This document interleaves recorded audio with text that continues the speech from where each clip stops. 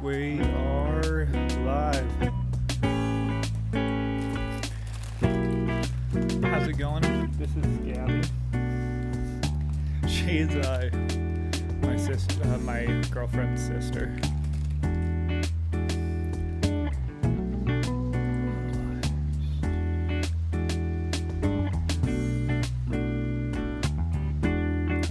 I didn't really have a plan for today, so I was just gonna watch some videos.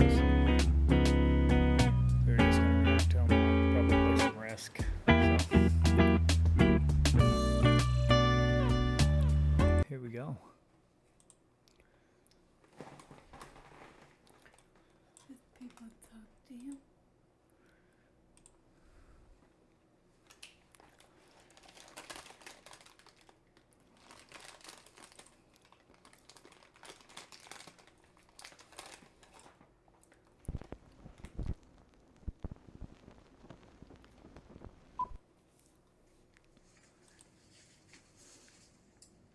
Keep in mind that the topics written about here are illegal.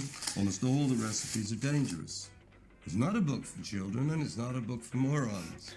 My little brother actually. You okay? Yeah, the Anarchist Cookbook. You okay? Holy fuck, man, that thing's on fire.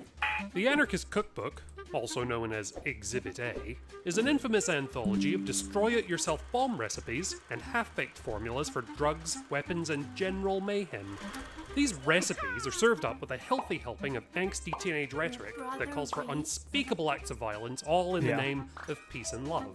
It's essentially the most antisocial addition to your coffee table since It's pretty crazy. It has. It was authored half a century ago by William Powell, who described his work as a handbook for the silent majority when the fascists in power decide on final repression of the people.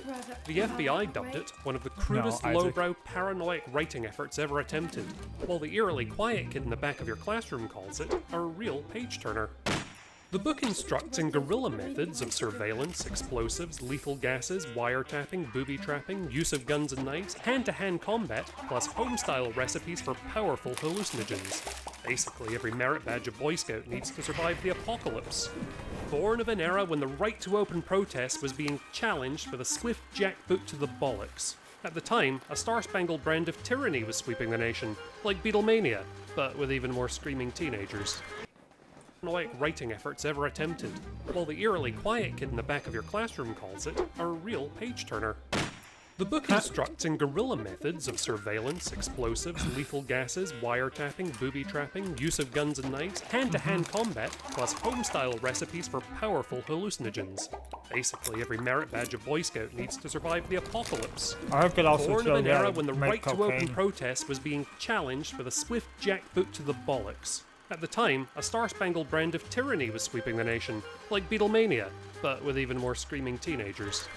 Powell spent 4 months sourcing materials for the manual down at his local library, and upon completion, it was eventually picked up for distribution by Barricade Books, a publishing house who specialized in controversial button-pushing titles, as well as duping naive young anarchists.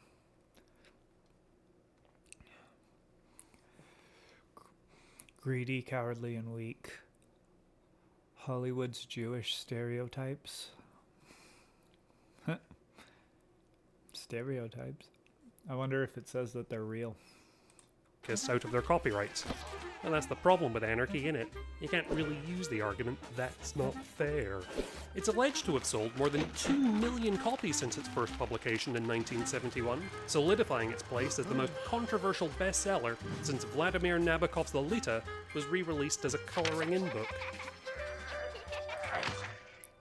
By the early 90s, an older, wiser, lamer Powell had hoped that the book would quickly and quietly slip into obscurity.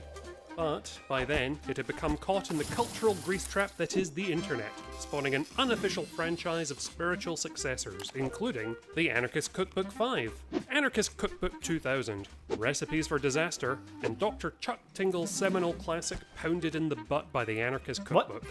Now, every basement-dwelling edgelord with a dial-up Pounded in the connection butt by the can whip up a Anarchist batch of Cookbook. anthrax from the comfort and convenience of their grandma's kitchen. You may even be familiar with some of the more, enthusiastic members of the Anarchist Book Club. Well, I'm on my way. I don't know where I'm going. I'm on my way. Timothy McVeigh. Taking my time, but I don't know where. Buying roses, Queen Corona. Singing down. Domestic terrorism, though perhaps no feat of I skipped senseless that because it self-expression might be- more misguided than the 2002 romantic comedy of the same name. What? They had a movie about it? We were one big happy family. Everybody got along and freedom was the name of the game. Until the day Johnny Black arrived. How far are you willing to go? There is one book that goes against everything that we stand for. It taught you how to make bombs, how to make drugs. The problem is the kind of people that look to it for answers. What the fuck? I don't want to Many watch this proper movie. real-life anarchists criticize the film for its juvenile caricatures and poor interpretation of the source material. So as far as crap book-to-film adaptations go, it's only slightly more watchable than The Cat in Is the that Hat. Edward Norton? The film for its juvenile caricatures and No, that's poor not interpretation Edward of the source material. So as far as crap book-to-film adaptations go, it's only slightly more look this watchable than The Cat in the Hat. Who are you talking to, James?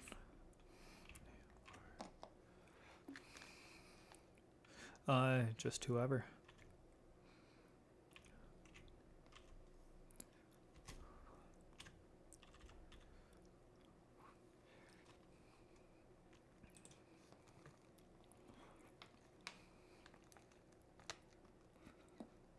I don't know any of these actors.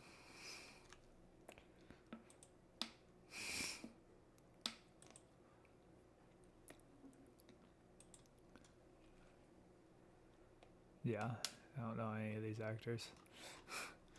That's funny.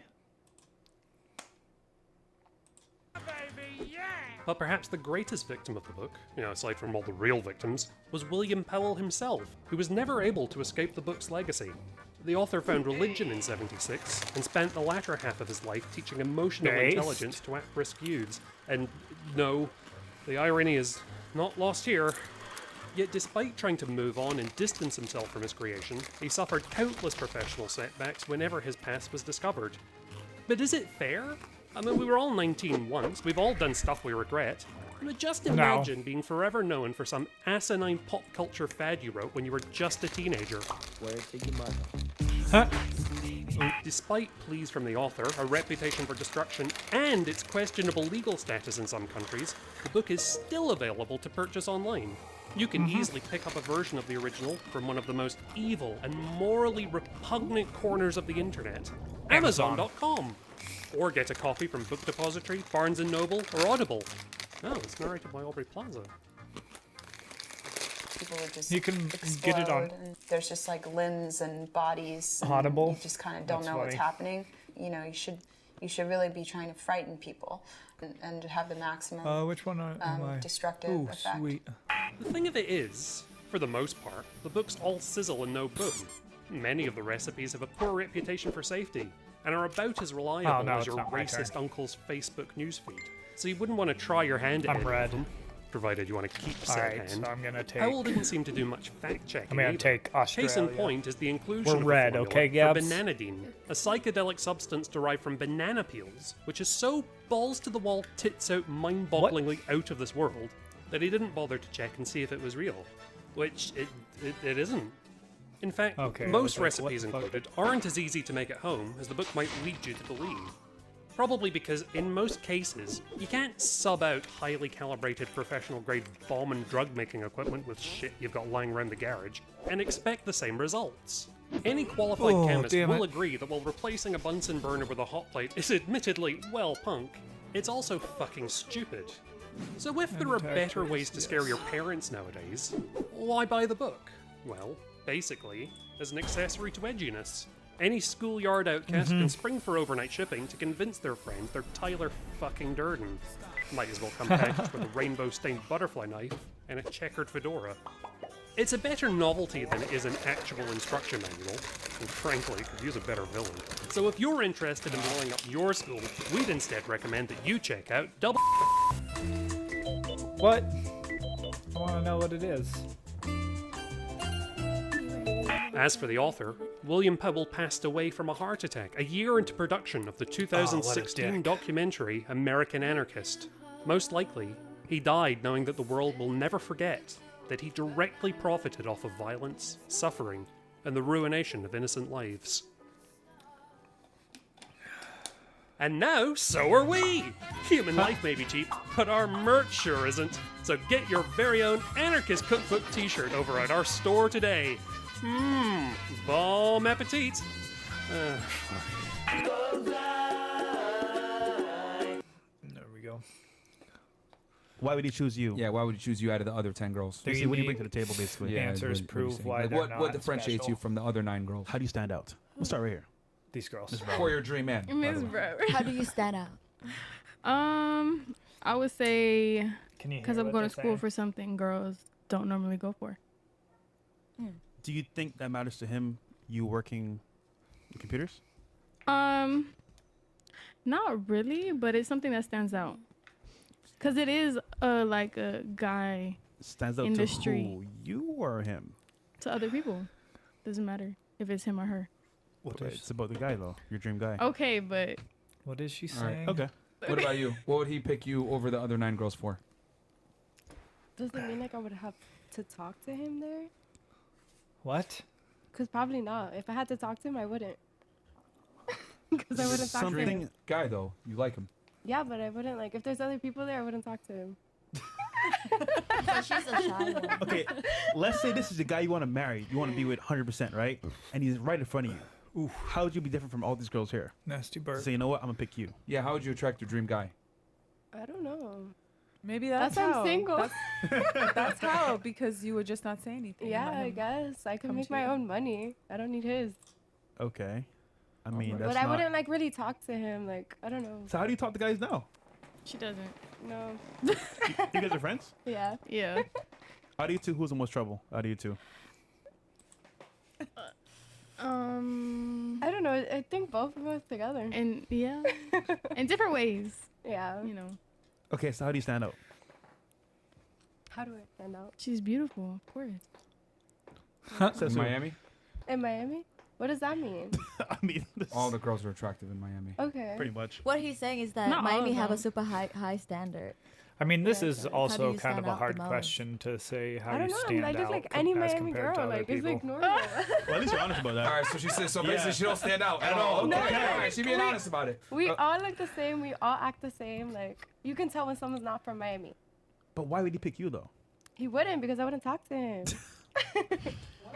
Hold on. That was the question. He asked if There he would or is he a balance wouldn't. sheet, right? There's 2 columns. What are you putting in that column to stand out for him? Like just like Camera. one thing you would say. Maybe it's your looks. It could be, I don't know, your personality. I think everyone in Miami is like pretty in their own way. I don't think it would be about that. Okay, personality. In your own Something. way. Maybe. Man, you got nothing. Your dream guy walks in. What would make him pick you out of the other 9 girls? Well, leave your ass. I have really nice legs. I have nice calves. I'm 5'3", spinner you going? size, all What are you natural, doing? Asian exotic, and my hair is long and real. And Okay. it's all mine. And I'm flexible. And Whoa. usually if I walk into a room, there's not a lot of Asians, or exotic. And, the stereotype white men like, oh, something different. So, yeah. Pressure, bro. That's my answer. Okay. Okay. What about you? Me, I would say personality for sure. I'm very funny and I'm tiny. That's a good part. You are funny. Tell a joke if you're so funny. No, I don't know how to do a joke actually. No, she's a joke. You can't really ask someone I'm to bad tell at a like joke. joke. I don't know how to like American joke. So what's American Asian joke, I guess? A Philippine joke. I'm Thai. I forgot. But no. I actually like funny naturally. Like I can make people laugh without even trying to make people laugh. You see what I mean? Right. Yeah, right, something right. like that. But personality for sure. But I also like very Yeah, like how can I say? I still have a traditional like Thailand, Thai Asian traditional woman, and just like I'm just very chill. Oh, for real? Yeah, I born in Thailand, grow up in Thailand. I moved here 2016. They do OnlyFans in Thailand too? No, they don't. It's actually They're not against the traditional law. They don't allow. So you're not traditional then? The Asian people actually in Asia are the chatters. Oh, you mean like they talk to... Minus. Wait, you just exposed that. Man. You shouldn't have said that. Damn, bro. You should have said that. Not for me. Stupid. Well, no, he's saying that because you said you're a traditional woman, but he's saying that you're on OnlyFans, so doesn't that make you No, not I did traditional? not mean traditional woman. What I'm saying, I still have a traditional culture. That's what I'm trying to say. Like cooking, cleaning, housewife, something Do you like stick that. to that culture? I mean, I still have that culture. In me. At least I'm like, I'm kind of nice, you know. I'm You not are funny. like, see, You are funny. see, that's what I'm talking What the about. fuck? Contradictions all over. You're funny. You are funny. Fantastic. Holy. All right. What about you? What you What guys make say? him I pick you didn't out of the other 10? Blame this, guys. Is it Gorilla Mind? Out of the other 10, okay, well, if I'm the only Or the other nine, almost sorry. 40-year-old is she woman, doing with then her I guess experience. Pants. The fuck? You can just say age. Putting her hands in her pants. All right. No. What about you? Honestly, I'm pretty quiet, so if he wants silence, then You have to do something to impress him. I mean, that's bro. pretty She's bland. based. But okay, no. That's pretty bad. No. Do you use sazon? Again, She knocks cups over too. It makes me nervous. Your number one trait is clumsy. Yeah. God damn. You make me nervous. She could No, that's a good definitely thing. make a good chicken noodle soup. Or is it? But no, like once I know you, like You open up more? yeah, obviously, yeah. Okay. But just at first, I'm pretty quiet, so I don't know. So let's say he's in the room, and this is gonna be the father of your kids. He's gonna take care of you. This is the guy you actually want to be with. How would you say, you know what? I'm gonna do this so he sees me, at least. Like, what would make you stand out? Anything, other than being quiet. Because the quiet is like you're just there. Like, I say you can't- want him so bad and you want to impress him. Yes. Like, how did you get him? Like, how do you do to get him? Something like that. Nothing. So you don't want him? No, I do, but like, I'm not gonna do anything for attention. But if you notice, right, with girls, That's the question, though. I Maybe realize that's that, like, making her different. you don't have to do much anyway. Yeah. You to just get to get a flirt. guy. You just kind of like stand there, look pretty, and then I mean, they I talk could to you. ask him how his day is. No. But you know, okay, so you know what's funny about that? Like that don't simple question is you're creating that environment where he could talk to you. So in a way, Oh. it works because he might like you, and he said, you know what? All right, she talked to me first. She's into me, in a way. So, John May. Okay. Your son's fiance told him she was with 23 men. He's uneasy feeling, so he comes talk to you. What do you tell him? This is a good question. We're gonna start here in Miss Cuba. So your son has a girl, fiance. She tells him, I've had sex with 23 dudes. He doesn't feel comfortable about it. He goes to you for advice. Mom, what do I do? What are you telling him? OnlyFans. Ooh. No. Speak English, nigga. Yeah, bro. What the hell? All right, go ahead. My mom would be Wait, pissed say it if I again. brought Okay. a girl who was Your son an OnlyFans has a creator. girlfriend. She becomes his fiance. They're gonna get married. She admits to him, I've had sex with 23 other men. He doesn't like it. He goes to you for advice. Mom, what should I do? What are you telling him? It depends. How old is she? She's vibes years old. All right, let's say she's 25 and What? he's 29. So go, what the fuck? Bro. I love girls like this. Yeah, bro. I love them. What do you say? I'm sucking it up. No. What do you know? God damn. Yeah, first of all, stop. That's feminine. The fact that you wouldn't even notice her in your house. And she's quiet. Why are you pretending she's not the best girl here? That's exactly what we teach guys to get. That's exactly like she doesn't even have an opinion. How about this? Think of it, and I'll come back to you. What about you? She won't. What are you doing? What are you telling your son? Here comes the I would opinion. probably tell him to really get to know Here her comes the and opinion. probably watch her around his Yo, friends, fresh. take her around his friends, see how she is. Maybe even mention like. So stay with her and just watch her closely. Give her a chance. Yeah, give her a Give her a chance. chance. Yeah. Okay. What about you? What are you telling him? Can you repeat the question? Yo, Okay, gotcha. bruh. Stupid. Question again, ladies. Please pay attention. Yeah. Is your son is with a girl? What? It's his fiance. She admits to him though, I've had sex with 23 other dudes. Florida. Obviously, that makes him feel some type of way. Mhm. He goes to you, his mother. What are you telling him? Well, Basically, she's a whore. I'm telling him to follow what he What? feels as a man. If he wants to have somebody with less What if he's- experience, Oh, that's these fine. But people? as a woman, I don't feel there's I don't know anything where wrong they're with from. What do you mean by follow women what he having that many feels? bodies. What he feels, you said? I mean, Oh, you where guys is have, Florida? It's right always there. said that men feel a way about women having a lot What of time bodies. is it So in as a Florida? woman, I don't feel a way about that. So what if time as is a it man right you now? feel But that this is way- your son, though. Yeah, what if your son 5? felt you? So it's probably Well, as What? what? Wow. Good, continue. like 7:30 there. Sorry. Mom, come on. No. Well, what I mean by what he feels is, well, he's I mean, a I'm sure man. some He people probably, are gone like this you late, but- said, he probably has different feelings about a woman having a lot of. I wouldn't really raise him to care about that, but his father Finally. maybe would. I don't Okay. know. What would you tell him? I have a son. I would say go through that bitch phone and see what she doing. Okay, should go through her phone. Okay, and then what? And see what she doing. If she ain't doing nothing, And then she's sucking your son's on that phone, and that's What? My cousin Lance's wife Yeah. is from England. Oh, really? That's cool. And she Do you has make fun of him? they just have an accent. Oh yeah, I met her. Yeah, isn't he the one who's in the wheelchair? Mhm. Yeah. Yep. It's all you I met see them is your at the son. wedding. let the As past long be as the there's no past. infidelity currently, it's okay. Yeah, let the past be the past. Okay. What about you? What are you telling your son? I agree with that. Like, if she's been loyal to you, you obviously saw qualities in her to be your fiance, so Okay. you love her. Her mom and dad if live she's in been loyal England. to you, then Yeah. the best is the best. And Interesting. Okay. What should So like England goes. Okay, so should he also go through the phone? Yeah. Like what? You're saying be loyal, but what? How would he ensure that? I mean, you know, I mean, that's his fiance. I'm sure he Yep. knows, like, if she's cheating or not. Why would he take that step? Are, to men find sneaky, out? are women sneaky though? But he's in like the worst Remember, she said position 23 to have bodies on and he had the no map. idea. Well, don't you think he should have asked that before he popped the question? Do women be honest about their body counts? Let's keep it at that. Not all the time, no. Exactly. So why would But he he ask? still loves her, so fuck How it. did you find out about it? Interesting. Yeah. Yeah, Well, how she did admitted you it to find him. out? Oh. Remember, she admitted to him. I think if she admitted it, that's a good thing. She's honest. You think so? You must have asked, because why would you just come out and say I would never, You yeah. really didn't have to tell Okay. nobody. What about you? What do you think? What would you tell your son?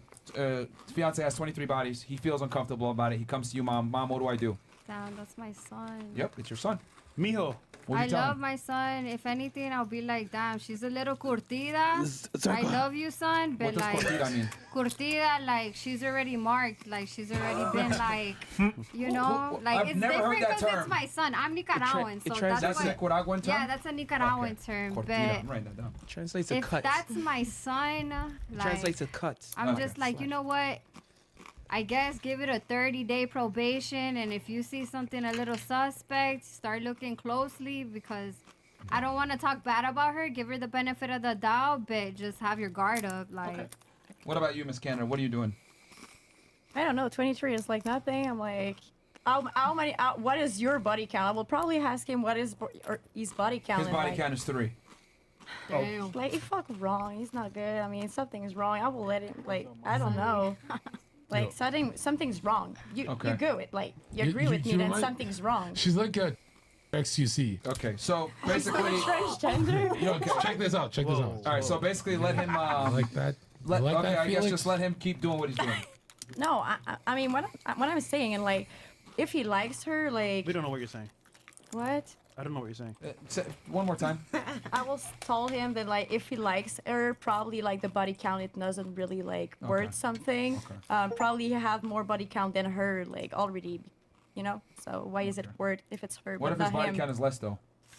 I mean, it's okay. What's wrong with that? All right. What about you? What are you telling your son? I would say if he's upset, then let her go. But if he's questioning wanting to stay with her, then see if it works out. Okay, so give it a chance. What about you? What are you saying? How old is the man? It's your Let's say he's 28. She's 25. Or yeah, 29. She's 25. I mean, I wouldn't just tell my son to leave her, but I would be cautious. I mean, but What? at the end of the day, you don't know why she was fucking so many men. Like, You'll be 26. I don't know. I mean, For people, you don't never know that's what very people going interesting. through. Here, I'll let you guys go. Actually, you know what? Yeah. Because I got. your birthday's Okay, no, I'll come back with my January, question after right? that. It's real bad. Yeah. Okay. Go ahead. Yeah, September. Give your take on it. So, I mean, if my son met a girl with 23 bodies, my thing is like, give people Oh, what the hell? and they'll hang themselves. So like, how did that person? wait for a period of time? You set Oh, probation, basically. that person just fucked and me see what she up. does. But ultimately, people have bad habits. And they have multiple partners. So I mean, it might be a bad bet. So I would just say, watch her and keep in mind it might have to end because bad habits don't go away normally. She's horny. You had an idea. And the thing is, she's had so many partners. She might say, you know what? I miss my ex, like you did. Yeah. Cheat on my son is like, nah, that's a L. What do you say, Zarka?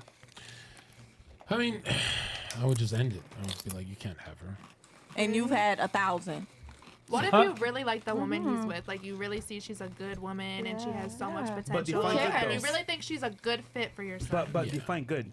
Good as in. Yeah, I don't want them to have a kid and then. Like you see her being a good mother. You see her like really making your son happy. See, good is good until it turns bad. I would ruin Yeah, it. because He's gonna have that moment of unhappiness. Here's what I do. If my son didn't live, if my But maybe I've had friends that have been in relationships for a long time where they felt like they needed to break up with their boyfriend because they didn't experience other men. You know what I mean? So maybe that could be a problem too if she hasn't been with anyone else. So her whole face is done. I agree. Yeah, her whole face that is whole done. phase it doesn't exist. It does. All right. It does. If you had a whole phase, you're a disgusting.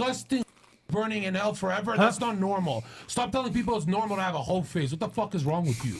Whole phase is normal. Ladies, young ladies especially, it's not normal to have a whole phase. These You say whole phase what if over I'm with. having my whore phase? You know, some girls don't go through a whore phase. They're just Yeah, better and humans after than they're you gonna guys. cheat on you. I bet they're Yeah. gonna cheat. After they cheat on you. No, they're just good. I'm not saying a whole phase is good. I'm not saying every girl's done it. I'm not saying I've depends done on the it. girl. But You guys I'm talk like saying- it's a college that they go to. This whore phase. All right, now let's watch it.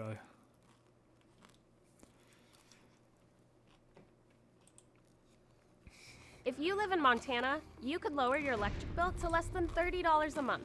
How? First, you need to live in a qualified don't think area. I'm coming back Enter from your that, zip code whatever below that guy to did. ensure your eligibility. Second, you need to have an electric bill that's over $75. Click the Maybe. link below to share what you're currently paying. And lastly, your house needs to receive enough sunlight. By entering your address, we can use satellite images of your home to see how much sunlight your roof receives to make sure your home. We're gonna watch the video from Gabby here. Alright, and this Gabby. is, I think, the one that went the most viral. That person has the I same mean, I name had a as you. few. There's a few. There's definitely a few. Oh, there's She me. does. Why did they gotta start you off like Gabby. that? That's all the videos are. I expect a man to pay for the date. Yes, the whole entire date. That includes my Uber to the date and my Uber back to my house. If you are a man that I'm interested in, I want to see that you can provide for me. I want to see that you can afford an Uber ride. I want to see that you can afford a nice dinner date. Like, can you afford basic I mean, I things? kinda If get you that. can't afford dinner and an If we're Uber, my transportation, going back you to, certainly like, can't afford traditionalism, kids. then You yeah, I certainly can't understand afford a what you're house. saying. You certainly can't afford my bills, and I got bills to pay. Okay? Period. Period. I totally agree. Let's try this one. I drive, but When the you rest say of you it, have bills to Oh no, pay, I don't what do you want to mean? play Capital I Conquest. pay my own rent. I have Oh, I darn. have 2 apartments of my own. Two apartments? Mhm. Well, And same one city in or different? No, one in New York, one in LA. Okay. Yeah, like light bills, and then not even that. Like I need to get my nails done. I need to get my hair done. I need to get my feet done. Your feet done. I need like Brazilian waxes. Like I have things to pay for, and like if I'm gonna be dating you, like fork it over. And is that something that you are more? I mean, it sounds like from the get-go, first date, right I mean, in. I don't he should think be that paying. she is really exactly someone. Get who you an should Uber be for the date. asking for all that. Pay for the first date, etc. Does he have to get an Uber? Or can he pick you up? He can pick me up, Okay. but there a lot But of them they- have said I'll just send you an Uber because they don't want to drive. I don't know why. And so you're fine with either he sends you an Uber, pays for it, or picks you up. Yeah. Okay. And then has to pay for the first date, and then I assume like second date, third date, Yeah. continue paying. Mhm. And so currently you said you got about 5 guys on your roster. Uh-huh. Are they all, when you're going on a date with them, or when you did go on the first date? She's got 5 guys. They're paying, getting you the Uber. Is that? Yeah, well, I mean, That last night I went she's, on like, a talking third to right date now? with this guy, and he always picks me up. So I mean, he that's picked me kinda up last puppy. night. Went to a movie, got some popcorn, slushies, and then he dropped me back, and that was our Okay. date. Okay, And he gotcha. paid for it. So I'm gonna try to Everything. drop No, I don't this. The video that we just reacted to went super viral. I know you said there's a bunch of Even other though that ones seems like a bad place to be. You've had a bunch that went viral, and we actually got a few. So we're gonna try to get through all of them. Oh, not yet. Blue seems set up pretty nicely. So, can I comment on that video? So your question. I'll be right back. Okay. Your comment was basically saying that men should pay for the date. Yeah. Right. I think I've heard Brian said before that he disagrees with that. I'm not sure. Probably could clear the air. But I totally agree. Because I mean, I always see dating as the man needs to be doing an investment in his love life, right? If you're not willing to pay for the date and invest in your love life, even if it falls through, then you're not willing to invest in things that really matter in the long run. So that's why I really believe that when I go on a date, they need to be the ones paying, because you're dating. You know, if I want to pay, then I'll just go with a friend. Like, what's the difference? Right. And I feel like a lot of women these days, they're like, oh, let me be nice and let me try to pay for half and he'll respect me more. Sis, he don't respect you more. Like, you're just wasting your money and your time at this point. Yeah. And like, are men ever shy in trying to push your boundaries and trying to get you to go further than you want to go when you're dating them? No, they're not shy about that, because they know what they want. They know what they're investing in this for. Exactly. And it's like, okay, so if they're not shy about it, I'm not going to be shy about it. I feel like I have a little bit different of a perspective because I'm younger. I don't expect a guy to have the money to pay. Like, being the age that I am, like, I don't expect them to have the money to pay for everything that I need. Like, I absolutely think a man should pay. Red's on a going out date. soon. Maybe, I don't know. I just think first date, it doesn't matter that much to me, because I got two alliances where if I were the guy in that situation, I wouldn't want to just blow money for it to fall through. I think time is worth investing in, but not money. Those same men, though, when you're on that date, have no problem asking you to come over and asking you to give up your business. So, I mean, you go on this park date, and then they ask you to come over, and now what? They've gotten exactly what they've wanted of you, and you received what? Yeah. Not anything except for a request for. Well, but my view of sex, it's an equal value exchange. Nope, it's not. It's for men. We receive. Sex is for men? Especially when you just said they don't want to go down, you don't want to go down on a woman, then what is she really getting? Like, she's going to come. That's gross. Are you sure she didn't lie? Are you sure she was like, oh joking. yeah, I'm satisfied, and be like, girl, I was so upset. He didn't even finish. Like, I don't know. I just feel like men benefit more from sex than women do. Yes, women. Women can enjoy sex for sure. Erroneous. Women can enjoy sex, but the men are benefiting from sex for sure. Disagree. What? First, well, okay. What do we we can talk about the orgasm gap. So it certainly is the case that. Well, we can get into details, but there is the argument that men are more likely to orgasm, especially if it's like a casual encounter. That men are more likely to climax under those circumstances than the woman is. However, I would say my counter to that would be women are multi-orgasmic. So if a guy comes once, some women, they be coming like 3, 4, 5 times. So now it's really interesting though. I feel like men's climax or orgasm response is very almost typical. I mean, there's some variance, but it's pretty, whereas for women, it's getting a girl to climax from one woman to the next could be very different. Like some women can come like insane, and they're multi-orgasmic. They come in 10 seconds. They can keep coming, and then other women, it can take a long while. And then there's some women who, despite best efforts, even themselves, there's some women that if they're masturbating or whatever, they just have a really difficult time, or they can't even make themselves climax, which is, I think for men is pretty unheard of. So, but what's the majority? What do you mean? Of women? Of women. What's more seen?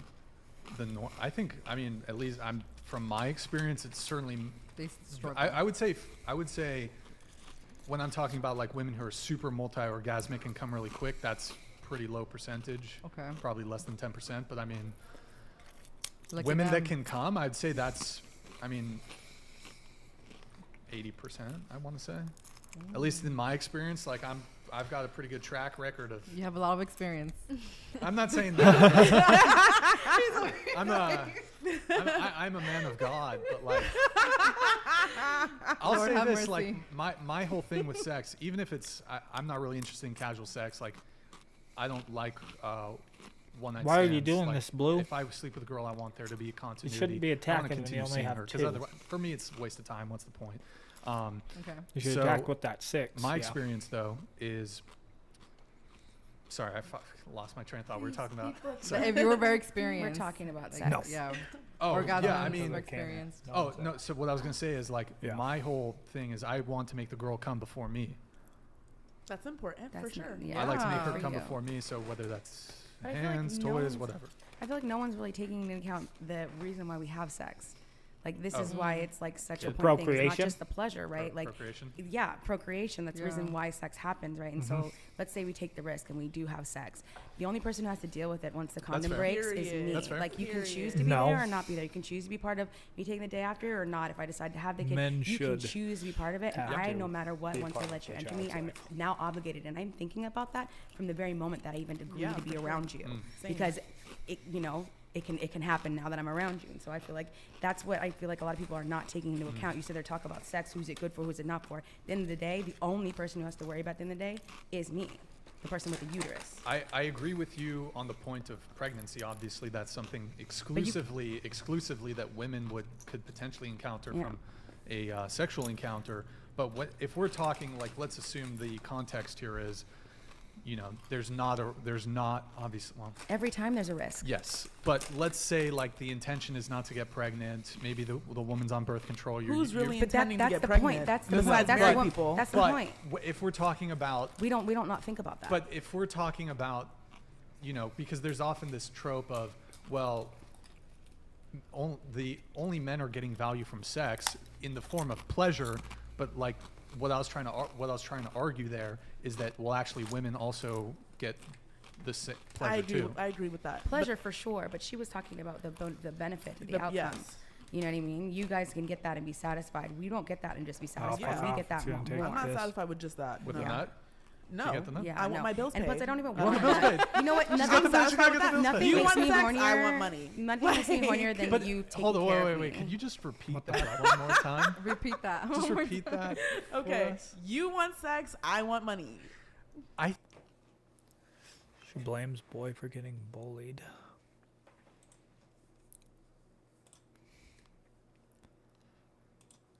There's nothing more powerful than you making your thing happen, doing business on your terms, making a difference, and loving what you do every single day. When there's nothing holding you back, what would your thing be? I can just girl talk. Can you? Yeah. Oh. You guys okay out here? Attack face. Hey, mama. Yeah, we're like, yes, and slay. What'd you over say? Here, like, yeah. Yes, queen. You're not what?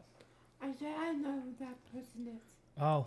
Well, I've seen these articles was it? I where, wasn't watching. where they're saying a lot of women are not finding economically attractive partners. Yes. But then you'll also say, well, I want equality in the workplace, and I feel like those two things are like, if we're gonna have equality in the workplace, then you might struggle to find men who are on your level financially. I feel like that's like I mean, not every Yeah. woman's gonna agree True. with that stance, because not every woman wants to Oh, be you married and broke have our kids. Some alliance, want to you be dick. career women for the Yeah, rest of that's their fine. lives. Oh, Like, now it's that's AI. so I feel like for them, That's they okay. want to get paid equal or more, because they're relying on themselves. They're not relying on a man for money. Well, that's but because if you're of a woman who feminism, wants bro. a family, you want to be able to have the luxury of staying home with your babies versus having that? to go to work and leaving your kids Feminism? with strangers and things like that. What is that word? It's hard to explain to you. It would be hard for me to explain to you what it is exactly. But feminism is basically like it says that it's for equality between men and women, but it's really not. It's just a bunch. Yeah. That so like I feel like there's different women for different things and what they want. Yeah. Sure. Yep. Sure. So okay, question for all of you. What does a guy need to make? I think that it's designed to destroy the gender roles in our society so that our society can collapse. Oh. Yeah.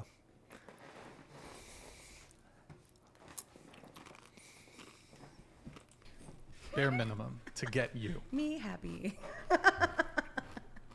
Bare minimum, I would say 100,000 after taxes. I prefer 200,000 and up. Damn. But I would say after taxes, bring home. You think like that you're worth So that much? bare minimum 100,000. She thinks she really worth more that much? preferably 200,000 after That's crazy. taxes. Mhm. That's What about for you? fucking insane. He's got to be able to afford That's a like house and a the family top in the current city that he 1%. resides. Okay. Are you in LA? I'm sorry? Or do you live in LA? I do live in LA. Okay.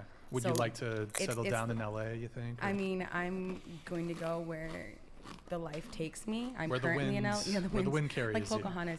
Okay. But you know, I'm living in LA now. So in LA, to be able to have a house and a family, pricey. yeah, It's you're looking at pricier. 6 figures, Wild. 200,000. But I mean, I do kind of like nerdy guys. Oh. A little Okay. bit of Little autism is coder. kind Oh. of hot. It's okay. A little bit of autism? Just a little bit. Asperger's, A guys, her sprinkle. DMs are open. Just a little sprinkle. All right. Listen, those are smart guys. Yeah, they are. don't sleep on the you know. I Don't think I'm sleep on actually them, a sleep with little I think I might be a little autistic. Another You're already check, spoken another for. plus. There was a little person outside. They were asking about Oh, you, so we okay. have. All right. What about you? Bare minimum when it comes to Me? income Oh, for it's so your husband, weird. future husband? I would say hopefully 80K and 80K. more. Okay. 80K plus. Yeah, I care more about the lifestyle. I don't want to have a mansion. Like, I this is how I see it. Like, Where do you live, by the way? I Remind live me? in Arizona. Arizona. Okay. Yeah. Phoenix. Yes, Phoenix, Arizona. Okay. Intern. Yeah. So Sorry, I continue with your I don't point. know. Like I'm not about the mansions. I'm not about none of that. I care about the lifestyle, and I also want him to like listen a little bit to Dave Ramsey as well. That'll be great. Okay. That'll be a bonus. Financially To who? I care Dave more about Ramsey? the profit, I don't like know the who net that profit is. and what we have. I care more about lowering expenses and being able to have some room to have a good life. Maybe I So know who Dave whether Ramsey is. that's Is he the we Christian can guy? work with 80K, whatever it means. Like I don't want him to be super rich, and I want him to be able to give me something that I can turn into Sure. treasure. Like if he can give Yeah. me a trailer that I might be think he trashy, is me the as a wife, Christian I'm gonna guy. come and Yeah, he is. Oh yeah, you're right. I'm fairly sure that he is. Yeah. Yeah. So I want someone who's able to provide, give something, and then entrust me to me. I Yeah, feel like Dave my Ramsey's job as a alright. wife is to make it even better. Yeah, Like if he same. gives me like Yeah, a trailer, it might not be the best. I'm gonna turn it into treasure. I'm gonna That's a turn Like it woman's into teaches you how to gift. save We money, multiply. basically. Women, yeah, women like do I that. want to help steward what my man is doing. So, do I want him to make thousands and millions? No, that's not what life is about for me. I mean, that's why I said 100K after taxes, because I can work with that. I can multiply that. I mean, I plan on being a multimillionaire, Yeah, I mean, so you wanna help Oh your my I need a goodness. base. yeah. You know, I need and a I'm also a baseline. minimalist. Like I live in a small little room. I don't own that much clothes. I don't like her that much. I want someone who isn't that materialistic. But when you say lifestyle, what do you mean? Like, would that entail? Well, I'd like to go on a couple vacations every year, type of thing. Yes, I like to invest money in experiences and memories versus purses, jewelry, Sorry, Jace. all this stuff. That's okay. No. Yeah. So if the men can give me that, I'll take it. Okay.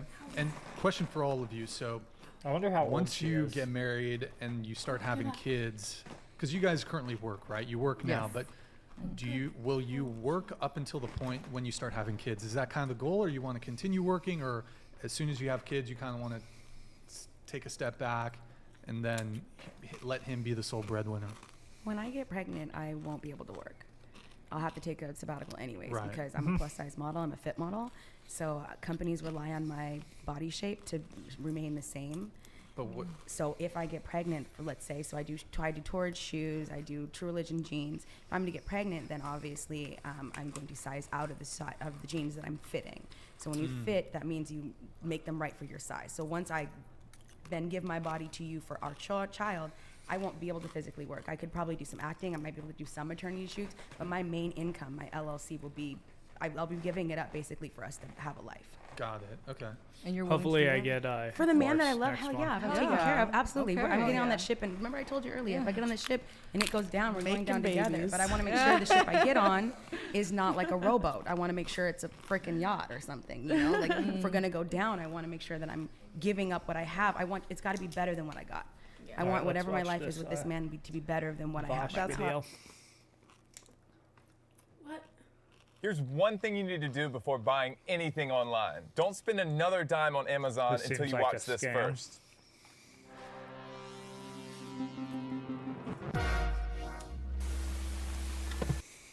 Vosh has taken the UK Labour Party is insane. Take a look at the policies, votes, and statements the UK Labour leadership post-2019 give it to Biden. Vosh should be singing his praises. Yeah, I guess the question is, why should you ever trust anything the Labour Party does when they clearly have no values and will sabotage their own chances of winning to prevent a left-leaning person from taking charge?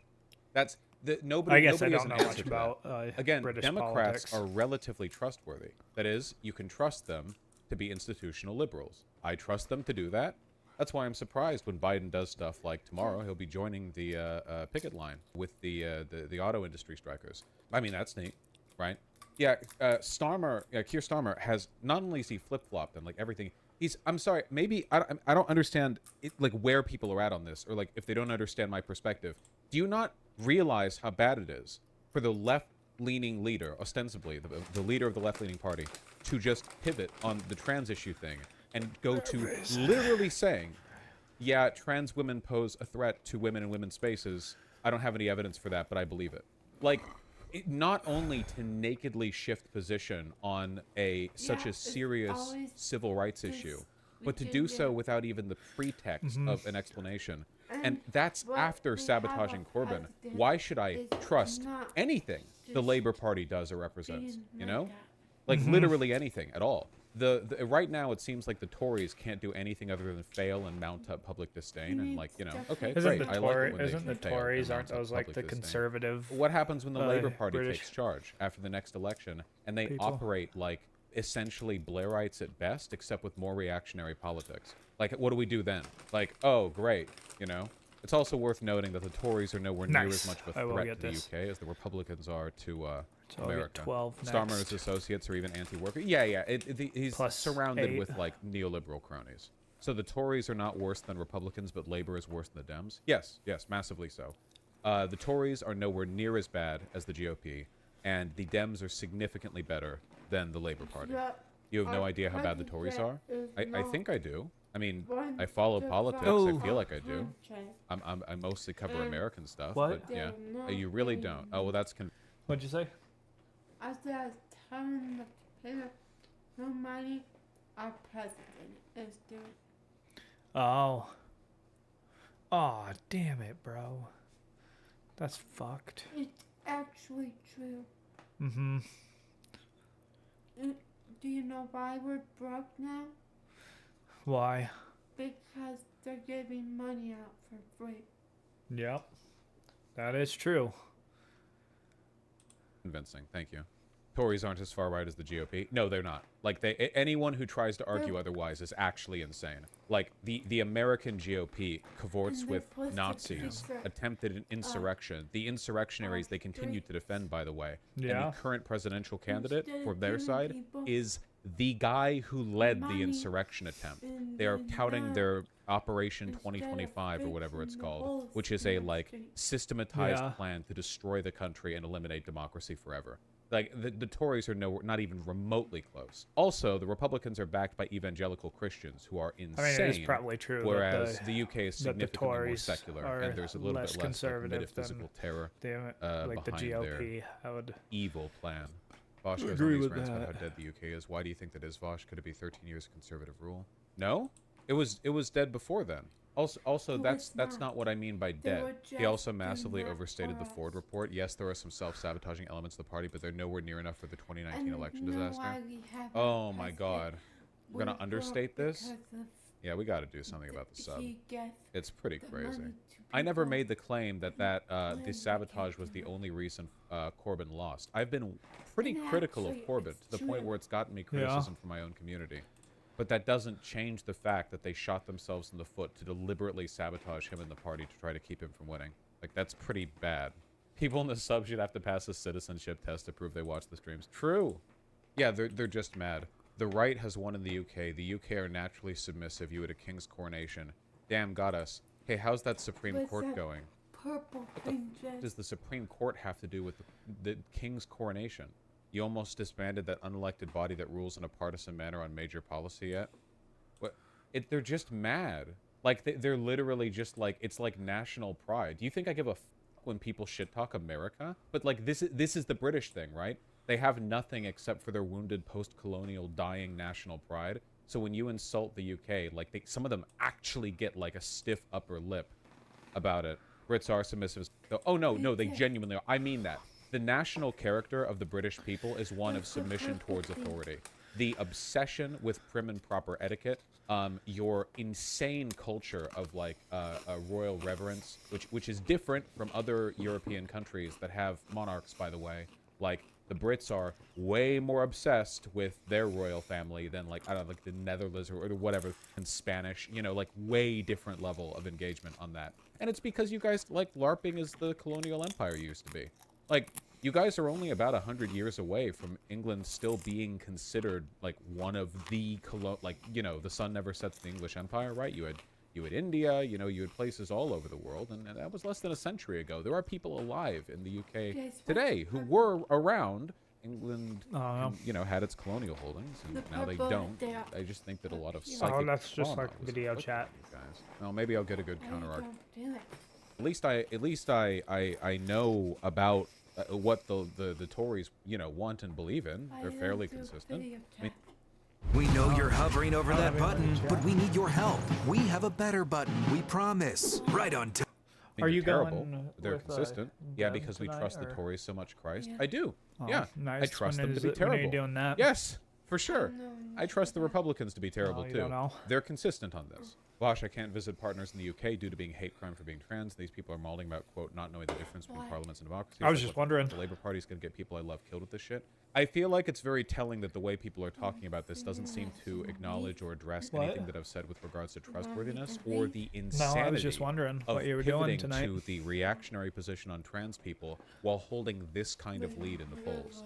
Like, can you, like, I mean, can you imagine You if and Biden her? had run as he did, Oh, that should and be then fun. Are you wildly, good at like, pool? after shifting over into being the Yeah. president, he instantly You became kick like everybody's ass in anti-BLM and pool? started talking about like them being thugs. Except the rhetoric on trans women is significantly more dangerous than Really? equivalent Nice. racialized rhetoric, because right now the conservative position on trans people is their eradication, whereas the conservative position on black people in America is more of a let's not do anything to address your problems but make them worse and pretend we live in a meritocracy, so you're the one race baiting if you bring up any of these systemic inequalities, which is really bad, but that's probably not as bad as outward elimination, which is the conservative attitude towards trans people. Keir Starmer just lied about his beliefs during the Labour leadership election where he pretended to be like Corbyn without the baggage. I just, Bosh, I really don't say this in bad faith because BJG is bollocks. What would you See, say to but people that's who not argue a her not trusting genocide Biden or for the anything. student That's debt thing is just different? trying to I get don't rid think of a that's mental comparable. illness. Every politician will make promises and then like not get them done. Biden You're has not trying to tried kill all to do these student people. debt shit. No, He's they're tried not. like That's what they two act like. methods, one of which was blocked by the Supreme Court, which people didn't initially expect, and the other of which is kind of like an ongoing, we'll see how things go. The idea that that's a level of betrayal equivalent to Keir Starmer being a portion of the party that sabotaged Corbyn and then completely sad. shifted on trans issues for no reason, I don't think it's comparable. Mhm. I expect He's talking about politicians to not fully fulfill transgenders. campaign promises. I don't expect them to just go the opposite direction on pivotal like civil rights issues. That's like a very different thing, you know? The most insane thing is that the transphobia isn't even popular with Labor voters. No, it's not. Genuinely. Like, No. And there were That's not people in what my I sub think. defending this. This would be like defending Biden or Bernie or whatever, What? shifting to the right on trans or race issues because, like, you know, well, you can reach to a No, broader audience. definitely What is this disagree. going to do? Clearly, it has That doesn't make them a woman. I have no idea why he if did they it, except think weak, that they shiftless are a woman. nihilists with no real beliefs. Again, I just don't You trust are these a guys. woman. Maybe my perspective on this will change in the future if the Labor Party does something, That just or if means there are that you're a statements girl. that change, or there's like a different perspective or whatever. But right now, And I would consider say that their it's complete, impossible. like shiftlessness to be more dangerous than the Tories in some respects, not entirely. Largely because if the Tories stay in power true, and what? remain unpopular, they get relatively little done while amassing a ton of national hatred against them. It's difficult being in the hot seat. Whereas if the Labour Party took charge and then effectively just did a lot of the same stuff as the Tories, allowing for an Tomboys are overall just a rightward shift girl in the who political body and acts lying like a about the boy more a left-leaning little stuff, bit. that could doesn't actually make be them more a- devastating in the that long doesn't run. make So them a that's a man. very like conditional argument. If they Bosch were literally boy only cares about shorts trans and rights when they're it barely girls, affects then anyone they is a non-issue to most switch voters. being Why be in my chat if you're a reactionary? Literally, like what the like, oh, dude, being genocidal or non-genocidal and trans Hey, people, Frankie. it's like a marginally, like, why even be in my community? I don't understand what you think you're Yeah, doing. she Because is. Clearly, it's not my brains. Okay, fuck off. Jesus Christ. What is? No, what are she's the sleeping. Brits, dude? Like, what? I don't know if that person was British. They probably were. But like, what? I'm not. No, Okay, I'm not when do you endorsing think the Tories? It's that I don't that you'll know be how back? I feel about like the Labour v Tory thing because of the current behavior Oh, of the okay. Labour Party. Yeah, shit like this, dude. So, When like- Labour was offered the opportunity to vote against the Tory Section 35 order. Okay. Okay, so sounds for those good. of you who don't know, because we did cover this, all right. Basically, I'll see you later. Scotland passed Thank a you, law bye. that allowed I'm self-ID staying for with trans Auntie people Deb in Scotland, tonight. and in England they have like I a don't know, you super gotta listen duper to your top mom, secret Gabs. UK mechanism to block other like provinces like Scotland from doing those laws. They hadn't done it in like decades. Like it's like the Westminster something, Westchester, whatever the fuck it's called. This was a process that hadn't been invoked for decades. It's say like that the you were staying at dustiest her red place? button in Or the did you basement. just say that you And were staying on there? this self-ID for trans people, everyone, Oh. including the Labour Party, rushed to slam down that red button. That's it. That's what it took. Self-ID for Scottish trans people. This wouldn't have been imposed on England, but a group of largely Englishmen slammed the button down. Mommy, Auntie 94% Deb of Labour said stay the MPs. night with her What the tonight. does this party believe? Seriously, what the does this party believe? At least when you look at like Democrats on basically every single like civil rights issue, Democrats overwhelmingly vote the correct direction. Not on every bill, obviously, but usually when a civil rights related thing gets put through Congress, it's a partisan split. Yeah, it's like the first time they hit that red button. Yeah, and it was Starmer that told the party not to vote as well. Yes, Keir Starmer was the one who instructed the Labour Party. That's how much I trust Keir Starmer. Okay, Keir Starmer said, "Oh, you know that nuclear option we've never used? We're going to use it here to block Scottish self-ID for trans people, and you're all going to vote no. I'm using my authority." Is government working for you anymore? No. No. Raise your hands if you think electric and gas should be more affordable. What did she say? Discover a new movement where we work side by side and prove prosperity is possible. As party lead to push you all to do this, and that's what happened. Super cool. Now, yes, if fair to speak well, there are some good Labour MPs. I don't think literally every most Dems are neoliberal, but then like I'm Bernie gonna is an independent get out who of this. usually This votes is with the annoying. Dems. Like I'm whatever. not gonna There are win, good so- Labour MPs, but There we go. they're a small minority. Oh, and by the way, the Labour MPs who did not listen to Keir Starmer and did vote to block this thing, by the way, these are mostly Corbynites. Am I incorrect on that? If I recall correctly, disproportionately, these are like the people who palled around with Corbyn. These were like the lefty people in the Labour Party. Labour's been ramping up its anti-immigration rhetoric too. The Shadow Health Secretary thinks the NHS is hiring too many foreign staff. That's great. Shadow Health Secretary means that this is the health secretary the Labour Party would put forward if they were the one who ran the current coalition in Parliament. So essentially, the person who the Labour Party will make health secretary when they win, if they win, is saying, yeah, too many foreigners Hey, I'm being gonna go hired smoke to run a the cigar. NHS. Sorry, too many brown people. Real quick. Sorry, well, not just brown people. Again, it's England, so they're racist in different ways. Sorry, if you're frustrated that I'm covering this twice, it's really just because it bothers me when people in chat or people in my subreddit or people in my comments.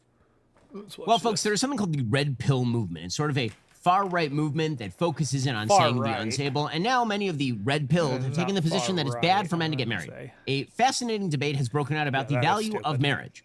It's really interesting. So there are a bunch of people on the so-called red-pilled right who have now suggested that marriage is bad for men, that men should not get married.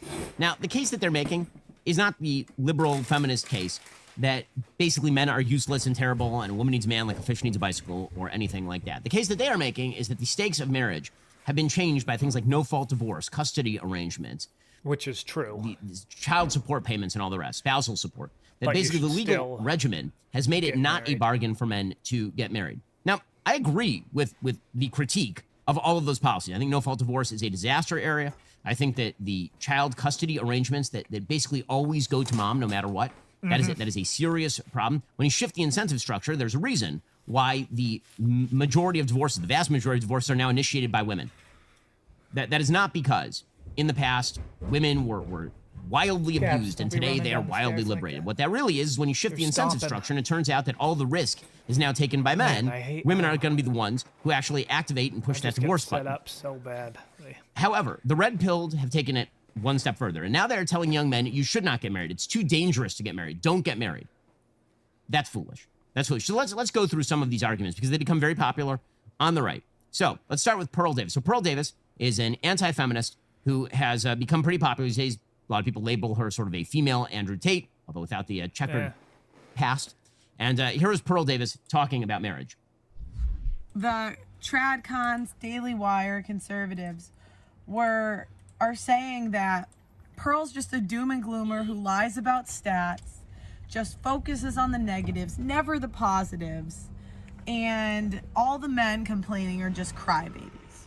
And so one day he comes home and he finds out that his wife had called the police on him and told them that the first time they hooked up 10 years ago, he had quote unquote raped her.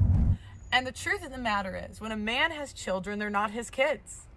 A man has no way to have children and those kids be actually his. They're always hers because the courts give the women custody 90% of the time, and rich men are really the only ones that have the money to fight it and the time.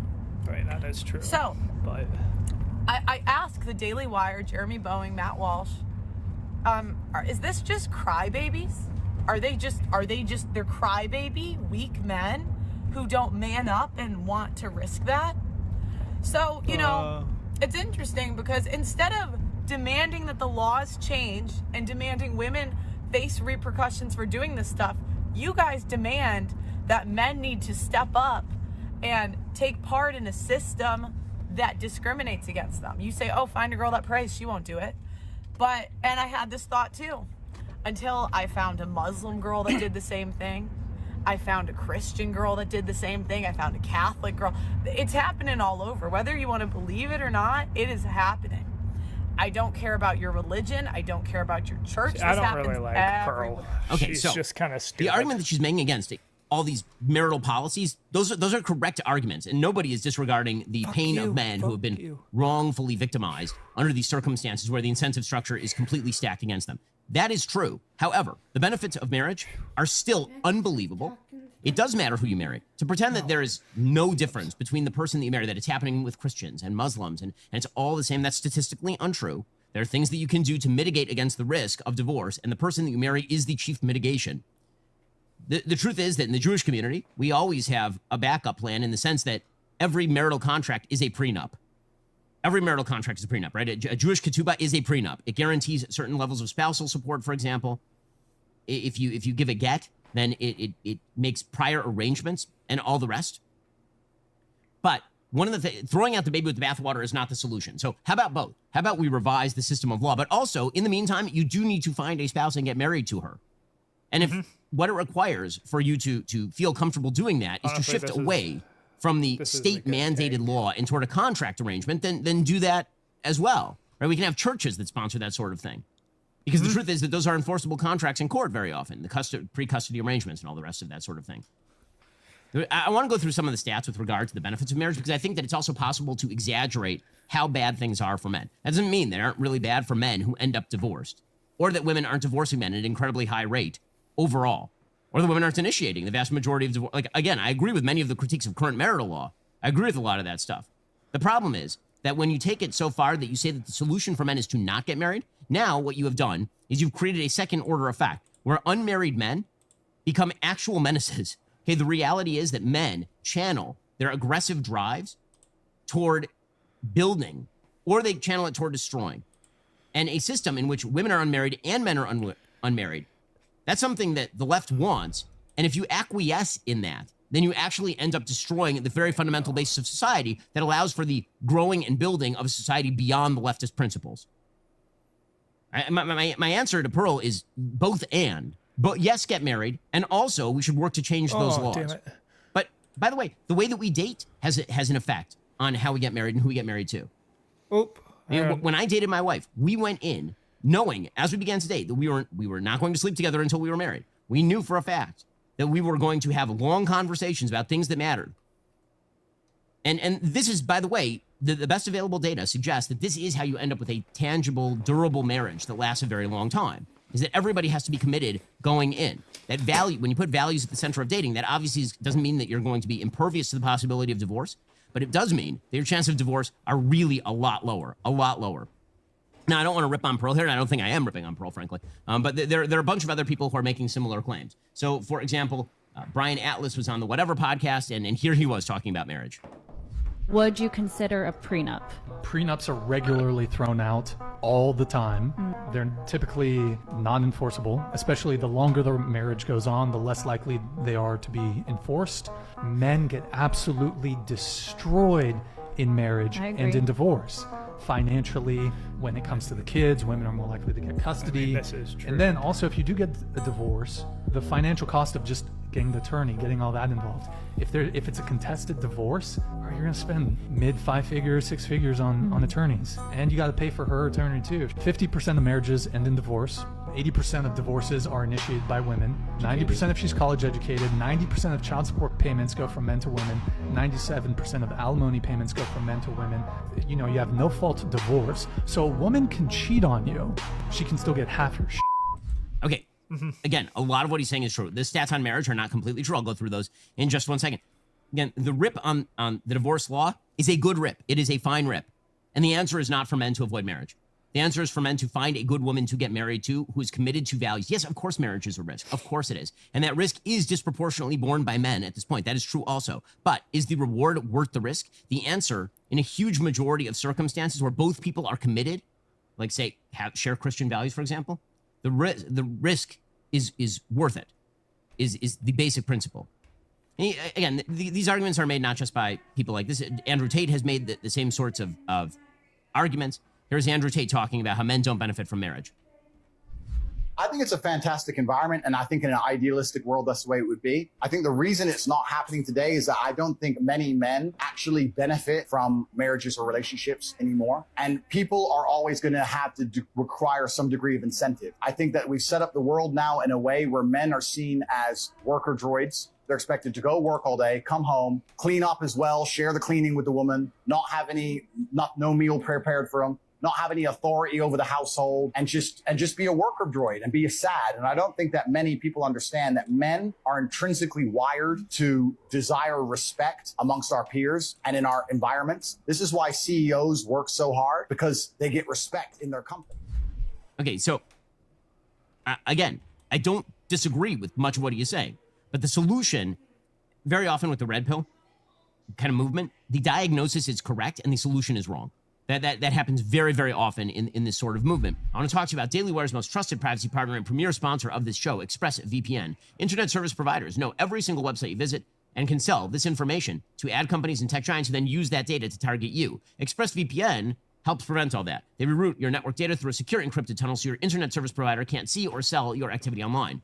ExpressVPN is super easy to use. You just fire up the app, you click one button. It works on phones, laptops, routers, so everyone who shares your Wi-Fi can be protected. Our entire team is using ExpressVPN while we are here in Israel, which gives us peace of mind knowing that our work and our personal data is in fact protected. You should do the same. Protect your online privacy by visiting expressvpn.com/Ben to get the same VPN I use. Use my link to get 3 extra months for free. That's expressvpn.com/Ben. expressvpn.com/Ben. Go check them out right now. It's expressvpn.com/Ben. I've been using them for years. They protect all my data. Obviously, I take my data pretty seriously. You should take your data just as seriously as I do by heading on over to expressvpn.com/Ben and getting that extra 3 months for free. First, did you know that poor sleep, really bad for you, can cause weight gain, mood issues, poor mental health, lower productivity? Sleep is the foundation of our mental and physical health and performance in our days. Having a consistent nighttime routine, non-negotiable, you need it. If you're struggling with sleep, you really should check out Beam. Beam's top selling, Beam Dream, they have a new formula. Dream contains a powerful, all-natural blend of reishi, magnesium, L-theanine, and apigenin to help you fall asleep, stay asleep, and help you wake up refreshed. Just mix Beam Dream into hot water or milk, stir or froth, and enjoy before bedtime. Today, my listeners get a special discount on the Beam Dream Powder. That's their best-selling healthy hot cocoa for sleep with no added sugar. It's available in delicious flavors like cinnamon cocoa, chocolate peanut butter, and mint chip. Better sleep has never tasted better. If you want to try Beam's best-selling Dream Powder, get up to 40% off today for a limited time when you go to shopbeam.com/Ben. Use code Ben at checkout. That's shopbeam.com/Ben. Use code Ben for up to 40% off. Beam sent the product down to the offices. Our staff is loving it. Go check it out right now. Shop. If you live in Montana, you could lower your electric bill to less than $30 a month. How? But even at that, but as much as it's automated, men still don't do it. Yes, still don't do it. They still don't do it. That's the issue. Is that one of the big problems with households for divorce? It absolutely is. The reason, by the way, that Pearl and the rest of the Red Pill movement think the way they do is because of arguments like the one that a person named Destiny makes with Pearl in this particular clip. Women out earning men have a hard time respecting the men they're with. That's not true. That's not true. I read into that data and it explained why. A lot of the time, the women reported that they were expected to be in charge of the household duties and still work a job. And they had to... Oh, come on. What percent of modern women actually cook? I'm just saying this shit's automated nowadays. I mean, you have a washing machine, a dishwasher. Yeah, sure, you can say, but even at that, but as much as it's automated, men still don't do it. Yes, still don't do it. They still don't do it. That's the issue. Is that one of the big problems with households? For divorce. It absolutely is a reason. When you get older and you manage a household on your own, Pearl, you'll see how fucking annoying it is when you're working and then you come home and everything is fucked up and horrible and nobody's fucking cleaning anything. Yeah, that is a totally valid reason for divorce, of course. Chores to break up a home, Pearl, a family. have you lived in a filthy home? Like, it's so funny because like lifelong friends from like grade school to high school will dorm in college and then hate each other forever over like bad dorm roommates, and that's not even a relationship. So yeah, of course I think stuff like this is perfectly valid. I think splitting up duties in the household is like one of the most important parts of like a relationship because it's where you're spending most of the time together. This is why I say people get triggered when I say it. I don't think you're even dating until you live together, because until you live together, you don't really know who the other person's like. And once you start living together and you see what the household duties are like, then you get a feel for what the relationship is. So what Destiny is saying here is totally crazy. Okay, the idea that you get divorced, let's say you have kids, you get divorced because you can't split up who handles the dishwasher is nuts. And comparing marriage to roommates, college roommates, yes, because you don't expect to be roommates with your roommate for the rest of your life and have children with them, generally speaking. A marriage is not supposed to be a contractual arrangement that is purely about who shares household duties. It's supposed to be about building a household. So it's that attitude toward divorce that is making the Red Pill crew basically say, okay, well, if that's your version of marriage, then I'm not in. I agree. If that were my version of marriage, I would not be in. The point that I'm making is that shouldn't be anybody's version of marriage. Just like the current version of divorce shouldn't be anybody's version of divorce. And I want to give you some stats that demonstrate that not all marriages are created equal. Not all predicates for marriage are the same. That makes sense. So Brad Wilcox, who is a social science scholar on all of this, he has a book called Get Married. And it's all about marriage and divorce. And here are some of the facts in that book that are well substantiated by the data. The number one factor in predicting a high-quality marriage is perceived partner commitment. If you believe that your partner is deeply committed to the marriage, you will be deeply committed to the marriage, which is one of the reasons why it really matters how you date. It really, really matters how you date. So I agree that in a context where you're picking up a girl at a bar and then you live together and then you get married to her, that's a very risky situation. You put yourself in a situation that is very risky, but that is not how I've ever recommended dating. That is not ever how I've recommended getting married. It is all part of a holistic view of how male-female relationships work. If you just take marriage as an institution and you just throw it out there and however you date is supposed to be equivalent, that of course is not true. Women who attend church are 50% less likely to divorce. For example, so when you heard Pearl earlier talk about, for example, I've seen Christian women do it, I've seen Muslim women. Yes, but the question is likelihood. You can always find somebody in any group who does X, Y, or Z. The question is, how often does that happen? How do you mitigate your risk? Women.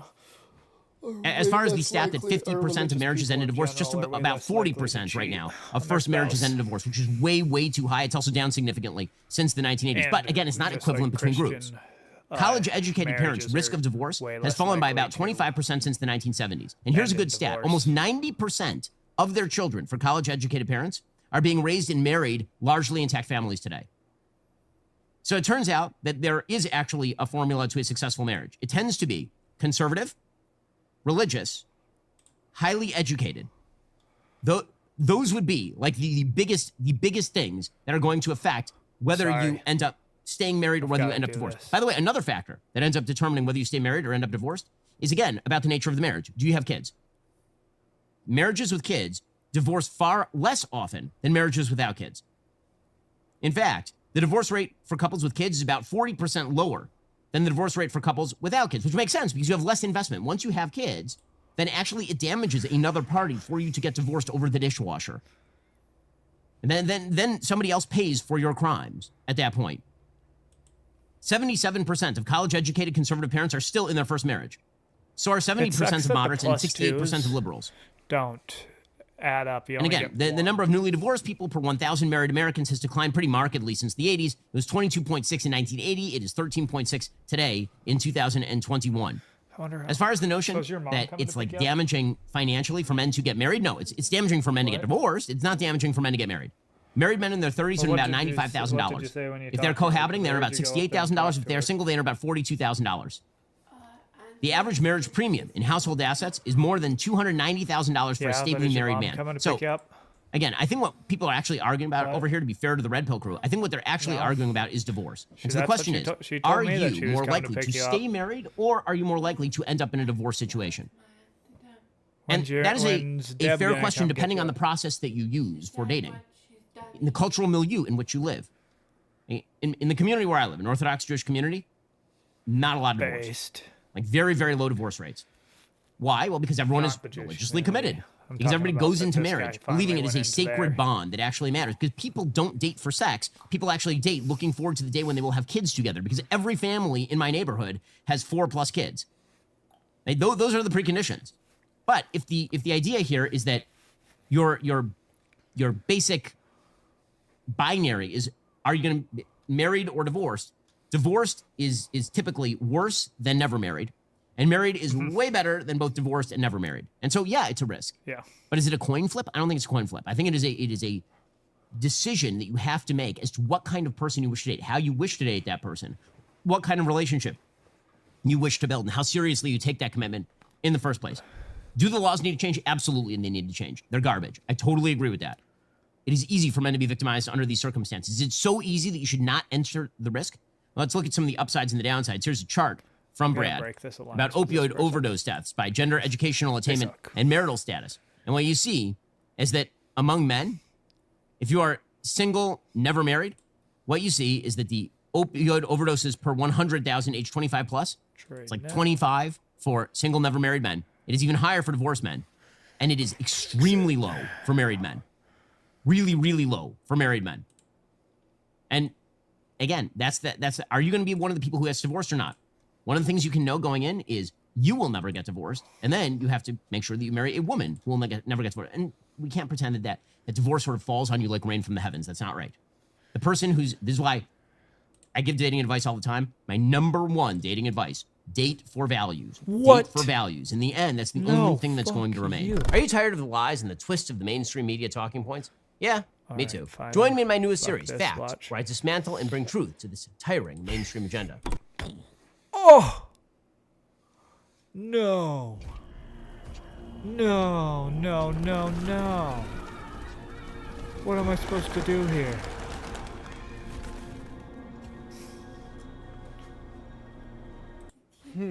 Okay, so we gotta make sure we build a Planned Parenthood in this poor community. And this one. Oh, we need these poor people to get way more abortions. Yeah, somewhere here. Okay, if we do that, we can reduce the population by millions.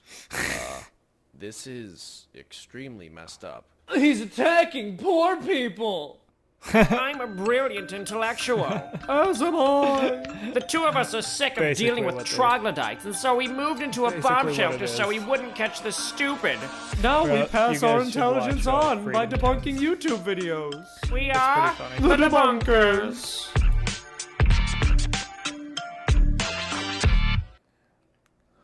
This is an abortion rights demonstration in 1972.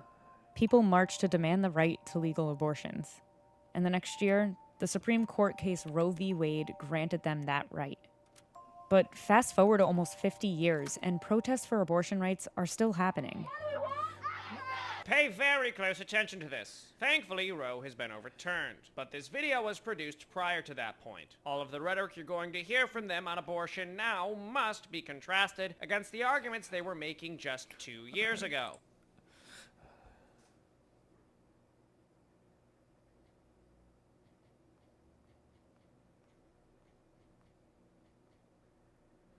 Sounds like your mom is coming to pick you up.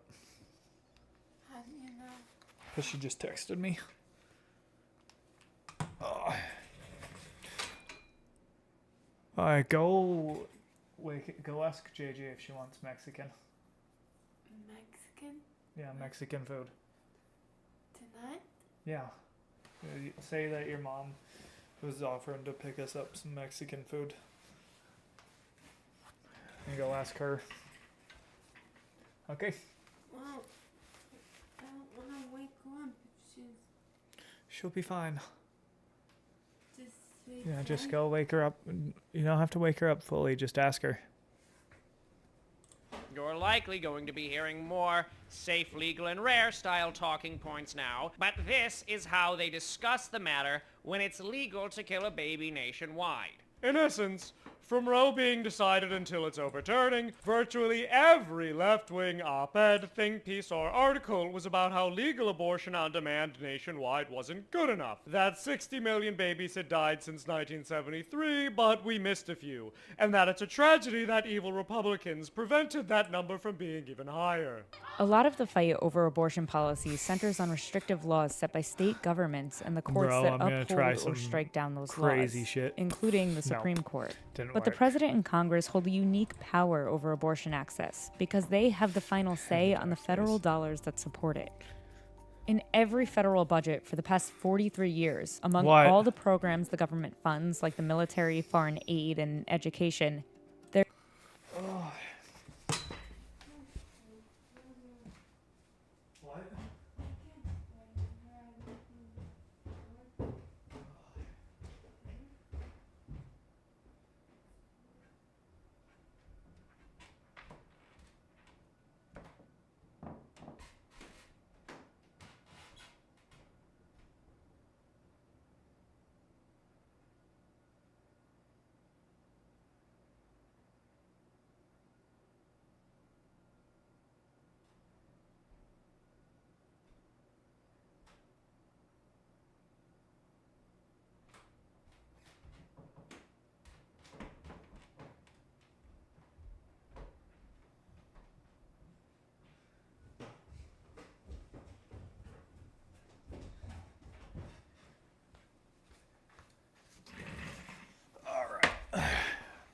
Alright, I'm back.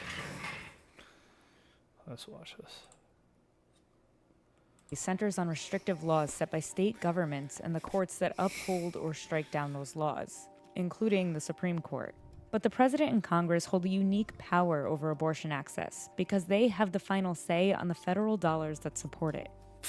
In every federal budget So for the fucking past 43 stupid. years, among all the programs the government funds, like the military, foreign aid, and education, there's also language about something the government can't spend federal money on: coverage of abortion, except in the case Good. of rape or incest, or if the pregnancy would place the woman in danger of death.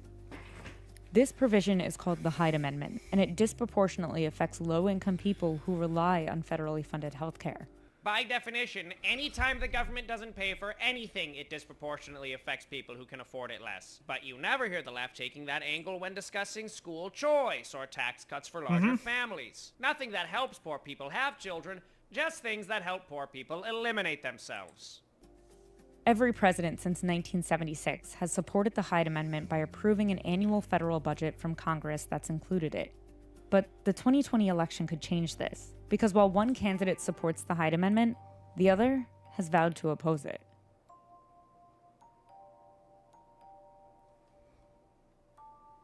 The Hyde Amendment's induction into the federal budget can be traced back to Roe v. Wade. In the years immediately following this decision, the federal government paid for abortions through Medicaid, which accounted for roughly a third of all abortion procedures. But the anti-abortion backlash was swift, including in Congress. In 1976, Illinois Representative Henry Hyde proposed the abortion-restricting Hyde Amendment during an annual budget hearing. It passed with a 199 to 165 vote, ending up in that year's spending bill where it has stayed ever since, voted for by anti-abortion politicians and pro-abortion rights politicians. In every case, these budgets have been approved and signed by the sitting president. Interesting. How mysterious. Now, why, oh why, might they continually vote for this? Probably, in part, because a majority of Americans consistently want them to vote for it. In 2023, a Marist poll by the Knights of Columbus found that 60% of Americans said they oppose using taxpayer dollars to pay for abortions. With only I think 40% that's just supporting it, crazy to mirroring think a that 2016 poll by that Politico and taxpayers Harvard, should which have to found that pay 58% for of people's likely voters abortions. opposed Medicaid funding for abortion, as opposed to 36% in favor of it. As it turns out, Especially most since Americans, I don't even agree those with who consider abortion, themselves so to be why pro-choice, should my don't money want to go be a towards that? participant in the funding of someone else's abortion. Because of all the things our taxes could be getting us more of, dead babies tend not to be at the top of most people's list. Who would have thought? In 1977, Henry Hyde made the intentions of his amendment clear. He Uh-oh. said, I certainly would like to prevent, if I could legally, anybody having an abortion. A rich woman, a middle-class woman, or a poor woman. Unfortunately, the only vehicle available is the Medicaid bill. Good for him. He wasn't able to save the children of rich and middle-class women who would find ways to get abortions anyway, but he heroically saved millions. Indeed. While it's more than fair to say that at a bare minimum, those who understand abortion is murder shouldn't be forced to pay for it, and to require them to do so was a violation of their religious liberty, Hyde was correct in taking it a step further. The goal is so isn't true. merely to not be involved with abortion, it's to stop it altogether. And we're getting closer. Based. There's a handful of agencies directly affected by the Hyde Amendment that provide health care through federal funding, like the Indian Health Service and the Peace Corps. But Medicaid is the biggest. It pays for basic health services for just over 76 million people in the U.S. who live near the poverty line or are disabled.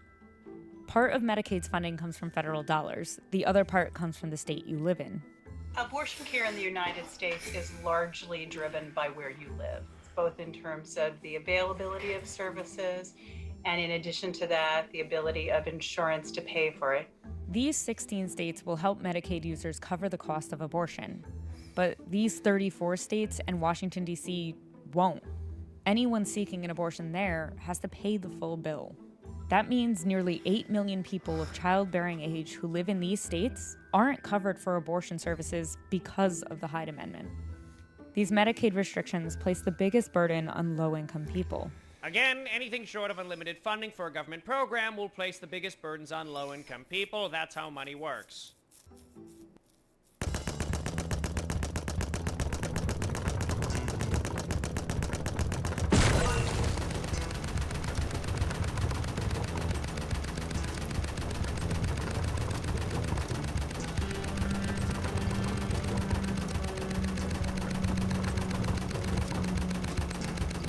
We could basically quit doing the work we do if the Hyde Amendment didn't exist. Or if you wanted to go to heaven.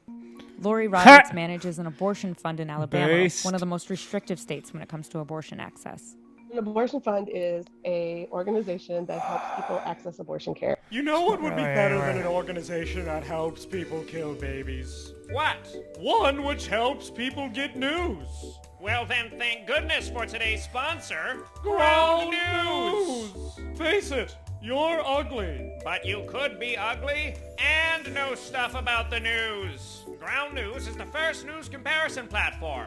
It allows you to sort through different news stories and see how the news/freedom tunes. TOONS. Ground.news/freedom tunes. Now back to the debunking. It can be anything that removes the barriers to getting to and from the clinic. And then there's just direct financial support for the abortion procedure. But at the roughly 3-minute mark, less than a minute ago, Vox said that anyone seeking an abortion has to pay the full bill. So are abortion funds helping to pay for these things or not? They are paying for them, but they can't kill every infant, and of course that's a serious problem for the left. The price of an abortion in the first 10 weeks of pregnancy without coverage is roughly $500, and it gets more expensive in later weeks of pregnancy. Wait, so let me get this straight. Abortions that happen after 10 weeks are so insignificant as to not be worth legislating or even discussing. I don't know. But they're a common enough occurrence that they need to be funded by the government and are a legitimate excuse for providing financial aid to infant slaughter. That's a lot of money for someone who qualifies for Medicaid. To be eligible, you generally have to make less Oh, than how did that person do 138% that? of the federal poverty line. For a single person, that's less than an $18,000 annual income. For a family of two, it's $24,000.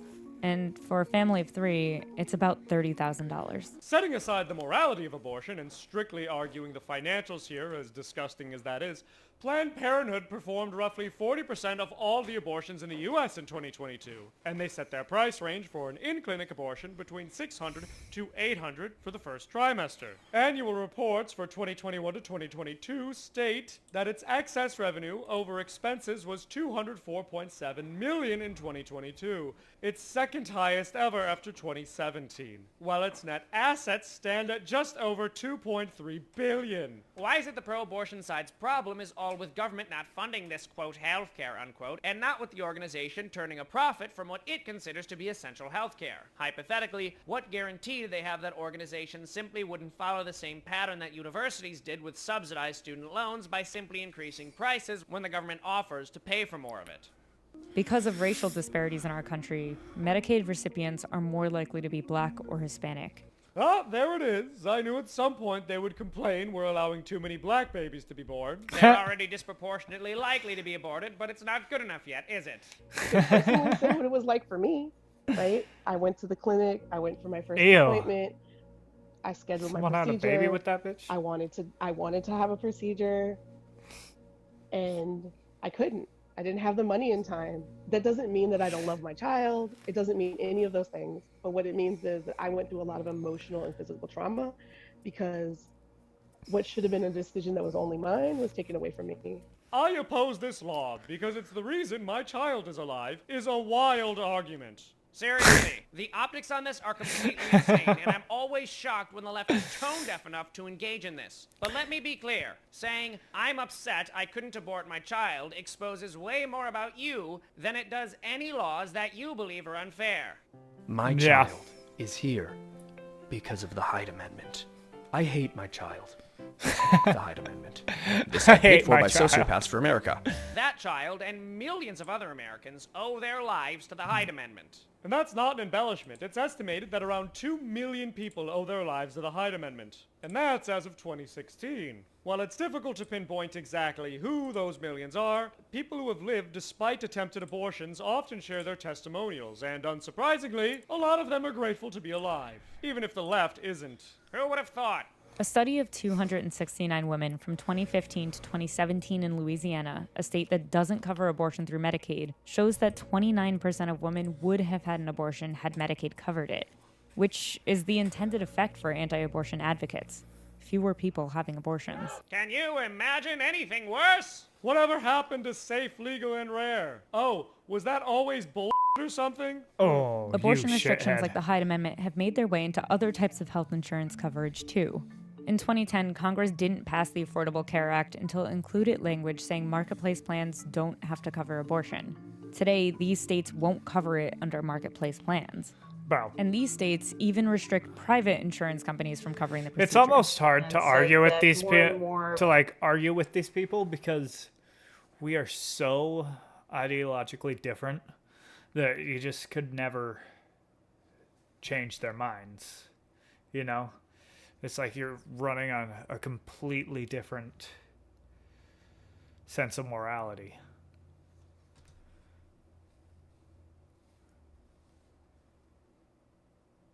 People are affected, and they may not even know that they've been affected until they seek abortion care. Many people might also not know that, despite restrictions on the use of federal funds, places like Planned Parenthood still manage to find ways to use federal tax dollars to fund abortions, including billing federal taxpayers for abortions in New York. In 2008, the U.S. Department of Health and Human Services Office of the Inspectors General examined billings by family planning programs in New York. During one 4-year audit period, HHS found that hundreds of thousands of abortion-related claims were billed unlawfully to Medicaid by improperly labeling them family funding, and thus receiving the higher federal share of the reimbursement. The types of unlawful billing identified in audits included billing and being reimbursed by Title 19 agencies for medications and/or services provided in connection with an abortion procedure in violation of the Hyde Amendment, a process known as unbundling or fragmentation. But it's the Medicaid restrictions, both federal and state, that specifically target poor people.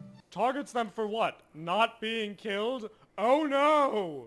Abortion is like many other services. If you have means, For what? you Not can being either have killed? insurance that pays for a service, or you can afford to pay for these services out of pocket. And if it's not offered in a place that's close to you, you can afford to either travel, get lodging, take time off of work, get childcare.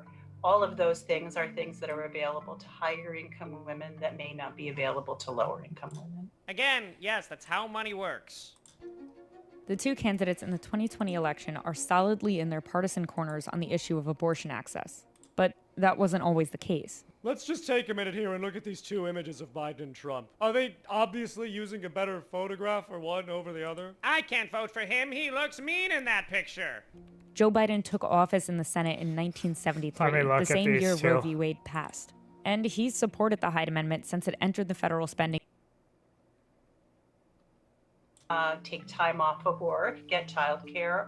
All of those things are things that are available to higher income women that may not be available to lower income. Oh my goodness. Again, yes, that's how money works. Yeah, that's just how The life two is. candidates in the 2020 election are solidly in their partisan corner.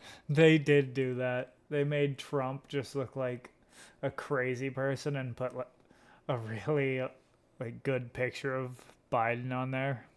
On the issue of abortion That is crazy. access. But that wasn't always the case. Let's just take a minute here and look at these two images of Biden and Trump. Are they obviously using a better photograph or one over the other? Bro, we're in an alliance. He looks mean in that picture. Joe Biden took office in the Senate in 1973, the same year Roe v. Wade passed. And he's supported the Hyde Amendment since it entered the federal spending bill in 1976. But in 2020, this is the landscape. The state you live in and how much money you have are the biggest factors in whether someone can access an abortion, which is why Joe Biden, as a presidential candidate, says he's changed his stance. If I believe health care is a right as I do, I can no longer support an amendment that makes that right dependent on someone's zip code. Well, you're not wrong that Biden changing his mind probably had something to do with finances. Obviously, we're writing with the benefit of hindsight, but for the sake of keeping the audience updated, in March of 2022, Congress passed a $1.5 trillion spending bill that I'm just trying to play these people to attack each other. A silver lining to a catastrophic bill. And Trump has only dug deeper in his anti-abortion position. Well, this has aged poorly for all of us. I notified Congress that I would veto any legislation that weakens pro-life policies or that encourages the destruction of human life. Come back, pro-life Trump. We miss you. It's also why the stakes for abortion policy for the 2020 election are clear. It's a choice between a president who plans to lift this barrier to that is one access thing. for the country's most vulnerable people. That is one thing that the debates in on what day was it? Not last night, but the night before. That's one thing that I feel like a lot of people had him on, was that he was skipping out because he didn't want to defend his pro-choice.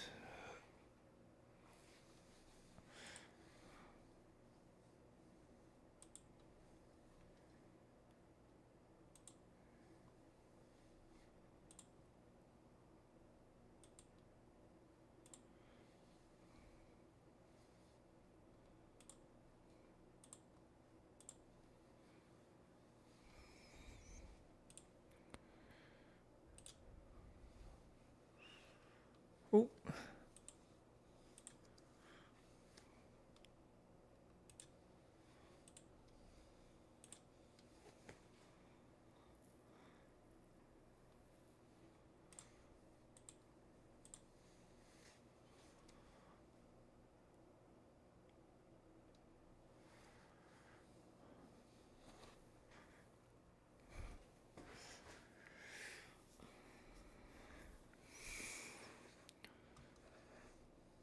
More vulnerable than unborn children? And one who will keep the status quo at their expense. If I were advocating for the abortion industry, I would keep my mouth shut about anything coming at the expense of the helpless.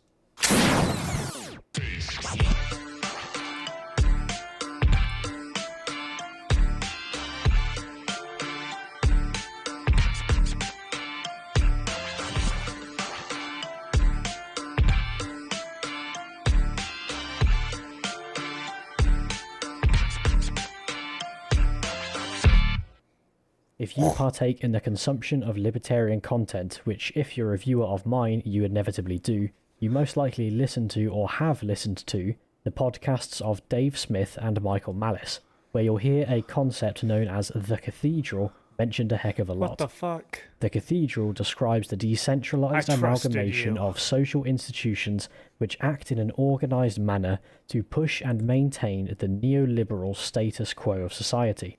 Banks, news agencies, political parties, religious leaders, advertisers, CEOs, HR departments, universities, and Hollywood. These most powerful institutions in our civilization have come together to promote a singular modern view of the world symbolized by the rainbow and UN flags, and have achieved this without any central director. Libertarians like those of Smith and Malice have put the cathedral concept to effective use in getting their audience to think about how authoritarianism is not just pushed by the state. The cathedral shows you how the ideology which produces the dismal affairs of our world is not reducible to just the White House.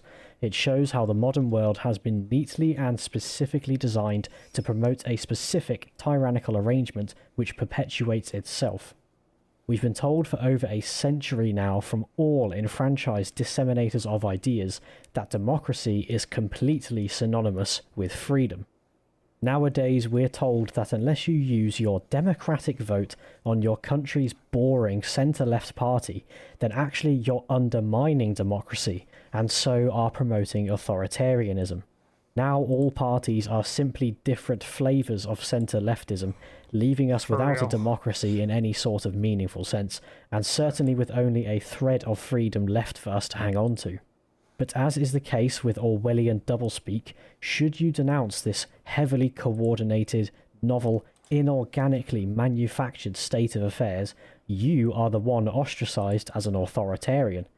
If you don't let the centre-left party push its values onto you without giving it any resistance, you are in fact the one trying to force your backwards and unscientific views on everybody else.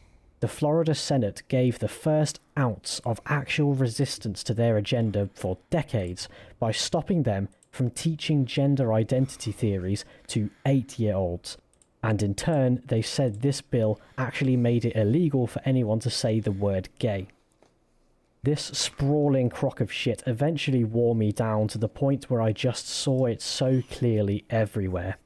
I stopped taking it for granted that for the course of history we've been progressing towards utopia, something which is known as the Whiggish view of history, and one that I have lightly defended before. The state of our social institutions as they are now, as the cathedral, is so unlike anything they have been at any other point in human history, and the result is clear to see as utterly disastrous. If, like myself, you're a fan of Hopper, you've already been snapped out of this illusionary view of history at least somewhat. If you can examine democracy and monarchy on the basis of the incentives that they create and come out seeing how superior monarchy is at preserving wealth and liberty, you can no longer go back to looking at the state of the modern world and not being disgusted by it. Is he the one who wrote Democracy, the God That Failed?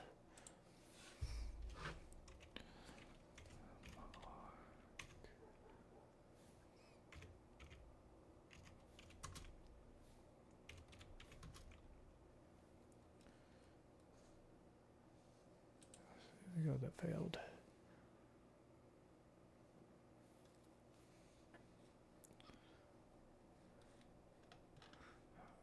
Let's get rid of Amazon. Just look up the actual book. Yeah, it is Hans Hermann Hopper. Okay. And seeing all of its ideas for the complete forgeries which they are. Bro, this is fucked. If you see that at some point in time we took a wrong turn and have been continuing down that path ever since, the idea of Orwell's 1984, which I know we're all pretty tired of hearing now, actually come much more alive. Like with Newspeak, so many concepts have been turned on their heads.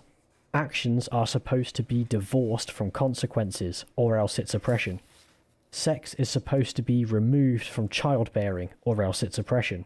Trade-offs are supposed to be abolished, or else it's oppression. Women are supposed to be exalted, yet at the same time not actually exist, or else it's oppression. Racial differences are supposed to be ignored, but if you ignore them, then you're racist. Money can't buy happiness, but if you sacrifice earnings to spend time with family, you're a lazy part-timer. Getting a degree to then work at McDonald's is considered more noble than getting an apprenticeship for a manual labour job which pays twice as much. Living in a cramped city and paying 2/3 of your paycheck towards a studio apartment is liberating, while having a self-sufficient homestead is backwards and suffocating. I've come to see how every single one of these ideas and so many more are completely contradictory to the way that human society has worked for its whole existence before the modern period, and I began to ask, were they wrong for living the way they did, or are we wrong for living this way? Are we a better society now that we have smartphones and think we've overcome the idiotic superstitions of the past? Or were our ancestors actually so much wiser than us, with greater priorities in life, and the knowledge that we cannot build our own heaven, as we are only capable of building hell without the help of God? With this questioning, I came to realise how the cathedral's views of our society and its relation to history is one of an island or a vacuum.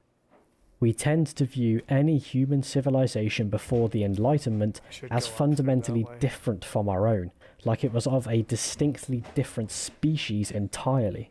Everything before the 16th century is portrayed as... Just what I was doing before. Yeah.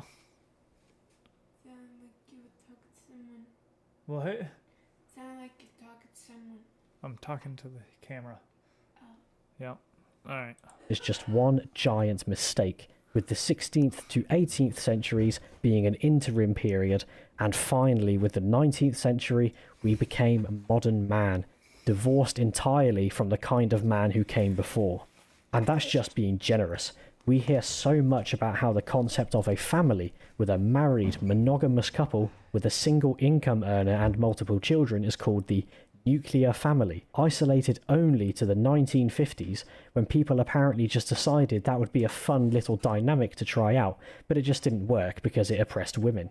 Never are we allowed to be presented with the fact that it's just the way that human family units have always worked, and we are the weird ones doing things contrary to their natural way.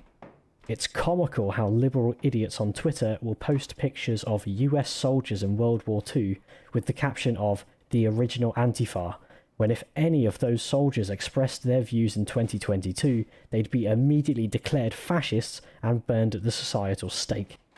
Ever since the Enlightenment, but particularly in the 20th century, we have seen a total uprooting of our culture from the culture which preceded it. Human societies and cultures do not appear out of thin air.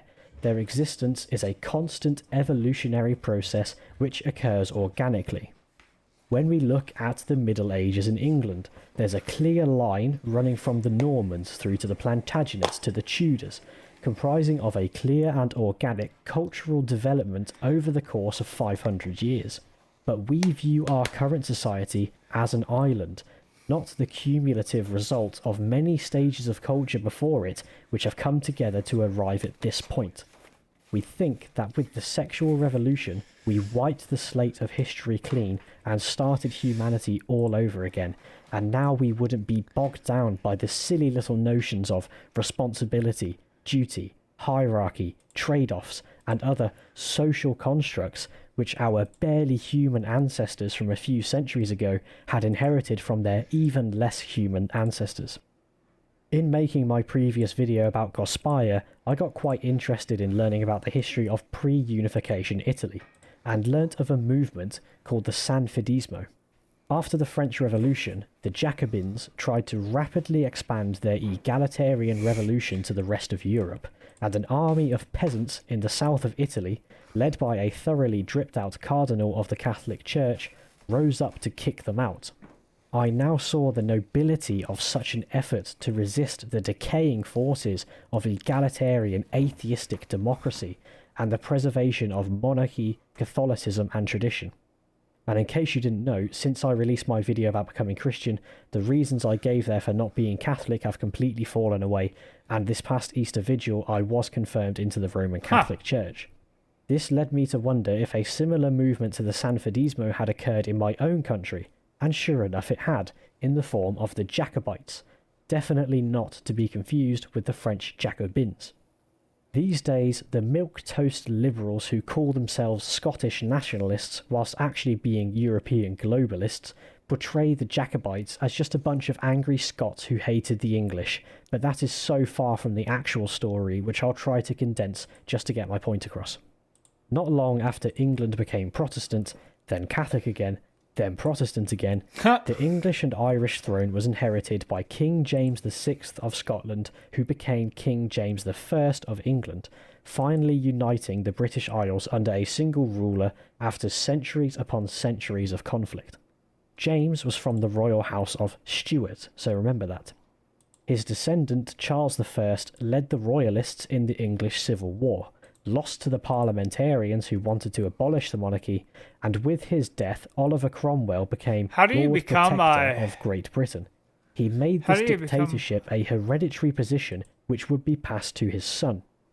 So he started a war to abolish the monarchy which killed thousands of people, then created his own monarchy.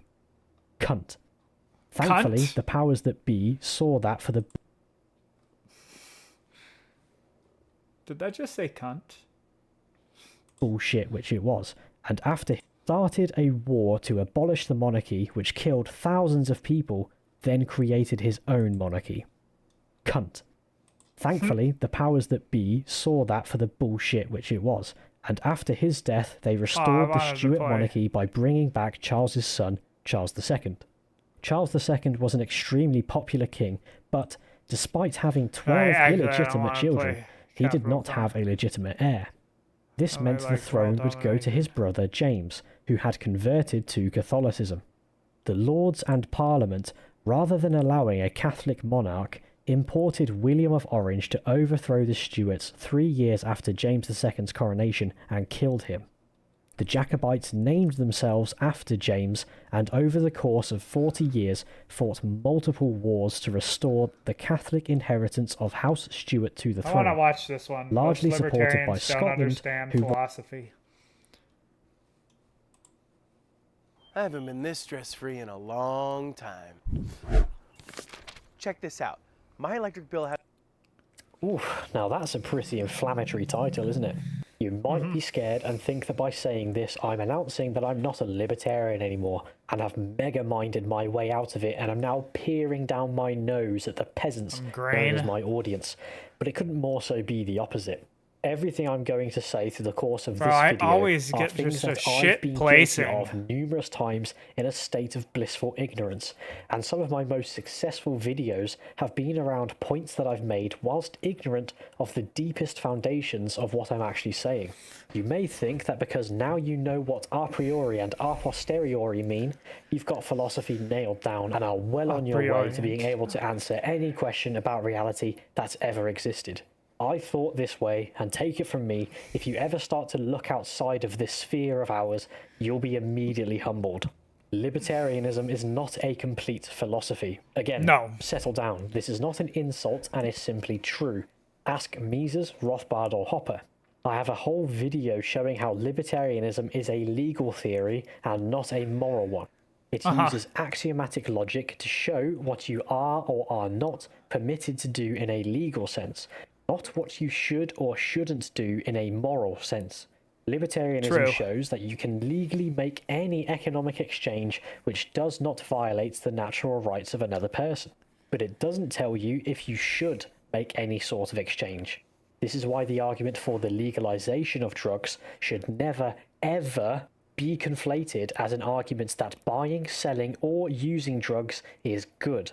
All we can say from libertarianism is that if you were to initiate the use of force against somebody trying to do any of that in order to stop them, you are claiming de facto ownership over them, which is a performative contradiction, as all humans are self-owners.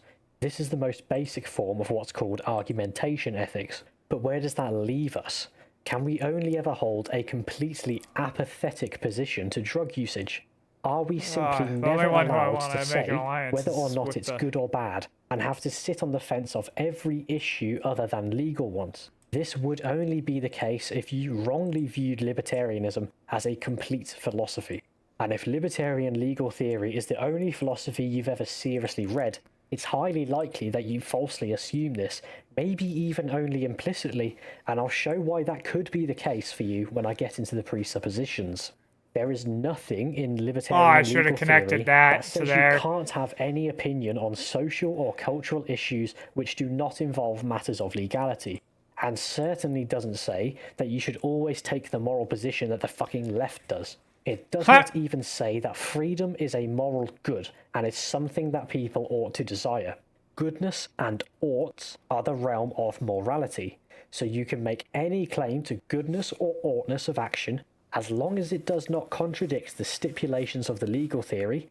You are not contradicting libertarianism. Oh, what a dick. If I say you should not take recreational drugs, I am not saying you cannot, and I'm in no contradiction. I already know how incredibly guilty I am of previously stretching the limits by saying that, strictly according to libertarian legal theory, violating the NAP is immoral. The only thing you can say from libertarianism alone is that violating the NAP is justified grounds for retaliation. Nothing about it says whether you should or shouldn't, or if it's good or bad to. The people most ignorant of this are the socially liberal fiscal conservatives. Beltway, Prague Caucus, Joe Jorgensen, pink-haired, I want gay married couples to protect their weed farms with machine guns types. And yeah, that used fuck to be those me. types. These are the people who will tell you that if you don't support the current thing being shoved down your neck from the cathedral's propagandist tentacles, that you're not a real libertarian. If I say that casual sex is hedonistic, a vice, and ought not to be committed, they're likely to lash out, call me a statist among many other sorts of names, say something about Nick Fuentes for no good reason, rather than actually try to dispute my moral claim on moral grounds. I can only imagine it's an insecurity born out of their philosophical ignorance and personal lifestyle, which causes them to lash out and do libertarianism a gruesome injustice by using it to defend a moral claim, which it explicitly says it is not fit to do. So what I want to do is not tell you what conclusions most libertarians get wrong out of philosophical ignorance, but what this ignorance actually pertains to. I will declare what side I am on, but will not give the most extensive reasons why, because I want you to look up what these things are and actually get to know them, what the different sides claim, and what is true, rather than me just make a claim that few people watching would understand, and fewer people would start arguments in the comments which wouldn't help anyone. I'll also say what libertarianism itself often presupposes, yet does not get questioned on, and what libertarian individuals are prone to unknowingly presupposing. And I'll make it clear when I'm doing one or the other. I'll start with the area that I'm struggling to reconcile the most internally right now and give this fiery topic a running start. Nominalism versus metaphysical realism. If you've only ever read the philosophy of libertarianism, you'll have absolutely no idea what these things are, because my point is entirely true. Libertarianism is not a complete philosophy, but it presupposes nominalism. Nominalism is the claim that concepts do not actually exist and are just made up. Nominalism? Does I've never heard of that. actually exist, or is it just a name we ascribe to a fictional category? If you think that such a category has to be fictional, you're already presupposing nominalism and don't even know it. In reading medieval philosophy, I've come to realize that nearly everything post-Enlightenment presupposes nominalism, and this presupposition never gets challenged, but I have come to take the position of metaphysical realism, that concepts are real. When you think of a dog, you can either think of a specific dog that you have seen before and recall it in your imagination from your memory, or you can think of the concept of dog in general, not a specific one, and know that dogs have particular and real characteristics in order to be a dog, and that the category of dog is a real one beyond just the arrangement of atoms which have come together to take the physical form of a dog. So where does libertarianism presuppose nominalism? in the area of one of my most viewed videos, intellectual property, and that's where this is my greatest ongoing conflict. Before I made that video, I discussed it with some friends and made the assertion, all property is physical. Technically, with this statement, I assumed materialism, and materialism is not to be conflated with consumerism, which the vast majority of people who say it do. Materialism is the assertion that the only things which exist are physical, that being made of matter. This materialism, I am not ready for it. A materialist. So I believe that sure. if you can conceive of the concept of dog in general, you are using immaterial faculties to conceive of an immaterial part of reality. That this immaterial faculty of yours is the intellect, separate from just the matter of the brain, and instead belongs to the soul. Talking of such things as the soul even existing these days is seen as backward and superstitious, but you cannot read the depths of which scholastic and Platonist philosophy goes into making these claims and still think they're stupid or without real basis. If you dismiss either side of this argument with a hand wave, you are much more than likely nowhere near educated enough on them to be making any sort of judgment. You are building a house on sand if you do not challenge these presuppositions, yet march proudly forward, smugly grinning, and with your head so far up your own arse you don't know which way is up. Which is exactly what I did. So if you do not presuppose materialism and nominalism, most of what I said in my intellectual property video is nowhere near as strong as it once seemed. If immaterial and material things exist, and if concepts are real rather than fictional, the question of whether or not these can truly be property is a very different one. This does not change many points I did make in that video though, that ideas are not scarce, and that I cannot be said to own the parts of your senses and mind which perceive and conceive the idea which I created. So I'm not telling you all of this to say I've completely flipped on this issue, but I have to find a way to reconcile these points. They only didn't need reconciliation before, not because I knew why not, but because I was working on top of many layers of presupposition which I now think are wrong and had no idea that's what I was doing at the time. The most visible presupposition amongst many libertarians, rather than libertarianism itself, is moral relativism. And this is the one that just really riles me up, because it is normally accompanied by a staggering amount of contradictions which leave me absolutely flabbergasted that the people making them can't see it. I've already said that just because libertarianism does not examine morality, that does not mean you have to think that morality therefore does not exist. Libertarian legal theory doesn't tell you whether or not the moon exists. That doesn't mean you can then say there's no way to know, or it in fact doesn't. I've seen a quote online attributed to Mises which says, "If a man drinks wine and not water, I cannot say he is acting irrationally. At most I can say that in his place I would not do so. But his pursuit of happiness is his own business, not mine." Now I don't believe this is from Human Action, and I don't know the context in which he said it, but I think it is either morally relativist or leaves the extremely vague happiness of a person as their ultimate end to which they should order their actions, and with the implication that there's no actual guidelines of how you could do that. Morality can be defined as the way things ought to be. So if you're a moral realist like I am, you can say there is a way which humans ought to be, and that their actions are the means towards this end. But you'll find so many people who will clap until their hands are bloody at what Mises said and think there's no way humans ought to behave as long as they're happy because morality doesn't exist. Say that you don't like the ideas being pushed by LGBT groups though, and lots of them won't waste a second in telling you how it's bad to think that way. If it's bad to think a certain way, you are saying there is a way you ought to think and act. You are a moral realist. Your morals are just whatever is being socially pressured onto you, rather than anything transcendent or ontological. Finding a consistent moral relativist is as hard as finding hen's teeth. You can find so many libertarians who dodge any moral question from a traditionalist standpoint by just saying morality doesn't exist, and it's just a form of control by the man to divide the proles. But if you say anything anti-progressive, prepare to be told how you're such a bad person. Good and bad are moral values. Good or bad according to what? A true moral relativist will say it's only good or bad according to their personal preference. But if that's the case, why the hell should I care? The way things ought to be is not up to you, and if all you can tell me is the way you would like things to be, I do not care.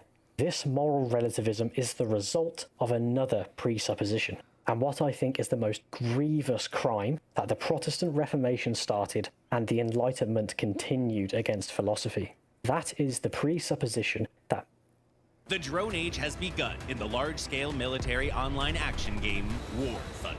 Experience completely new gameplay by piloting recon and strike drones to hunt down your enemies from the skies. Also arriving is the iconic Su-25 Frogfoot. The dozens of rockets under its wings won't leave enemy tanks a chance. War Thunder is the highly detailed action game where you fight other players using aircraft, ground vehicles. Metaphysics doesn't exist. And what is that? Metaphysics is one of the four main branches of philosophy along with logic, ethics, and epistemology. Metaphysics is the branch which is concerned chiefly with the nature of being, form and substance, and causation, among others. Within this, it studies what it means to be a human, which Aristotle said is to be a rational animal, and dissected what that necessarily means. David Hume invented something called the problem of induction, which is to say that when we stand near a fire and feel heat from it, we induce that this particular fire is hot, but if you saw another fire in the distance, you could not induce that that fire must also be hot by necessity. Or that because the sun has always risen in the east and set in the west, we cannot say that it will do so tomorrow. It boggles my mind that people take this seriously. I can only hope that when my listeners hear it, they see it for the stupidity which I always instinctually have and can now actually explain. This is because metaphysics was murdered hundreds of years ago, as it was extensively used in the medieval period to logically support doctrines of the Catholic Church. So the Protestant reformers banned it, rather than have reality threaten their new theologies. Chief among the examples was how St. Thomas Aquinas used the metaphysical distinction between form and substance to prove how the Eucharist given at Holy Mass changed from bread and wine to the real body and blood of Jesus Christ with transubstantiation. That's a mouthful of a word, but we all know what transformation means, and I can explain it using that. I am me, and I have a beard. My substance is me, and my beard is part of my form, my physical appearance. If I shave my beard off, I have transformed myself by creating a change in my form, but I am still me in substance and cannot change that. Well, transubstantiation is the opposite of that example. St. Thomas showed that the bread and wine at Mass retains the form, that is, physical appearance, of bread and wine, but after they're consecrated, it's entirely possible that through an unseen miracle, they can change their substance, which is transubstantiation. The host continues to look and feel like bread and wine in form to our senses, but are substantially different, the opposite of when I shave and transform. This does not prove that this miracle happens, and it maintains that a thing cannot change its own substance through natural means. This can only be done through divine intervention. And because Christ promised to give his body and blood to us with bread and wine, he truly gives it to us in substance with the form of bread and wine. So, what do you do if you're a Calvinist Protestant in 17th century Europe and don't want people to believe in the doctrine of true physical presence of Christ in the Eucharist because it contradicts your theology? You presuppose that Catholicism is wrong, see that philosophy supports Catholicism and its doctrines, then just say that philosophy is wrong. Oh, it's fucking genius. Can we get a round of applause going? It's just stunning and brave. They did it. They actually did it. Incredible. Calvinists. It's not actually true without providing any proof, and then ban the teaching of metaphysics. Now, a young René Descartes grows up in a Calvinist area of northern France with an incredibly inquisitive and philosophical mind, but in a place where philosophy, and especially that evil popish metaphysics, is banned. What Descartes did was an incredible feat. He rebuilt philosophy entirely in a part of the world where it simply ceased to exist. The problem is that because of this, he was seriously wrong. He gave absolutely no attention to metaphysics because he couldn't properly get his hands on it, and then decided there's no way to tell if your sensory experience is reflective of reality at all. Bro! Metaphysics tells you how reality exists. You are a human. Humans have senses, and senses experience reality. Cut off this limb of philosophy, and now nothing can be known to have any true Why did he break meaning my or alliance? substance. Why did he do that? In a world without I'm metaphysics, done having we now alliances believe with there's people, no bro. such thing as form and substance, and that It's just nothing making has it harder. intrinsic meaning. What is a Trying woman? to- What does it mean to be one? Does a woman have a particular form and a particular substance which dictates their When's your nature? mom coming? Nah, we say there's no such thing as a woman. Anybody can What? choose to be one. How can you choose to be something that doesn't actually exist? And like I said before, a thing cannot change its own substance through natural means. As a man, you can put on high heels and wear a pink skirt to make your form appear like that of a woman, but you have an immutable substance, and that is of a man. You can never change that. So if you're looking at the state of utter lunacy the world is gripped in now, and the complete disconnect from reality gonna get and a the spiral people into who are nihilism, from the depression US and to attack the suicide guy at from breakneck Germany. speeds, you can thank the Protestants and the Enlightenment. Then do yourself a favour and go learn some metaphysics. Reality has meaning. Life has meaning. You have meaning. What you do has Based? meaning. We are surrounded by a nihilistic post-metaphysics world which feeds you lies.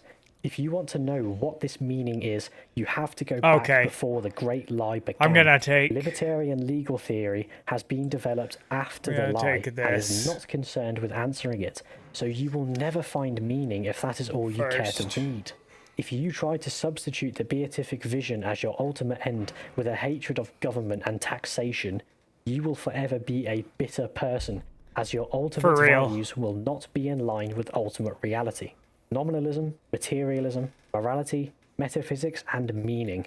Libertarianism does not tell you anything about these, so go out and learn them rather than remaining ignorant. These are the areas that most libertarians do not understand about philosophy, and that's really bad because they are absolutely foundational. I have to emphasize the word most in there because there are libertarians around that are fully educated in philosophy, but they are the minority. And I want to give a shout out to objectivists. Objectivism is a complete philosophy and is one steeped in the I do Aristotelian not tradition believe in with lots of objectivism. inspiration from Thomas Aquinas. Objectivist epistemology in particular is their strong point, and I love it. They completely get how David Hume ruined empiricism. But where they go wrong is placing their ultimate ends in themselves. Humans are imperfect and finite. They cannot be described as ultimate in any sense. Only the perfect and infinite can truly complete you and grant you ultimate, sublime, everlasting happiness. And that is God. Anyway, fellas, get reading. Libertarianism can Hey, only Frankie. explain a specific slice of reality to you, but you Oh, should what the want fuck? to know all of it, No? at least as much as our natural I thought limit that- allows. For I thought that, that this I, was of course, recommend what are Thomas you doing? Aquinas, which you could probably tell, but branch out in any way you like. If you really do seek out the Oh, truth, nice. I believe you will find the way, the truth, and the life. God bless, and take it easy. Yeah, I'm on stream right now, by the way.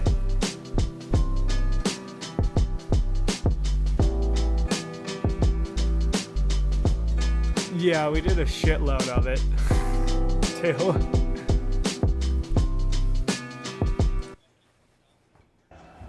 We stayed at Jake's mom's house. Has your name always been Hulu Has Live Sports?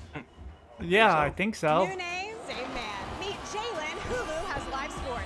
Hulu Plus Live TV, your favorite place to watch live TV. Yeah. Yeah, no. As I'm in the midst of applying for residency right now, wish me luck. Yeah. Family has again been a lifesaver with my application. Welcome back to the comments section. That was- I'm Brett Cooper. That was funny. That was just like randomly we decided to drive there too. It was like out of nowhere.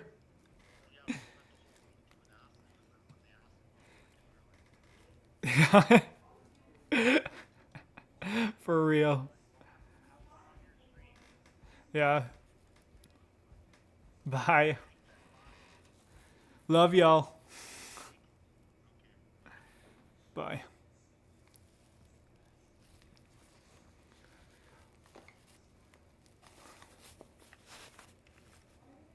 All right. I have a very important question for all of you before we start the episode. How many times a day, or how often, do you think about the Roman Empire? Now, if you are a man, I am sure you have been asked this question already. If you are a girl, I am sure you have seen the TikToks and the Instagram Reels and the tweets that you have been asking your boyfriends, your husbands, your brothers, and your fathers this question. It's a very important question to our society right now. The fate of the world is at stake. But I do want you to leave your responses in the comments below because I'm just interested to see what you guys say. But if you have not seen this trend and you are wondering why in the world I am asking you this stupid question, allow me to explain. Before I do, though, make sure that you like this video, subscribe to this channel if you have not already, and ring that notification bell so that you never miss a comment section or off the clock episode. Okay, so in case you are not chronically online like I am, there is a trend going on right now where women go up to the men in their lives and ask them how often they think about the Roman Empire. My girlfriend said that the reason why she didn't do this trend was because she didn't want to hear about the Roman Empire for like an hour. Which is probably true. And the answers have been surprising, to say the least. Now, I'm not exactly sure where this whole trend started. I saw it like almost 2 weeks ago. It was a random reel on Instagram, and it just had some text on it, and maybe it had like 10,000 likes. And I remember asking a couple of guys thinking, oh, you know, that's funny. And then suddenly there were tweets about it, there were TikToks, it was literally everywhere. But the Washington Post speculates that it might have started with this guy. So maybe this was the precursor to the reel that I saw. And this is from an account where this TikToker talks about the Roman Empire a lot, so it's on brand for him to ask this question. Maybe it started with him, maybe it started with some wife that got into a conversation with her husband about the Roman Empire, posted it. I have no idea, but it spread like wildfire. Somebody said the masculine urge to civilize barbarians. Another person said, damn, I am not That's unique. funny. Another person said, I mean, my cat is named Nero. Anyway, this just That's fucked took up over. to name You your just need to watch cat these Nero. videos, babe. What the fuck? How often do you think about like the one Roman of the Empire? worst leaders of one of the worst emperors of Rome? You named him, except for like Caligulus. Caligulus. Him and Caligulus are like the worst. Why? What the fuck would you name your cat Nero? That's just fucked up. 3 times a day. Elaborate. Let's watch a video on the history of the Roman Empire. There's so much to think about. That one was one of the more shocking. 3 Oh, wait. times a I day. forgot Because to- at first I was seeing, maybe like twice a week. And that was even shocking at the beginning. But now we're getting into the weeds with these guys who are thinking about like specifics about the Roman Empire on a daily basis. Those are rookie numbers in this racket. Somebody said, I'm going to need a list of what exact parts of the Roman Empire he's always thinking about. Here's another video. I'm not kidding. Literally for the last 24 hours, I don't know what hit 24 hours ago. Maybe it's that I started working on this episode and then now TikTok knows my For You page is flooded, but I literally can't scroll past 1 or 2 videos without getting to this. How many times, like a week, or just how many times in general, do you think about the Roman Empire? What about the Roman Empire? Just anything about it. When was the last time you thought about it? Maybe a week or 2 ago. Why does she Roman think that Empire that's so was a crazy? big part in history.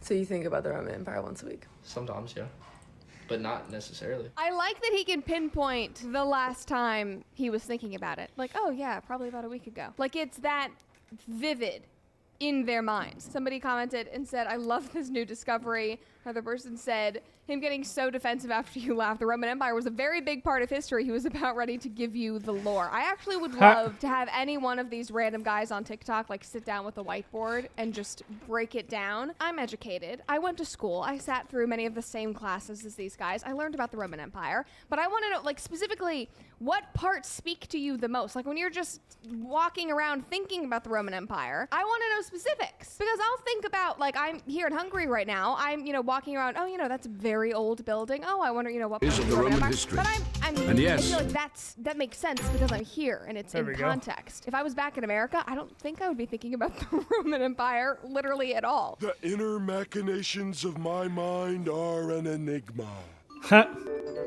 Here's another one. I'm not kidding, guys. Hundreds of these videos. Do you think about the Roman Empire ever?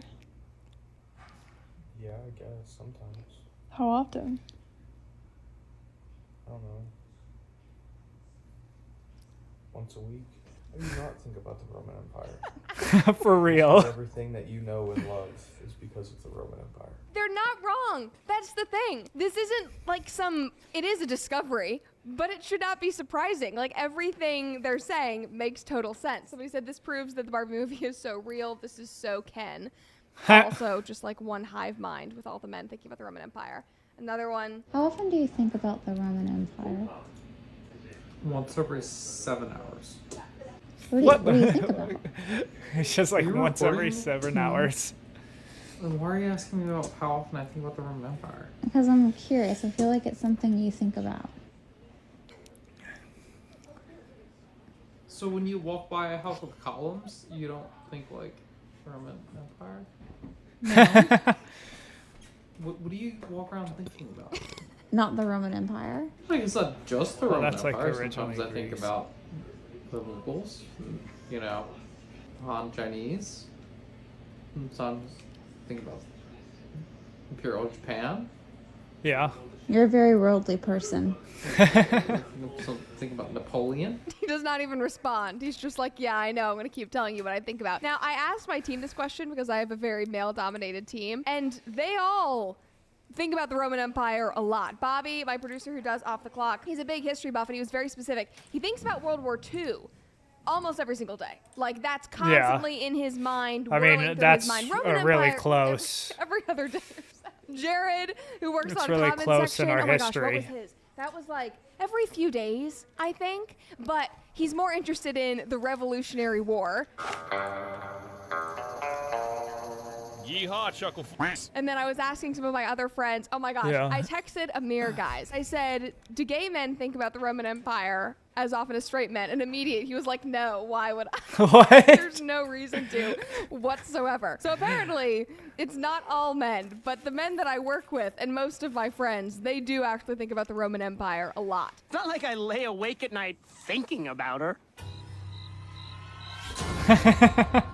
Uh-oh. Apparently men But I think about the actually do Roman like Empire. Gravity Falls.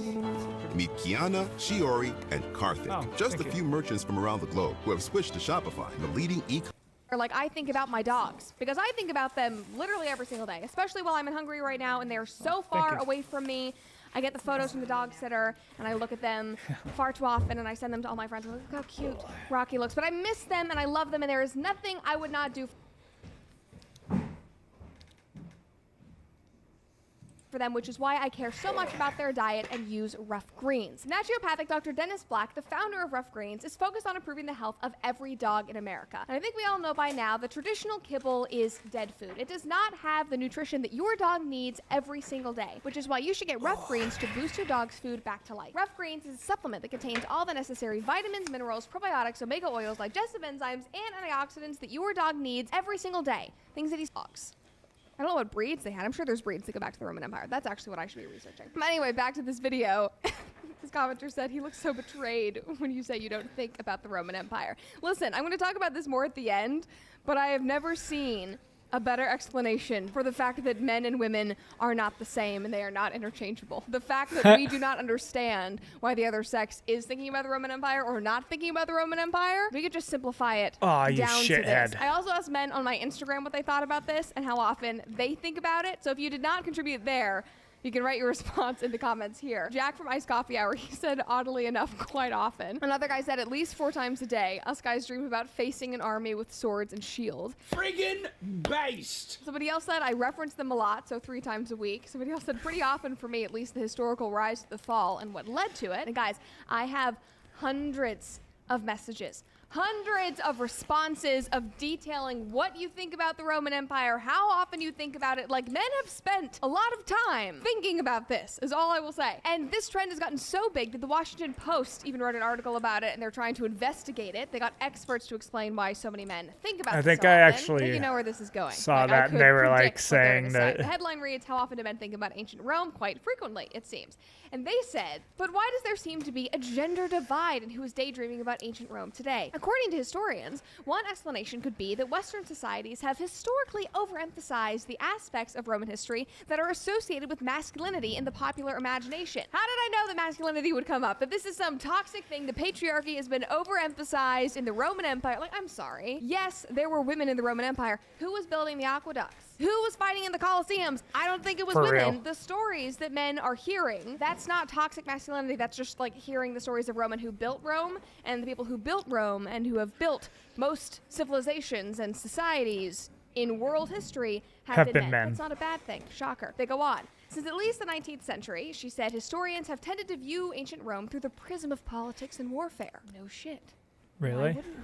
It was an incredibly important time. I feel like a dude now. It was a very, very important time politically for us, especially to go back and see what they did and what they did wrong. War was a huge part of it. It was the biggest empire in world history, I think, still. Is it? Or was there a... No, I think it still is the biggest empire ever. Anyway, they say that this is in part as a result of their reliance on elite mass. I think it still is the biggest empire ever. Yeah, no, I thought that it was probably the British Empire.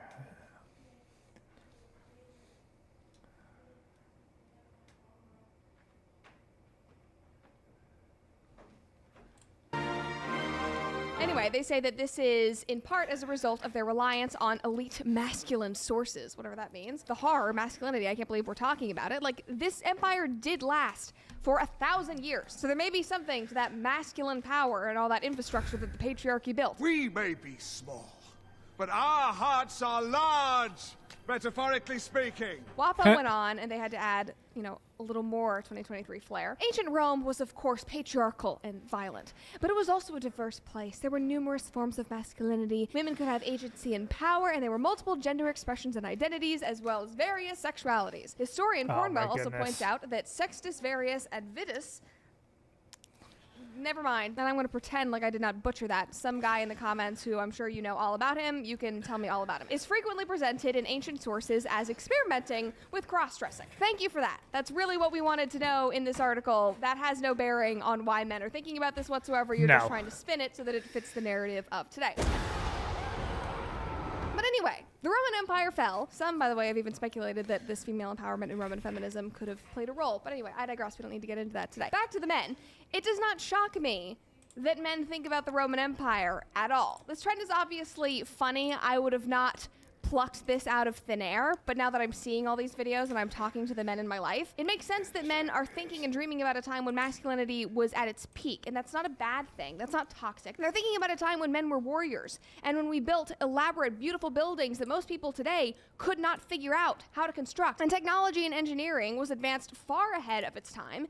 And it especially makes sense when we are basically watching the fall of our own country, and some would even say the entire Western civilization, right in front of us. And you can definitely find parallels to that and the fall of Rome.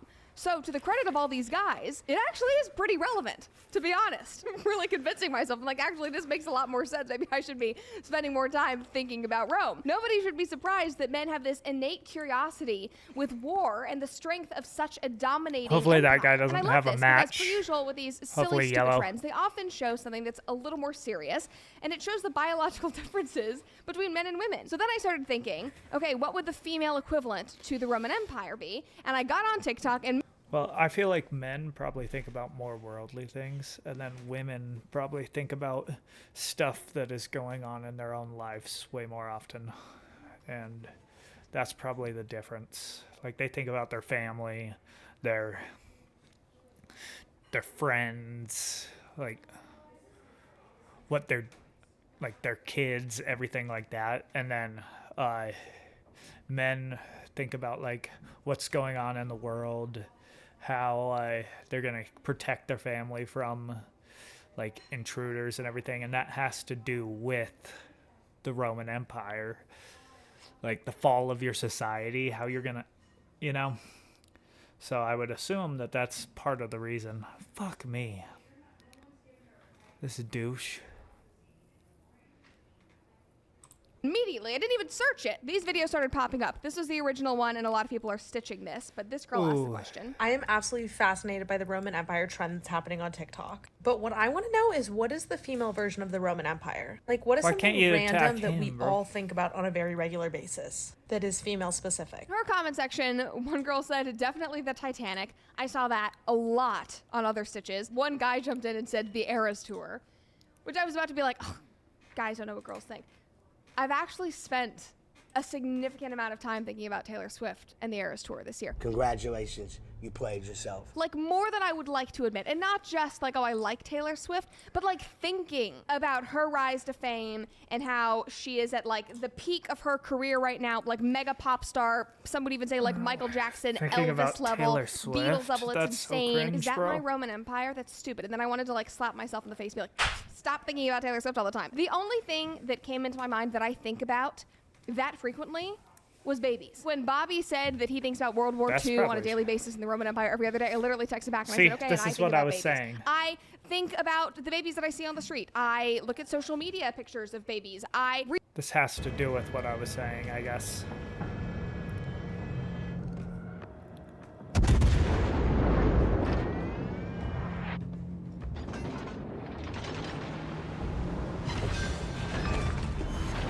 We've destroyed an enemy cruiser.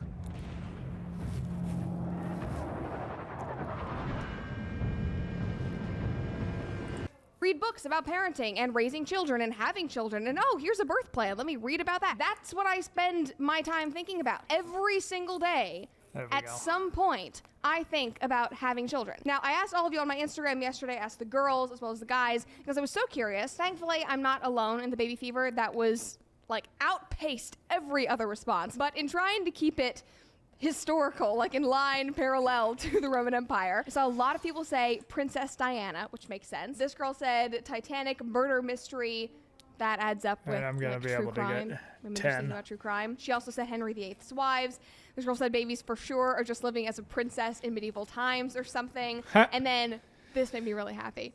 A lot of people were talking about Jane Austen. One person said, I'm constantly thinking about the Regency era, Jane Austen vibes. Another girl said Regency era of England because of Jane Austen. Like, if I could pick one period of time to go back to, and I have said this in every English class, every icebreaker that I have been asked, probably since high school, since I read Pride and Prejudice for the first time, I would go back to the Regency era. So if I had to think about a historical time that I have thought about the most, it would be England, somewhere around Regency era or going into the Victorian era. Maybe some, the Gothic period mixed in there because of, the Bronte sisters. It makes sense. Like, I literally spent hours thinking about being in an Austen novel or being in a Bronte novel, what it would be like to be a woman in those periods, what would it be like to, wear all of those dresses. And I would be lying if I said I didn't have a certain kind of longing for something that I never experienced, but a life that I would love to know, if that makes sense. I don't know if that's what guys are thinking when they're thinking about the Roman Empire. Maybe it's a little more logical than me, imagining like having a governess and reading books and going to balls. But I've literally spent hours of my life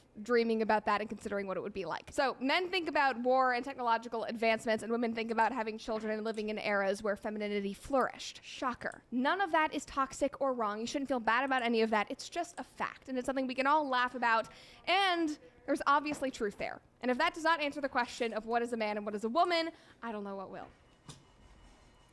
All right, let's watch a video about the history of the Roman Empire.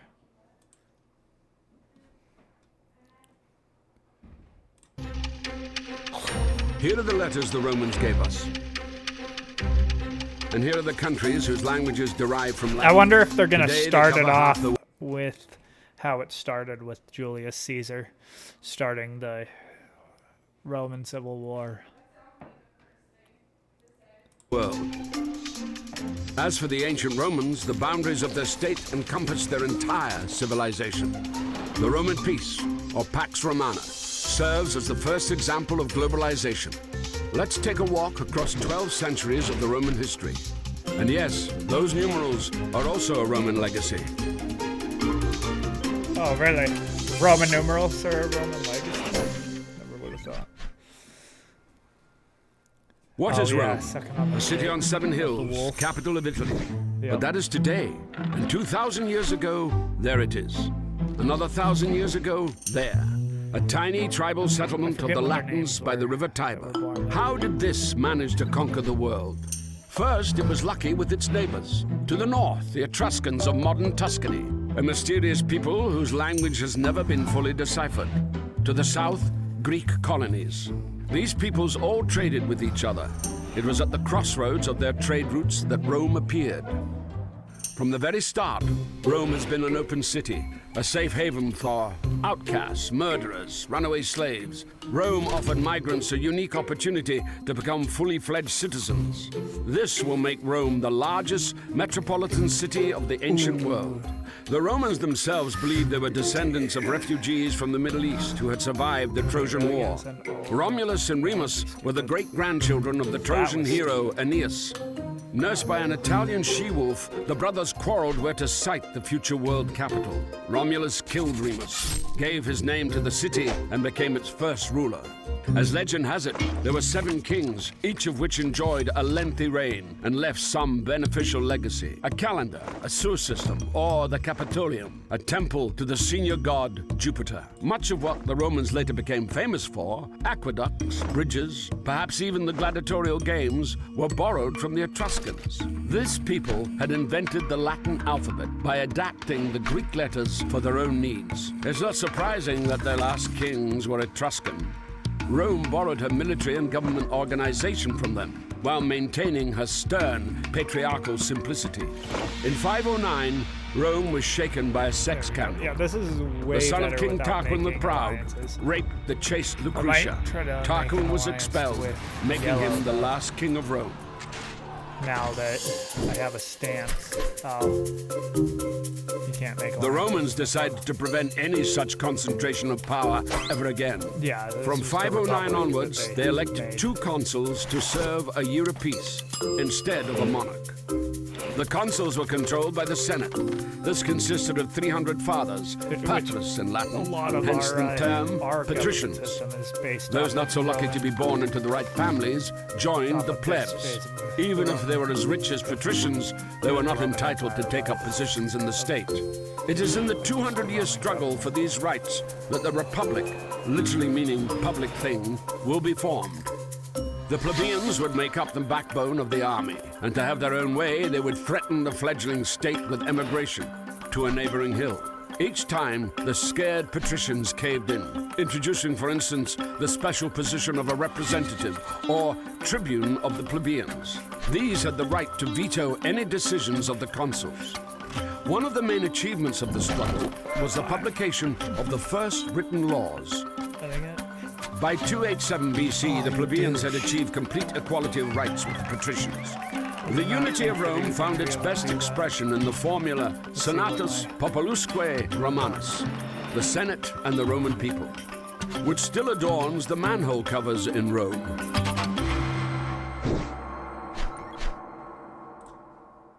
In 390 BC, the history of Rome could have come to an end. The city was unexpectedly taken by the Gauls. The guard dogs had sensed no danger, for which they would be crucified every year since. Geese awoke the last protectors of the Capitoline Hill fortress instead, saving Rome from complete destruction. The shaken Romans conducted a military reform. The Roman legion was divided into manipuli, making it more mobile in battle. The Roman army spent the next 100 years in constant wars. Instead of simply imposing a tribute on the conquered, the Romans would enter into a treaty of alliance with them, and the loyal allies supply Rome with a never-ending stream of recruits. Thanks to this, the Roman legions were able to stand their ground in battle with the most efficient fighting force of the time, the all-conquering Macedonian phalanx, led by Pyrrhus, a relative of Alexander the Great. The last stronghold of resistance in Italy, the Greek city of Tarentum, then hired the most costly and celebrated contemporary warlord of the time to defend against Roman expansion. Having conquered Tarentum and reached Sicily, Rome now had to take on a much more dangerous adversary, Carthage, lord of the Mediterranean. The Romans called the Phoenicians of Carthage Punics, hence the Punic Wars. They were fought over the next 100 years. In 149 BC, Rome had taken the greater part of Punic territory and that of their allies, but after each defeat, the trading power of Carthage would rapidly recover.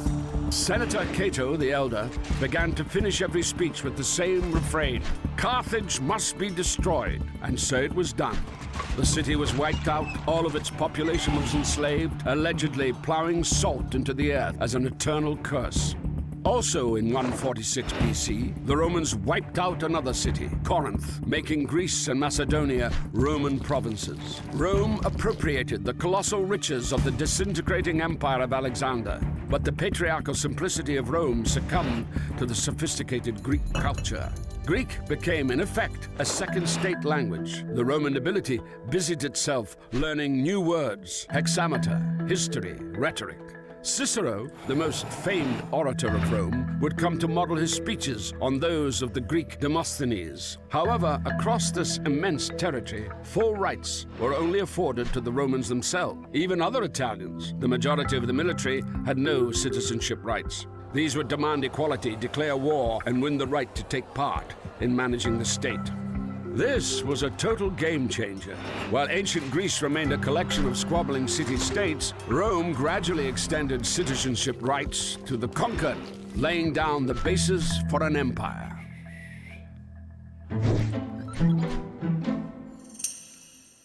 Having conquered half the world, Rome fell victim to globalization. Cheap grain and an inflow of unpaid slave labor bankrupted the small farmers. These rushed into the cities and joined the ranks of the proletariat, those who have nothing to lose except their own offspring. At the same time, the rich grew 100 times richer, having bought land from the ruined peasants for a song. Previously united, the Senate and the Roman people split into two hostile camps. The tribunes of the people, the Gracchi brothers, would try to reconcile them. They proposed granting excess public lands to the impoverished peasants and suggested free distributions of bread to the poor. The disgruntled senators decided to suppress the Gracchi movement by force, killing the brothers and several thousand of their allies. Rome was gripped by civil wars. Social mobility for the proletariat was offered by Gaius Marius, a popular general. He began enrolling the proletariat into the army with a promise of a grant of land at the end of... Because that's a Marxist term.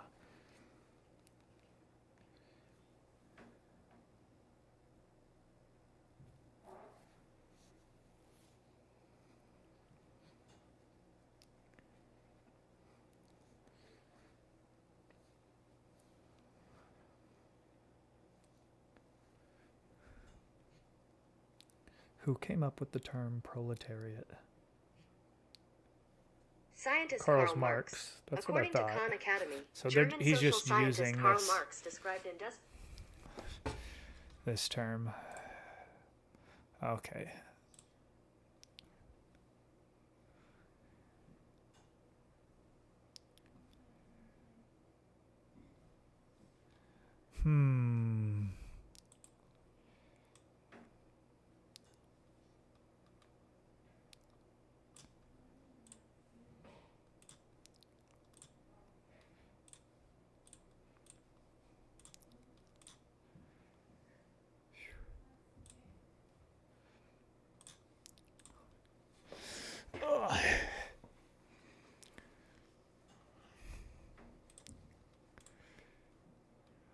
Service.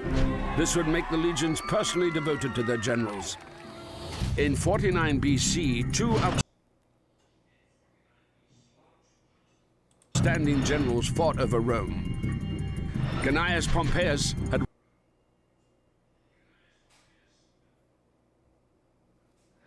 Are you watching me? Yeah. I could hear it. Won the eastern provinces for Rome. What?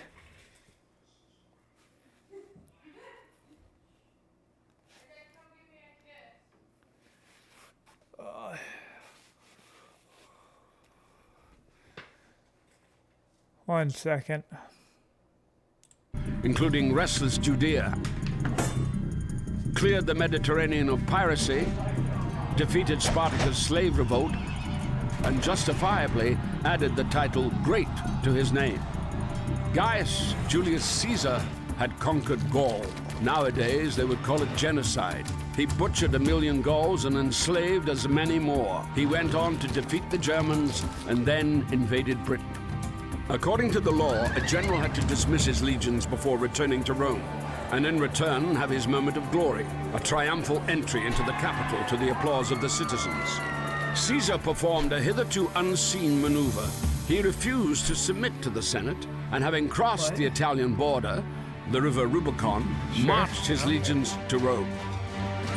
It would take him several years to defeat Pompey the Great and his other rivals, pitting Roman legions against each other. In the process, Caesar annexed new territories and gave Cleopatra the Egyptian throne. After a romantic cruise along the Nile, she would give birth to Caesarion, or Little Caesar. On his return, Caesar would add Imperator, or Emperor, to his name, title originally meaning victorious commander, and gain control of all political positions: consul, tribune of the people, and dictator. Rumor spread that Caesar wanted to declare himself king. Conspiracy was brewing in the Senate, and Caesar was assassinated. Caesar left his wealth, quite unexpectedly for all concerned, to his grandnephew, 19-year-old Gaius Octavius. This Octavian immediately joined in the power struggle. In 31 BC, he defeated his last rival, the warlord Mark Antony, who the Egyptian throne. After a romantic cruise, invaded Britain. According to the law, a general had to rise. Rome was gripped by civil wars. Social mobility for the proletariat was offered by Gaius Marius, a popular general. He began enrolling the proletariat into the army with a promise of a grant of land at the end of service. This would make the legions personally devoted to their generals. In 49 BC, 2 outstanding generals fought over Rome. Gnaeus Pompeius had won the eastern provinces for Rome, including restless Judea, Julius Caesar already crossed the Rubicon, cleared the Mediterranean of piracy, defeated Spartacus' slave revolt, and justifiably added the title Great to his name. Gaius Julius Caesar had conquered Gaul. Nowadays, they would call it genocide. He butchered 1 million Gauls and enslaved as many more. He went on to defeat the Germans and then invaded Britain. According to the law, a general had to dismiss his legions before returning to Rome, and in return have his moment of glory, a triumphal entry into the capital to the applause of the citizens. Caesar performed a hitherto unseen maneuver. He refused to submit to the Senate, and having crossed the Italian border, the river Rubicon, marched his legions to Rome. It would take him several years to defeat Pompey the Great and his other rivals, pitting Roman legions against each other. In the process, Caesar annexed new territories and gave Cleopatra the Egyptian throne. After a romantic cruise along the Nile, she would give birth to Caesarion, or Little Caesar. On his return, Caesar would add Imperator, or Emperor, to his name, title originally meaning victorious commander, and gain control of all political positions: consul, tribune of the people, and dictator. Rumor spread that Caesar wanted to declare himself king. Conspiracy was brewing in the Senate, and Caesar was assassinated. Caesar left his wealth, quite unexpectedly for all concerned, to his grandnephew, 19-year-old Gaius Octavius. This Octavian immediately joined in the power struggle. In 31 BC, he defeated his last rival, the warlord Mark Antony, who likewise had an affair with Cleopatra. The lovers would take their own lives. Octavian was left sole ruler of a vast territory. Julius Caesar ruled for 4 years. Octavian, assuming the title Augustus, meaning the Venerable or the Great, ruled for an endless 43 years. He didn't formally abolish the Republic. He simply took control of all possible positions, making his power almost absolute. But he modestly called himself Princeps, the first senator. And even though skirmishes with barbarians continued along the borders, inside them the period of Pax Romana set in, a period of peace and stability that was to last 200 years. the empire experienced an economic upswing. Several years to defeat. Rumor spread that Caesar wanted to declare himself king. Conspiracy was brewing in the Senate, and Caesar was assassinated. Caesar left his wealth, quite unexpectedly for all concerned, to his grandnephew, 19-year-old Gaius Octavius. This Octavian immediately joined in the power struggle. In 31 BC, he defeated his last rival, the warlord Mark Antony, who likewise had an affair with Cleopatra. The lovers would take their own lives. Octavian was left sole ruler of a vast territory.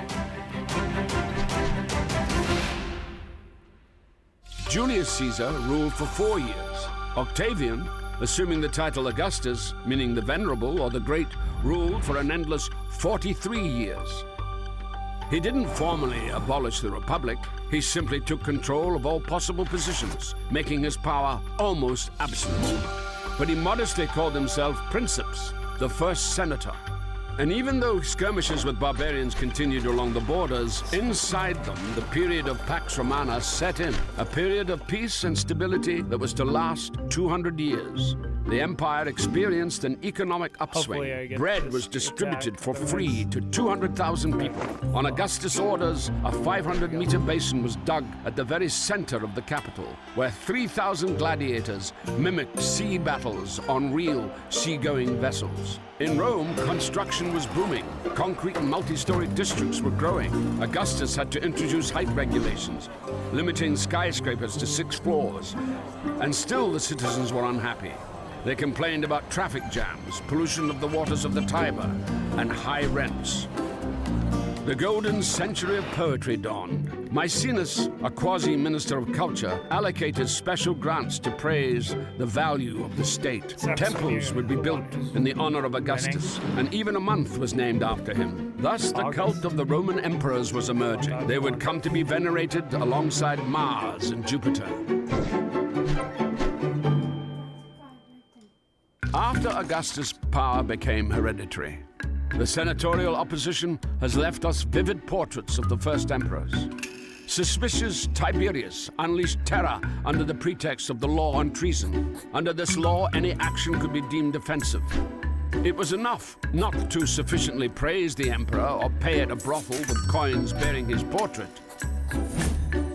In distant Judea, a preacher refusing to worship the emperor as God was crucified. Caligula wanted to make his horse a consul. A scholar and gourmet, Claudius, was too occupied with feasting and the reforming of the alphabet to keep an eye on court intrigue. One of his wives, Messalina, was giving women of easy virtue a run for their money in the brothels. And the other, Agrippina, poisoned Claudius with mushrooms to enthrone her son from another marriage, Nero. Nero, believing that he was a born actor, not an emperor, would later kill his own mother, and then allegedly the apostles Peter and Paul. Then he again, allegedly, set fire to Rome so as to read the verses on the fall of Troy during the blaze. He would accuse the first Christians of arson and initiated their persecution. And finally, he took his own life. Most details of this era are known from Tacitus, a historian and senator who observed the degradation of republican institutions. Fate of the empire was now decided not so much by the Senate as by the Praetorian Guards, the emperor's personal security force, created back in the times of Augustus. These suffocated Tiberius with a cushion, slayed Caligula by the sword, and hailed Claudius emperor. In all fairness, at the same time, the empire grew, expanding into new territories. Roman legions conquered part of Britain, where they founded a town called Londinium. Provinces were given a transparent taxation system, and the non-Roman nobility began to enter the Senate en masse. A grandchild of an Italian peasant, Vespasian Flavius would become the founder of the next dynasty. Vespasian and Titus, suppressing the uprising in Judea, committed genocide, again according to modern-day, not Roman standards, and reduced the Temple of Jerusalem to nothing but the Wailing Wall. On a lighter note, Vespasian had a jolly good Roman predisposition. He taxed the collectors of urine at the public toilets. And Titus, the destroyer of Jerusalem, would nevertheless obtain the title of Merciful. After a splendid triumph, he opened the Colosseum for the people. Titus would be called the love and consolation of humankind. And after such festivities had depleted the public treasury, Vesuvius destroyed Pompeii, plague devastated half Italy, and Titus became a god.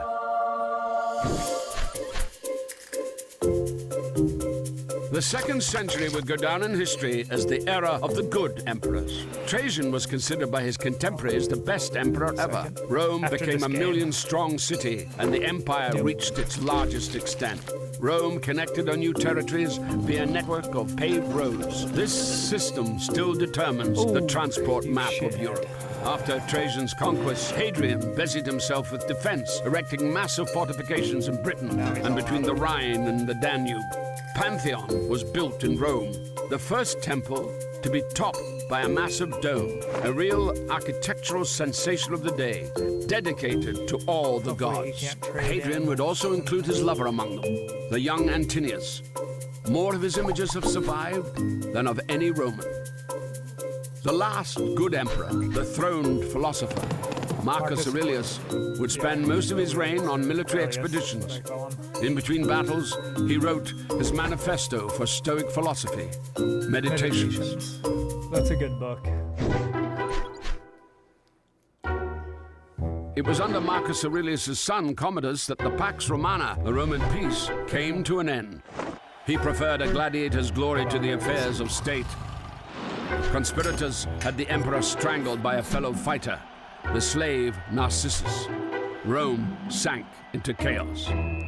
The next 100 years brought a sequence of random emperors proclaimed by the army, taking their turn on the throne, or a liberated slave, a fortune seeker who bought the throne at an auction, General Punic descent who would place statues of the former enemy, Hannibal all over the empire, a Syrian priest of the sun, and a former shepherd who owed his popularity to his powerful physique. In 212, Emperor Caracalla, half North African, half Syrian, granted Roman citizenship to nearly all free subjects of the empire. The idea that you could be a Roman in Judea, in Africa, or any other corner of the empire at all might well be the main legacy of Rome still in use today. By mid-century, Rome was already in the midst of such a crisis that the whole provinces were starting to split off. The Gauls, for instance, proclaimed an empire of their own. Order would be restored by the son of a liberated slave, Diocletian. Having started his career as a soldier, he would end up an absolute monarch, an astonishing example of social mobility. Diocletian split the empire into four, with 4 co-rulers at 4 capitals, situated closer to the frontier. Rome lost its significance. The Senate became a town council. The country was now ruled by an army of officials personally reporting to the emperor. Thus, the ancient world, centered around the concept of a free community and free citizens, came to an end. From the princeps, the first senator, the emperor had become the dominus, a title by which slaves addressed their masters. The citizen became a subject, the warrior turned into a soldier, and the farmer a semi-serf. Diocletian himself resigned from the post of emperor 20 years later and went off to his estate to grow cabbages. After Diocletian's departure, the co-rulers were fighting for power. Constantine, the future Saint Constantine the Great, emerging victorious. Before the crucial battle for Rome, he allegedly had a vision of a cross. After this, he made all religions equal. After 300 years of persecution, the Christians came out of the catacombs and were now entitled to build churches alongside the temples of Augustus and Mars. Constantine would take the cross from Jerusalem to the new capital of the Roman Empire, Constantinople. Theodosius I would make Christianity the official religion and begin to destroy the ancient temples. He would also be the last emperor of a united Roman Empire. His sons split the empire into west and east. The eastern half would live another 1,000 years and is known to us as Byzantium. The western part would fall victim to the great migration of peoples. Rome, founded by migrants, would fall to the onslaught of a new wave of refugees. Ironically, the last ruler of Rome would be called Romulus. Yep.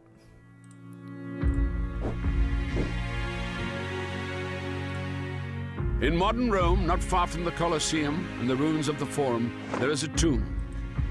Its occupant was neither emperor nor senator, but a simple baker called Ulysses. Likely born a slave into a family of Greek migrants, he later entered into a bread supply contract with the capital and became so rich that he could build such a monument for himself and his wife. Before Rome, in ancient Egypt and elsewhere, or after Rome during the Middle Ages, a man would die in the same station in life as he had been born in. The life and career of Ulysses is an answer to the question of how Rome was able to create a global state that lasted over 1,000 years. Do you like our video? We have another one. No. This time about ancient Greece. Or you can watch the shortest history of Russian art of the 20th century. We've squeezed 100 years into just 25 minutes. And that is not all. Subscribe to the Azimuth channel, and you'll be sure not to miss out on anything. That control is pretty cool. Changes colors. Yep. Switch to Chrome to protect yourself from malware, so you can surf without getting phished. Fast, safe, yours. There's no place like Chrome. Get Chrome for Windows. What control? The mouse? Amazon. That's cool. The mouse and Something is coming. I can feel boom! Victory! 3. Kicked ass there, bro. 1. What's she yelling about? Ancient Rome. Even to those who have never studied ancient Rome, the name Rome calls to Rome, mind iceberg, spectacular architecture, explained. gladiators fighting in the Colosseum, Julius Caesar leading armies in battle. Even today, everywhere you look, you'll see the legacy of ancient Rome. Is it when I win? On our coins, in our government. That it always does this. It doesn't just say that I win. But what dig below the surface, does it matter? dig deeper beyond what history class and pop culture can tell us about Rome. Yeah. Once We all find troops are layers upon deployed, layers just of tap mystery, the green button. intrigue, debate, and controversy. A world full of I've won. misinformation, lies, How? propaganda. A world quite like Why? our own in many ways. And It's done quite this strange twice and now. almost magical in other ways. It confounds us, and it fascinates us.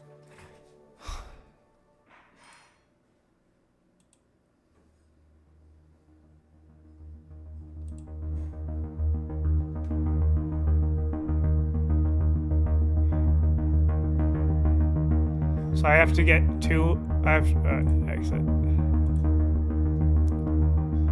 +2.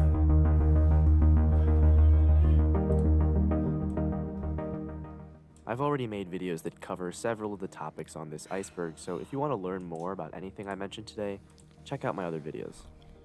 And a big thank you to the iceberg creator, by the way. I didn't make this myself. I was too lazy to do that. I got this iceberg from a Reddit user, Or no, that's because I have the. It's pretty well made, and I think it really covers the full spectrum. What of am I Roman supposed history to do from, here? You know, the super well-known Where's the stuff rules that to ends it? up in So, movies you and know. shows, to the super obscure stuff that historians spend their lives untangling, and even some of that good old conspiracy shit that you gotta indulge once in a while. So with all that said, let's begin. I don't get what. Why This one's I pretty haven't obvious, won. I think. Most people have at least heard of this one. Essentially, Roman history can be divided into 4 periods. The first period traditionally began in the year 753 BCE, when Romulus founded the city of Rome, and it ended in 509 BCE, when the kings of Rome were thrown out and Rome became the world's first republic. The second period, known as the Republican period, started then and ended in 27 BCE, when the first Roman Emperor Octavian was given the titles of Augustus and Princeps, making him the supreme ruler of Rome and ending republican government. The third period, known as the Imperial period, started then and traditionally ended in 476 CE, when the last emperor, Romulus Augustulus, was deposed by Odoacer. The Roman Empire, at its peak, controlled tens of millions of people and a territory roughly equivalent in area to the modern-day contiguous United States. The Roman Empire dominated its slice of the world for centuries, and its lasting legacy is still significant today. Where the shoes are. This is what historians call nowadays the eastern half of the Roman Empire, which survived after the year 476 for almost another millennium.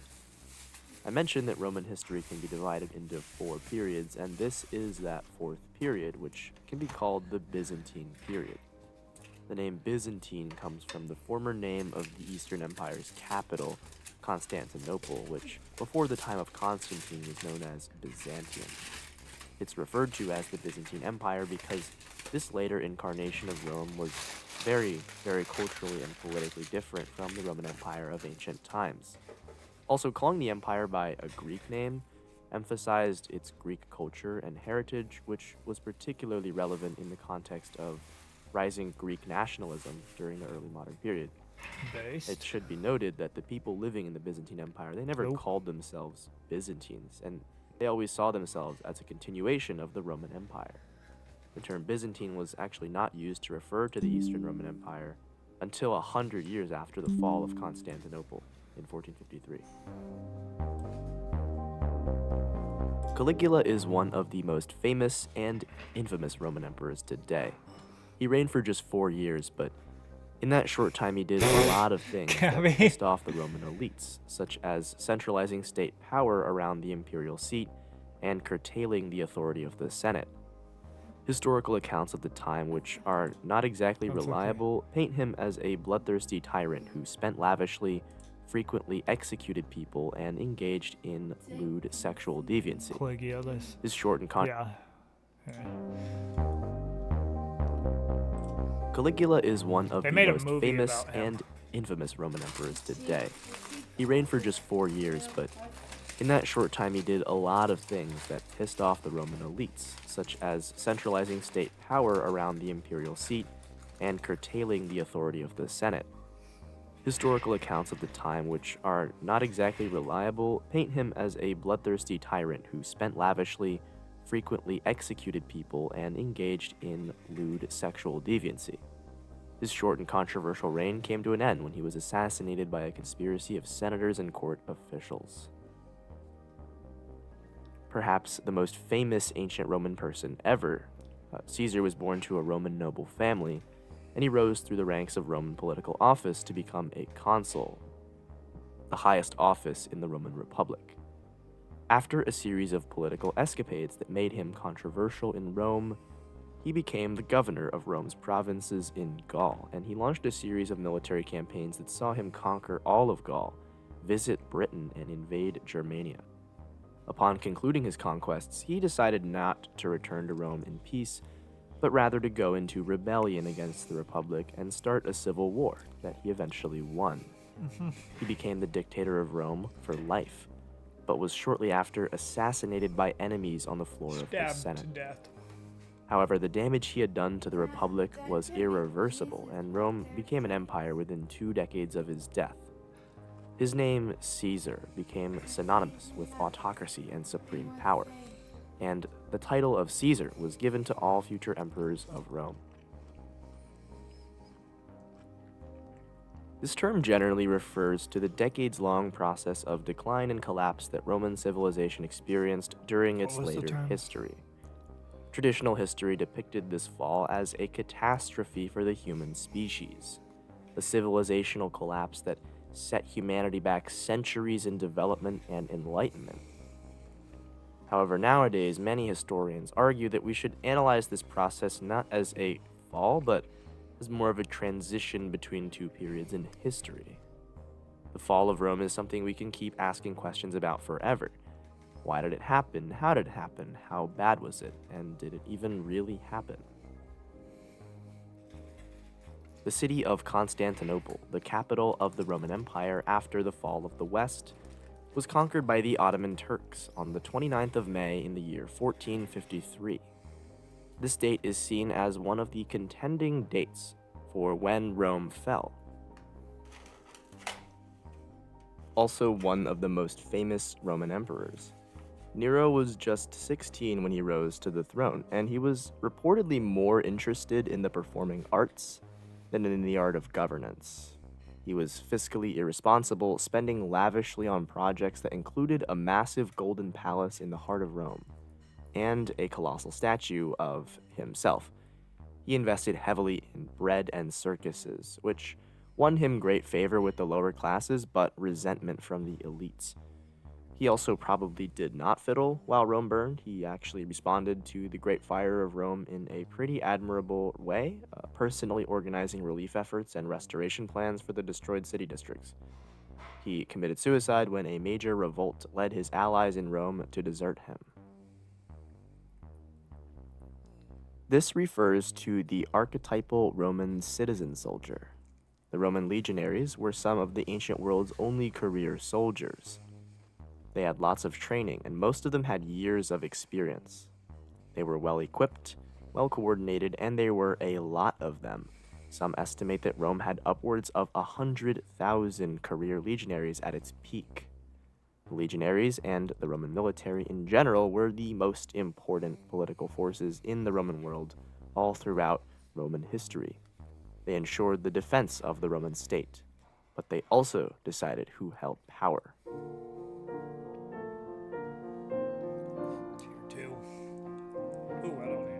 These words were attributed to Julius Caesar by William Shakespeare in his famous play, Julius Caesar. Apparently, these were the dictator's last words, right before he was killed on the floor of the Senate by his assassins.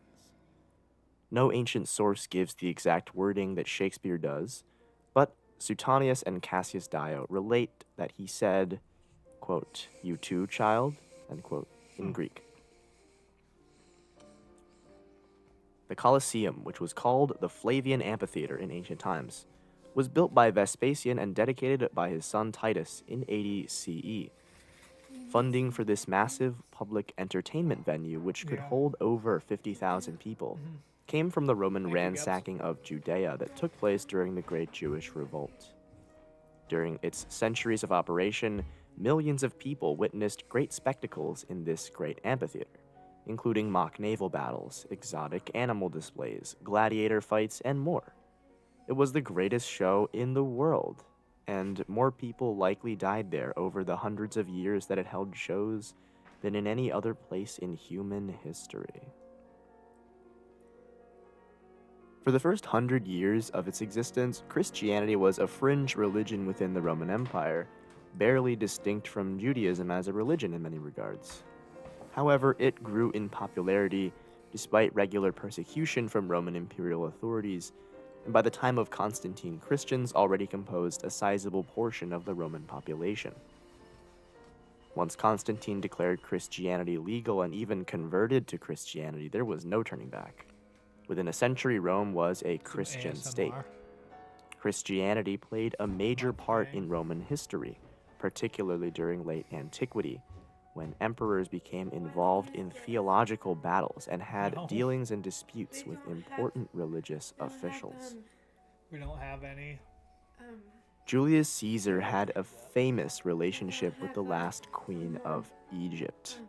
Cleopatra was a member of the Ptolemaic dynasty, a Greek family that had ruled Egypt since the days of Alexander the Great. She spoke several languages and was a political genius. She forged an alliance with Rome through Caesar, and the two had a child, Caesarion. Many Romans looked unfavorably on this relationship between their greatest statesman and a foreign queen of questionable loyalties to Rome. After Caesar was assassinated, Cleopatra became associated with one of Caesar's former allies, Mark Antony, who eventually lost a civil war to Octavian. Antony and Cleopatra committed suicide together, Egypt became a Roman province, and Rome became an empire. Historians refer to the Roman state between 509 BCE, when the last Roman king was overthrown, and 27 BCE, when Augustus became princeps, as the Roman Republic. During this period, Rome was governed by a republican system ruled by elected officials like consuls, praetors, aediles, tribunes, and others. There was also an informal constitution that laid out political powers, term limits, checks and balances between various parts of the government. Now, this republic wasn't exactly representative or democratic, but the Romans certainly wanted to believe that it was. They thought of their government as res publica, a public thing. When the Romans conquered parts of the island of Great Britain, they mostly decided to stay south of what is now modern-day Scotland. In order to ensure the security of Roman Britannia's northern border, the Emperor Hadrian built a series of fortifications known as Hadrian's Wall. Parts of it still stand today. It most likely served not just for military defense, but also for the regulation of trade and exchange. Pax Romana, or Roman peace, refers to the stability and peace that the Roman Empire enjoyed during a period of about 200 years during the 1st and 2nd century CE. During this time, Rome was politically stable, having to deal with few revolts or civil wars, was financially prosperous on account of lucrative conquests in a flourishing slave economy, and was safe from foreign encroachment. This period traditionally ends with the reign of Commodus and the rise of the Severans, and was shortly followed by the so-called crisis of the 3rd century. This is exactly what it sounds like, the western half of the Roman Empire. Unlike the eastern half, which lived on as the Byzantine Empire, the western half did not survive late antiquity and was replaced by a variety of new kingdoms, primarily ruled by newly arrived peoples from outside of Europe. The western half of the empire was poorer, less politically stable, and more vulnerable to foreign invasions, which explains why it did not survive while its eastern half did. Spartacus was a slave, during the late Republic period, who started the largest slave revolt in Roman history. His slave army defeated several Roman armies before being crushed. I've always seen his story as a reminder that Rome was a brutal and violent society built and sustained by the labor of millions of oppressed slaves. In all the lionizing and glorification of Roman civilization, this aspect of Roman history is often neglected.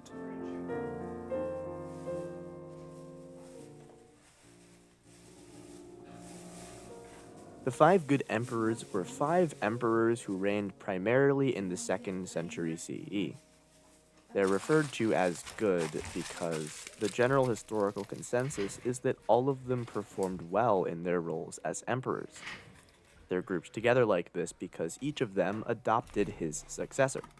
In order, they were Nerva, who adopted Trajan, who adopted Hadrian, who adopted Antoninus Pius, who adopted Marcus Aurelius. I'm gonna go People often say that the emperors were also all good because each emperor chose the best heir they could find through adoption, instead of just allowing blood succession.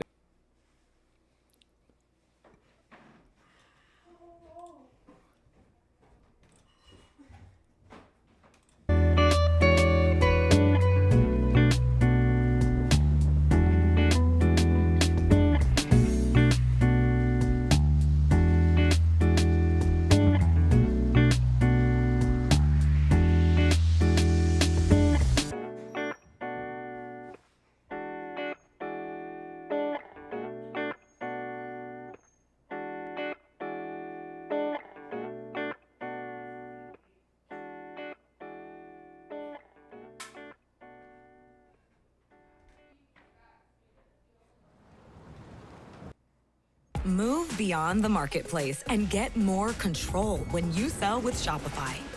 Craft your brand with customizable themes and own your customer relationships with built-in marketing tools.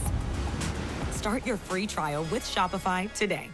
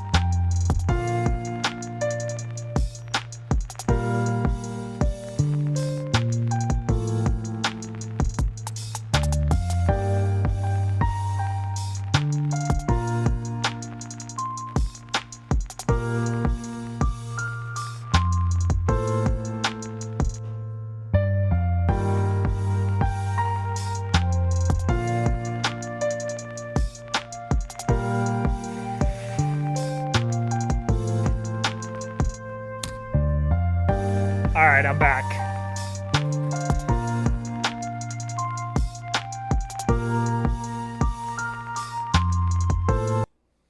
I was gonna watch the new Wendigoon video that he just came out with, where he interviewed an FBI agent. When there's nothing holding you back, He what would interviewed your an thing FBI be? agent who, one of the FBI agents who caught Ted Kaczynski. Trust me, I've got nothing. We discuss everything from the FBI's emotions and ideas as the Unabomber case became unraveled, or whatever my credibility. I want to leave you all hanging. So hopefully you can listen to this, get this Wendigoon, and maybe the Unabomber case.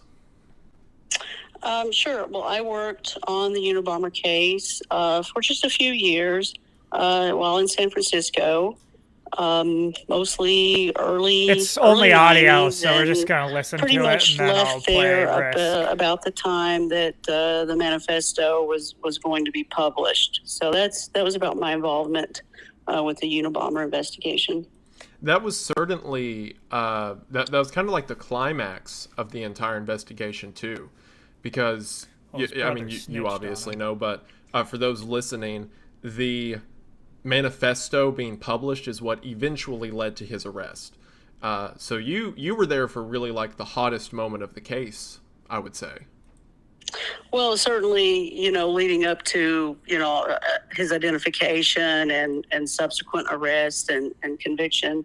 But yeah, it was an interesting time because, right in the middle of us, the task force, it was a large task force, I might add, right in the middle of us really working and thinking that we're getting somewhere, in the investigation towards identifying him, we get the manifesto, that he sends to the New York Times, to the Washington Post, and then that's shared with the task force. And so then, now we felt like, hey, we're there. I think we're going to get this guy identified finally after a long, long time of him, basically just terrorizing the country for so long. Yeah. So it was an exciting time to be there, I could only imagine, because this would be around the time you were there. He was threatening to blow up airplanes. He was, I think there were 16 bombs up right before the manifesto was published. I can only imagine what kind of the pressure you all felt to get this guy caught. Well, there was a lot of pressure, and quite frankly, we were sort of all over the map. This guy throughout the years, and as you know from your research, he'd been doing this I think for about 17 years at that time, and there really was as soon as you felt like, when I say you, I'm meaning our task force, as soon as you felt like, maybe we're getting somewhere and we know who this guy is.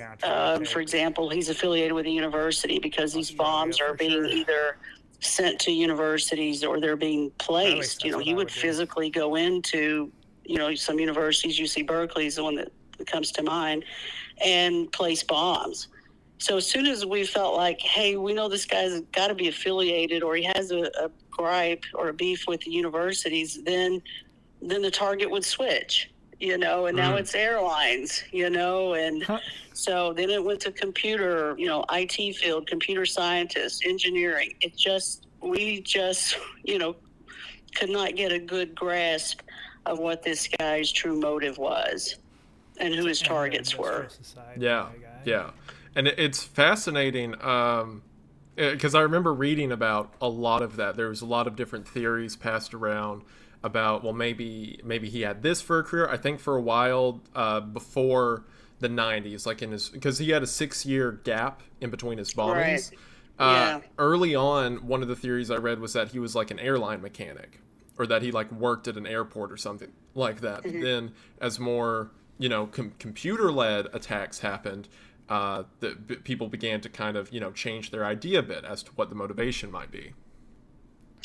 Correct. And the airline theory was a pretty a large focus. And I think that, just based on some of the bombs that he was sending, the fact that, he sent one to the United president, he, placed one on an airline. We felt at that time fairly confident that he grew up in the Chicago area. I mean, we felt like we were pretty certain on three things, that he grew up in the Chicago area, and that he lived in San Francisco and in Salt Lake City, I think, at some point. And we knew that he had, most of his bombs were handcrafted, homemade bombs. So we felt like he had a skill set or some skills within the machinery, and that he was a machinist or a mechanic of some sort. And sort of based on, a lot of information that we had, there was a pretty large focus on the fact that he wasn't probably, or possibly, I should say, an airline mechanic, and that he had a problem with United. And being that United at the time, and maybe they still do, I'm not sure, had a very large hub in San Francisco, a maintenance facility, if you will, that there was a lot of, belief that he may work for United and may be a disgruntled mechanic or worked in their machine shop or their maintenance facility. And that makes sense for several reasons. Not only his targets being, related to United or, flights in general, but also there was a unique level of craftsmanship to the actual explosives themselves, wasn't there? Right. Yeah, that's what I said. Most of the components of his bomb, like I said, they were handcrafted. He handmade these bombs, and only a few things were ever bought. When that would be like some of the shrapnel or maybe some screws, but the bombs themselves were, handcrafted, and that led, the task force to believe that he had some skill with machinery. And, possibly a machinist, or, that he had that capability.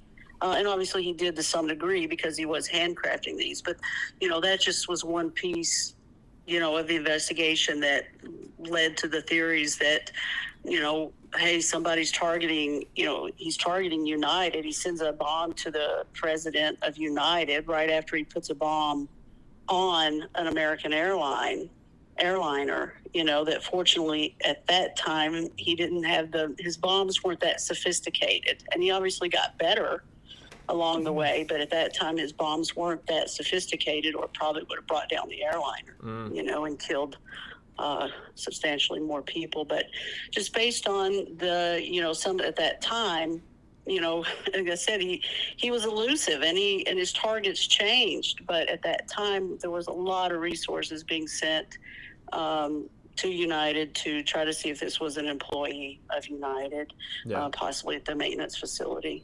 I'm gonna try to take. Yeah, absolutely, and that would make sense again. That you all would believe it had some connection to the airlines, especially given his targets. But then, bombs began primarily to be delivered to universities after, like Northwestern and stuff like that. I know they went to like Vanderbilt, Berkeley, colleges like that. So then the targets became a bit more spread out, right?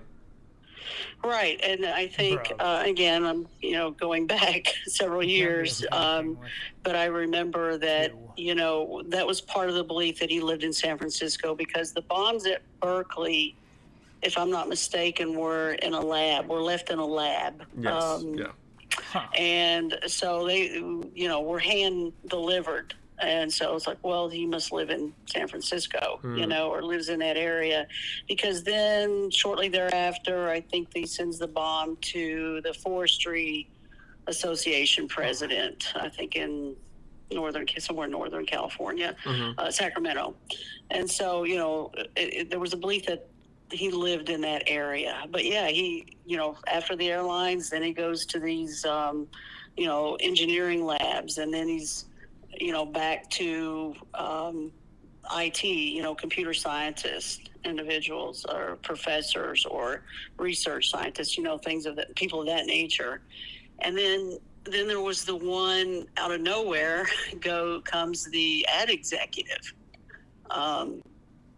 that lived on the northeast somewhere. Okay, Gabs. Can't remember exactly where, but so he was hard. He was very elusive. It was hard to determine what the motive would be before we got the manifesto. Yeah. It just was. It just really felt like that he either had an affiliation maybe with United or an airline, or somebody within the university. So that you get that maybe he was felt like he had been mistreated or I thought that they would call you by a professor or something. Yeah. No, absolutely. Gabby mentioned that. And it was always fascinating to me because the first death that occurred from his bombs was the 11th bomb, I believe, or 11th or 12th. It was the 11th one. That's right. Are you working in the morning? The first guy he ended up killing was just a computer store owner, like just a guy who ran a shop. Was that I believe this was in '85, so it would have been before you came onto the case. But I imagine that had to be a bit of like a surprise of sorts, right? Like, why target basically a Radio Shack when your previous targets were like colleges? Right. That's why I said he was a pretty elusive target, because there didn't seem to be commonality with his targets. At first, his first several were university. I think they were professors, or they were affiliated with universities, let's say. And then he moves to, what looks like he's got a gripe or, against airlines, because he puts a bomb on an airliner. Then he sends one to the United president. And then, after that, I think is when he went to, I don't know if that's when he went to the computer scientists or to the engineers, but his bombs were getting better. His bombs were getting better as time went on, and that again was putting a lot of pressure, on the Bureau to get this solved. ATF, the FBI, postal inspectors. I mean, it wasn't just the FBI. There were several agencies. It was a multi-agency task force, but there was just a lot of pressure because his bombs were getting better and starting to kill people. Yeah. No, absolutely. And what's interesting too, a bunch of people talk about Kaczynski and they'll say things to the effect of like, oh, well, I mean, like, sure, he was a terrorist, but he didn't kill that many people compared to, say, an event like 9/11 or something like that. Right. But the only reason he didn't is out of accident. Because, like, one of his first bombs was trying to blow up an airplane, right? Right. And in his own notebook that he wrote, he was like frustrated that he wasn't killing more people with the bombs, that they were ineffective as he considered them. So the only reason he didn't kill that many just seemed to be, I mean, lucky coincidence for those on the receiving end, but it just seemed that the bombs weren't working the way he intended. Right. That's why I like to say his early bombs weren't that sophisticated. They weren't that obviously dangerous enough to injure people and severely injure them, but he got better. He got better as time went on, and like you say, frustrated that his bombs weren't killing more people. And then he, upped the game, as they say, Yeah. Which thankfully, he was caught when he was, because his last two bombings, or two of the three last ones, each resulted in a fatality. Oh. So he was definitely getting more destructive as time went on, for sure. No, they do. Yeah, for sure. And again, that's what I said, going back to the pressure, to try to, and the manpower and the resources that were spent on this, especially, early 90s. And, again, I know I'm not just saying the early 90s, there was a lot of time and a lot of resources and manpower over the course of the 17-year period. But, when the bombs picked up, there was just more pressure to try to, and technology was better at that time too, trying to get, parts of his bomb identified, DNA, just things like that. It was getting better. But just a lot of resources and manpower trying to identify, lots of different aspects. There was, like I said, the airline, there was, going to, we believe he's from Chicago, because he, and he put, this came back to me. on several of the bombs, he would leave his signature. Join large-scale battles with military vehicles. The online action game War Thunder has received a major update. On there. You have the initials FC. For Freedom Club. So, now you're looking at was that his name? Was that his initials? And I think later it came out that stood for, I think, Freedom Club.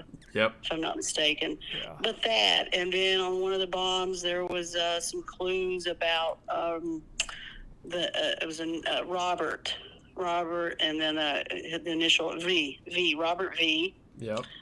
So now, now you're looking at every Robert V, in the Chicago area or going to school. So it's just, a lot of resources just trying to, run down every single possible lead that we had to try to identify this guy. And, fortunately for us, he got frustrated enough that he sent the manifesto, to the New York Times, Washington Post, to be published. And, that took several months of, decision making up at a much higher level of whether or not to publish, the manifesto, because, it was kind of an extortion. Publish my manifesto, I'll stop sending bombs. Yeah. And you never, obviously you never want to give into terrorist demands. But, that led to the big decision on whether or not to publish that. Unfortunately, they did, or who knows where we would be today.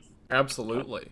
And what do you think was one of the main reasons, or maybe the main reason, that they decided to publish the manifesto? I think they felt like that there were enough, that his, people's writing style it's unique. Each individual has a unique writing style, and you don't normally see two people with the same writing style. And I think they felt like there was enough, individualism into his writing that somebody would recognize it.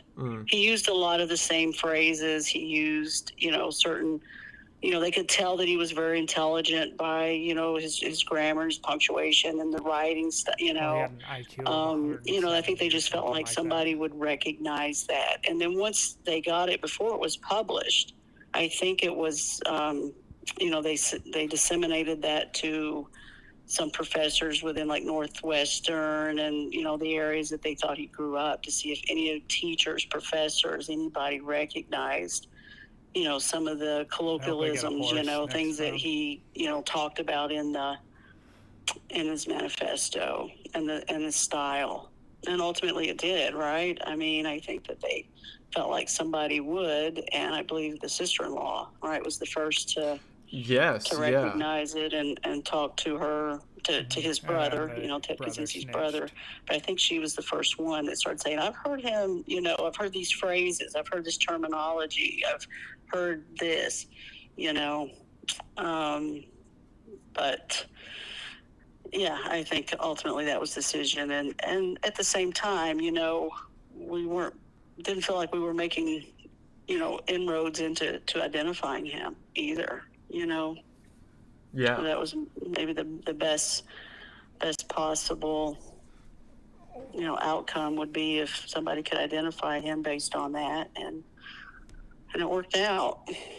Absolutely. Was there, to rewind a little bit, when you were, you're doing the investigation, you're trying to find this guy, there's a lot of, like you've said, sort of red herrings, like the name written or FC.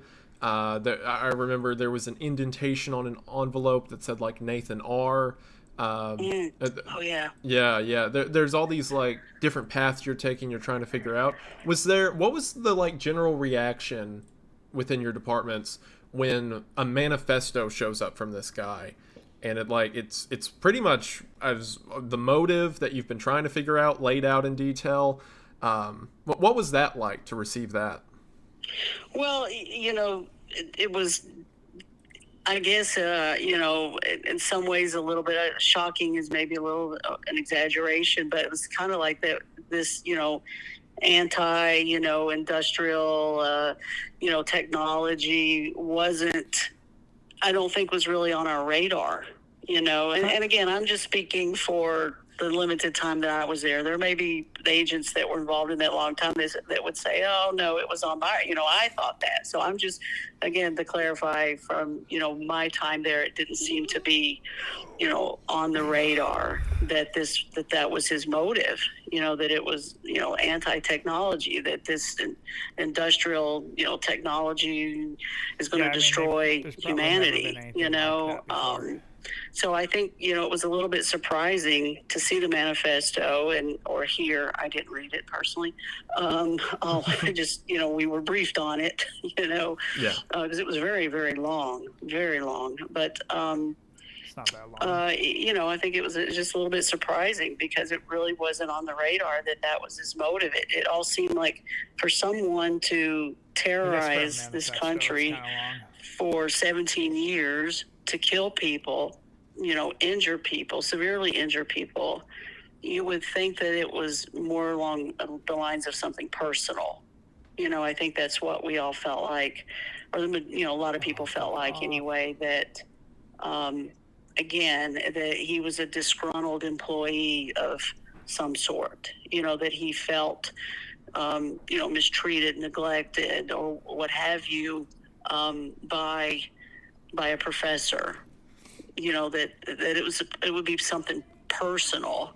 Yep. And then it turns out to be he just feels What's like up? industrial, you know, technology is going to destroy humanity. I mean, I'm just summing it up in a nutshell, you know. Oh, But that's the basic gist of it. You've got it, yeah. Yeah.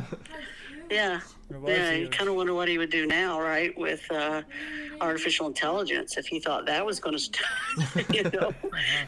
It is, like, and I think one of the reasons a lot of people, you know, kind of, I don't want to say appreciate, because, again, he killed 3 people, but the reason a lot of people kind of hear him out, so to speak, more than others, is because back in the 90s, he was, in the manifesto, he spoke of how one day people will care more about their image through the internet than they will in person, how people will lose social connections because they'll be so consumed with the internet, which is almost prophetic in a sense of a lot of what the internet has become. So I think that's one of the reasons that he's, again, favored feels like a weird way to say it, but people think of him not as just a domestic terrorist a lot of the time because of, you know, notions like that. Well, if you could separate the two, right? If you could take away, you know, his beliefs and his theories and where the world was headed with, you know, technology and like you were saying with the internet and social relationships, if you could take that and separate it from the fact that he murdered 3 people and injured dozens others, you know, to get that point across, you know, that always seems to, you know, be a little bit, you know, on the, I guess, mentally ill side, I guess, of things that, you know, and that's just my opinion. Yeah. But, you know, it just seems like if you could separate the two, you know, get your ideas out there, get your theories out, but you know, like we were talking earlier, you don't have to do that through violence, you know, and killing people that you don't even know. Oh, well, there's stuff innocent in the people, trunk. and some of the people that were even that he targeted, you know, weren't the people that were injured or killed. You know, it would be an assistant or an innocent person that just picked it up, a secretary or assistant. You know what I'm saying? It wasn't even the people that he targeted, and again, those people had nothing to do with, you know, the beliefs. He actually did have huge tires on it. It had like 4. I don't know. Like I believe it was the Vanderbilt one. He was sending it to a professor, and the professor's secretary opened it, and she was like, she lived, but she had like intense mangling to her arm, you know, had to be rushed to the hospital. And in Kaczynski's diary, which basically was a diary, the journal he was keeping, he wrote, he mentioned something like, turns out the wrong person got hit, the secretary got the bomb, not the professor. Too bad I can't make them more lethal. Like, there was no hint of remorse that the wrong person got it, that it hit the wrong target. He was just mad that he didn't kill someone with it. Which I think goes to speak of his true motives a lot more than parts of the manifesto do. Right, but isn't it sort of hard to wrap your mind around that a person says, I'm going to go place this bomb. I guess the one that comes to my mind is the one that he placed at Berkeley, that was in a lab. He just placed it in there for somebody to pick up. Yeah. And I think an engineering student, I don't think it was engineering student, picked it up. Mm-hmm. You know, so it just, let me just put it in there and, you know, see if I can get lucky and kill somebody. Yeah. You know, and so, you know, what is the connection there? You know, so that's why it always seemed, you know, personal to, you know, that this was somebody who was acting on revenge or something that had been done to him personally.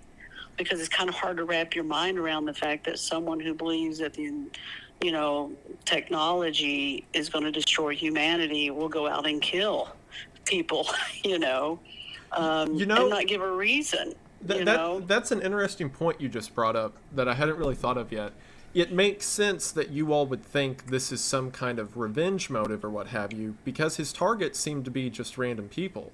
But then when you find out he's some, like, to himself, some do-gooder, you know, an altruist, it's like, oh, well then why did you blow up a secretary and, like, an engineering student? Yeah, I haven't thought about it that way, but I see where the confusion would be on your part. Well, because it's what I said, it's hard, I think, as an investigator to wrap your mind around the fact that someone can just go out and kill random people, send bombs to random people. Where he got, and I don't, maybe this was, you know, maybe they learned this later on, and, you know, I'd already moved on and moved out of there, but, you know, where those people, some of those people, the names, you know, how did he pick out, you know, this person's name? You know, what did the ad executive do in New York or New Jersey? Like, what did that person do that he decided, I'm going to send him a bomb? So, I mean, so that's where, as an investigator, you think it has to be personal. Why would you just randomly go? You know, it's different than, you know, like I said, a lot of terrorists, you know, you mentioned 9/11, right? They're just trying to, you know, espouse their views. They're trying to terrorize and, you know, make a statement and make a point. But, you know, in this case, it seemed to be targeted. Yeah. You know, he seemed to be targeting people or targeting certain locations. Like he sent one to Boeing. I remember now with the airlines, it was United, it was the airline, then it was Boeing. You know, so you think he's got something personal against Boeing or United. Click, click, boom. You're welcome. Or an airline. He's got something personal against this professor, right? That he's had some interaction with him along the way and is upset about it enough to try to kill him. Do anything? You know, so it just, as an investigator, you don't think that he's just trying to make a general statement or, you know, espouse a view or a theory. You know, it's just kind of hard to see it that way. You know, and then there's this person who's afraid that the technology is going to destroy, like you say, social relationships and humanity, can then turn around and go kill someone and destroy humanity. That, you know, he's destroying a human and a social, you know, it just sort of seems to be a bit contradictory, you know, in some ways to what he was trying to the statement he was trying to make. I don't know. No, absolutely. And that's kind of one of the main points I want to get across with the video, which I guess by the time people hear this, they'll already know that that's one of my kind of underlying thesis for it. But he really wasn't the sort of crusader he made himself out to be. But I hadn't yet thought about it from your all's perspective. Like, why would you guess this guy considers himself some do-gooder if his targets are just people, right? Yeah, that makes sense. Interesting. Right, you know, turns out random people. You know, I mean, the majority, I think, of people, you know, that, you know, everyday murders, violence, homicides, most of them, there's a personal connection, you know, most of the time. You know, that's what we see in, you know, in law enforcement, is there's generally some personal connection when someone decides to take somebody else's life, you know, and not just a, I'm going to pick this one person out because I saw his name on the news and I don't like what he said or something. You know what I mean? You still think that it's personal. Like I'm saying, like, I saw this guy made a comment. I don't like his comment. I'm going to send him a bomb. Yeah. You know, and all along he's really, you know, just trying to make a statement. But in 17 years, that statement, he had to be highly frustrated when you look back, that in the 17 years or so that he was doing this, he never got his belief, his theory, you know, his motive was never out there. You know, it was never picked up. It was never determined. And so he probably had to be getting very frustrated along the line that, you know, I'm trying to make a statement here and nobody's picking up on it. Yeah, you know? yeah. And that's partially what led to the eventual manifesto, you know, like his right. Frustration with his position. I remember reading that it's funny you mentioned, like, it feels like he just picked the names out of a hat, basically, or just like saw the news. The way that it turns out he picked a lot of his targets, at least near the end. Initially it was like, you know, a plane or a university, but when he started targeting individuals like the Exxon executive and things like that, he would go where he was at in Lincoln, Montana. He would bicycle out to a local library. It was like one of the only places he would visit. Mm-hmm. Yeah, I remember that. And he would get like the daily paper and read about like tech advancements, and he would just pick names that he found in the paper. Unabomber on my YouTube look channel. at where somebody made a comment or somebody was quoted as... Exactly. Yeah. Right. Yeah. So like he would. I remember one of the professor's name was Epstein. He was a geneticist. I want to say this was at Berkeley. It might have been Yale. But like there was a article he read that Epstein had made advancements in, you know, genetics. So he's like, all right, bomb to that guy. He reads about the Exxon oil spill and that an executive named, I believe this was Gilbert Murray, that Gilbert Murray was defending Exxon in court. So he's like, all right, sending one to Murray. So yeah, it was the equivalent of just like drawing names out of a hat. If they showed up in the paper related to tech, he'd send them a bomb. Yeah. Again, and you know, you come back to, you know, you know, there is maybe some personal element to it. Like I said, he doesn't like what this guy said. You know, he didn't like that this guy's defending this guy or this guy. You know, the Forestry Association. That was Gilbert Murray, actually. Like you said, that he was the Forestry. He was the Forestry. Okay. The other one was the Forestry. The ad executive. That's who. Okay, so the ad executive, he had something to do with Exxon. Yes. Is that it? Maybe? Yeah. Okay. So, you know, again, you come back to, for us, just, you know, you asked earlier, you know, what was our thoughts and opinion when we saw the manifesto and saw what his, you know, motive was. It just kind of took us by surprise because it just seemed like these are all individuals that he's had some personal interaction with at some point that didn't go well or didn't go his way, you know, and then he's going to get revenge and so just trying to piece all that together or try to figure out what do these people have in common. You know, it's still, you know, you look at a geneticist, you look at Exxon or an ad executive, Forestry Association, engineers, you know, he goes on and think, what is the commonality here? What's the common denominator with all these people? Yeah. And there wasn't one, you know, within, you know, the scope of our investigation. We couldn't find a common denominator with all of these individuals or all these places. And sometimes it wasn't a person, it was a place, right? He sends it to Boeing. Right. Or he places it in the engineering lab. You know, sometimes it wasn't a person, but it was a place. And, you know, still trying to figure out what does that have to do with the one that he sent before or that he placed outside the Radio Shack or the computer store in Salt Lake City? You know, what does that have to do with that? Yeah, of course. You know, so it was a very frustrating, and I'm sure for the people, and there were some agents that worked that probably from the, you know, initiation, you know, that when the case was initiated rather from the first bombing. You know, it probably had to be very frustrating over the years. And then when he stopped, I think he stopped after they or it was believed that he stopped once.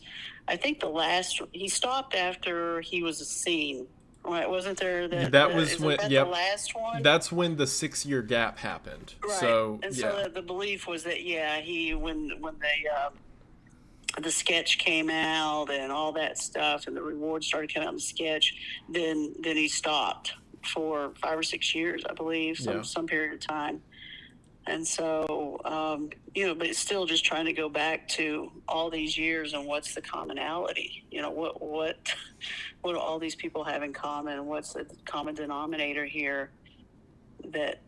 And how much is he moving around? And then we later learned, right, that he was living in Montana and he would just go to these places. But, for us, we thought he must have lived in that area, to be familiar with it, or that, again, now he's moved to, let's say he does plants or drops the bomb in Salt Lake City, and now the next one's in California. Okay, he's moved because now the next 2 or 3 were within the Bay Area, or in Northern California, I should say, because I think there was the Forestry Association guy was from Sacramento, and then you have the couple at Berkeley over the years, and then it seemed like, okay, now he's moved to this area. Again, another surprise of the investigation was that he had been living in that shack in Lincoln, Montana for the majority of the time. Yeah. Right? Yeah. He had for the entire bombing campaign, I believe, he was just in that shack that he purchased with his brother.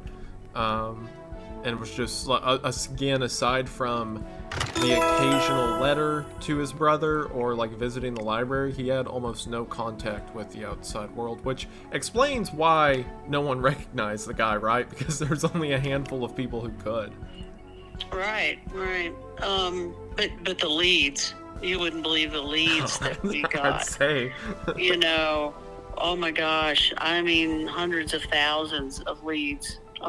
Especially, like I said, when I was there, when things were really picking up, because he had, he just had the one bomb and killed the first person, early 90s, and now he's killed the second one. So things were picking up, and more resources were being devoted to this. They had the hotlines set up, the tip lines, and, every single person that called with a tip was followed up. Those tips were followed up on by agents, either, like it says, multi-agency, but they were followed up on.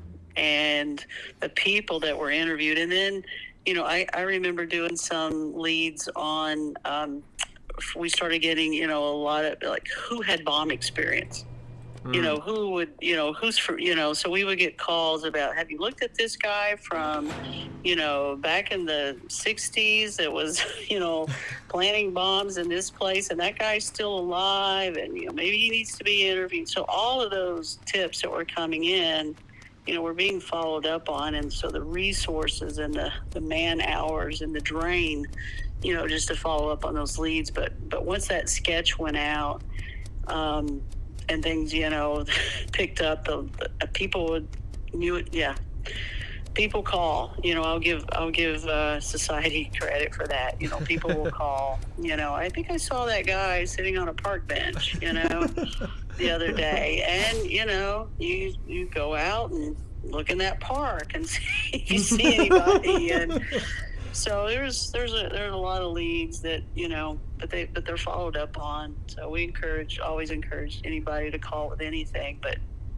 that sketch, a lot of people thought he looked familiar, but just nobody knew who. Nobody was right. I guess. I can only imagine how many people are like, I think my ex-husband's the Unabomber. Oh yeah. You get a lot of calls of, I know this guy, and he lived in this area, and he lived in that area, and he would know how to build a bomb. Because again, the information that was going out at the time was, felt pretty comfortable that he grew up in Chicago, that he lived in Salt Lake City, and that he lived in the San Francisco area.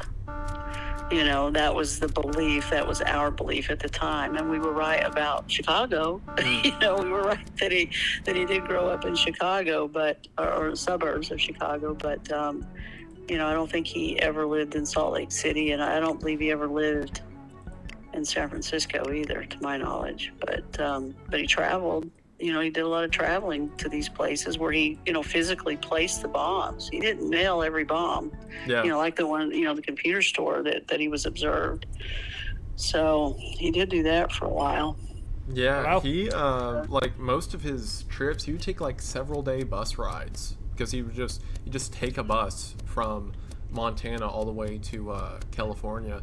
The only places that he had really visited was, you know, he grew up around Chicago, and then he went to Harvard for undergrad, and then he went to Berkeley for his doctorate, and that's where he teached for a while. Is that correct? Yes, Berkeley's where he teach for a while. Yeah. Yeah, you're right. And then after that, he moved back with his parents for a while. He had a falling out with his brother when he worked at the processing plant his brother worked at, and then from there he just got the place in Nebraska, or Montana, I mean. And from there's where he began his bombing campaign. So yeah, like he other than like Berkeley and Chicago, most of his targets were like, again, I see how that would be so hard because you imagine the guy has to be near where he's bombing. We're sending the bombs out at least. You don't think he's taking a 3-day bus from the mountains to do it. Yeah. Traveling with a bomb, Yeah, right? yeah, You know? he's got a backpack And full of traveling them. with it, yeah. Biggest manhunt in the country, and this guy's got like backpacks of several like explosives. Bombs. Yeah. Mhm. Wow.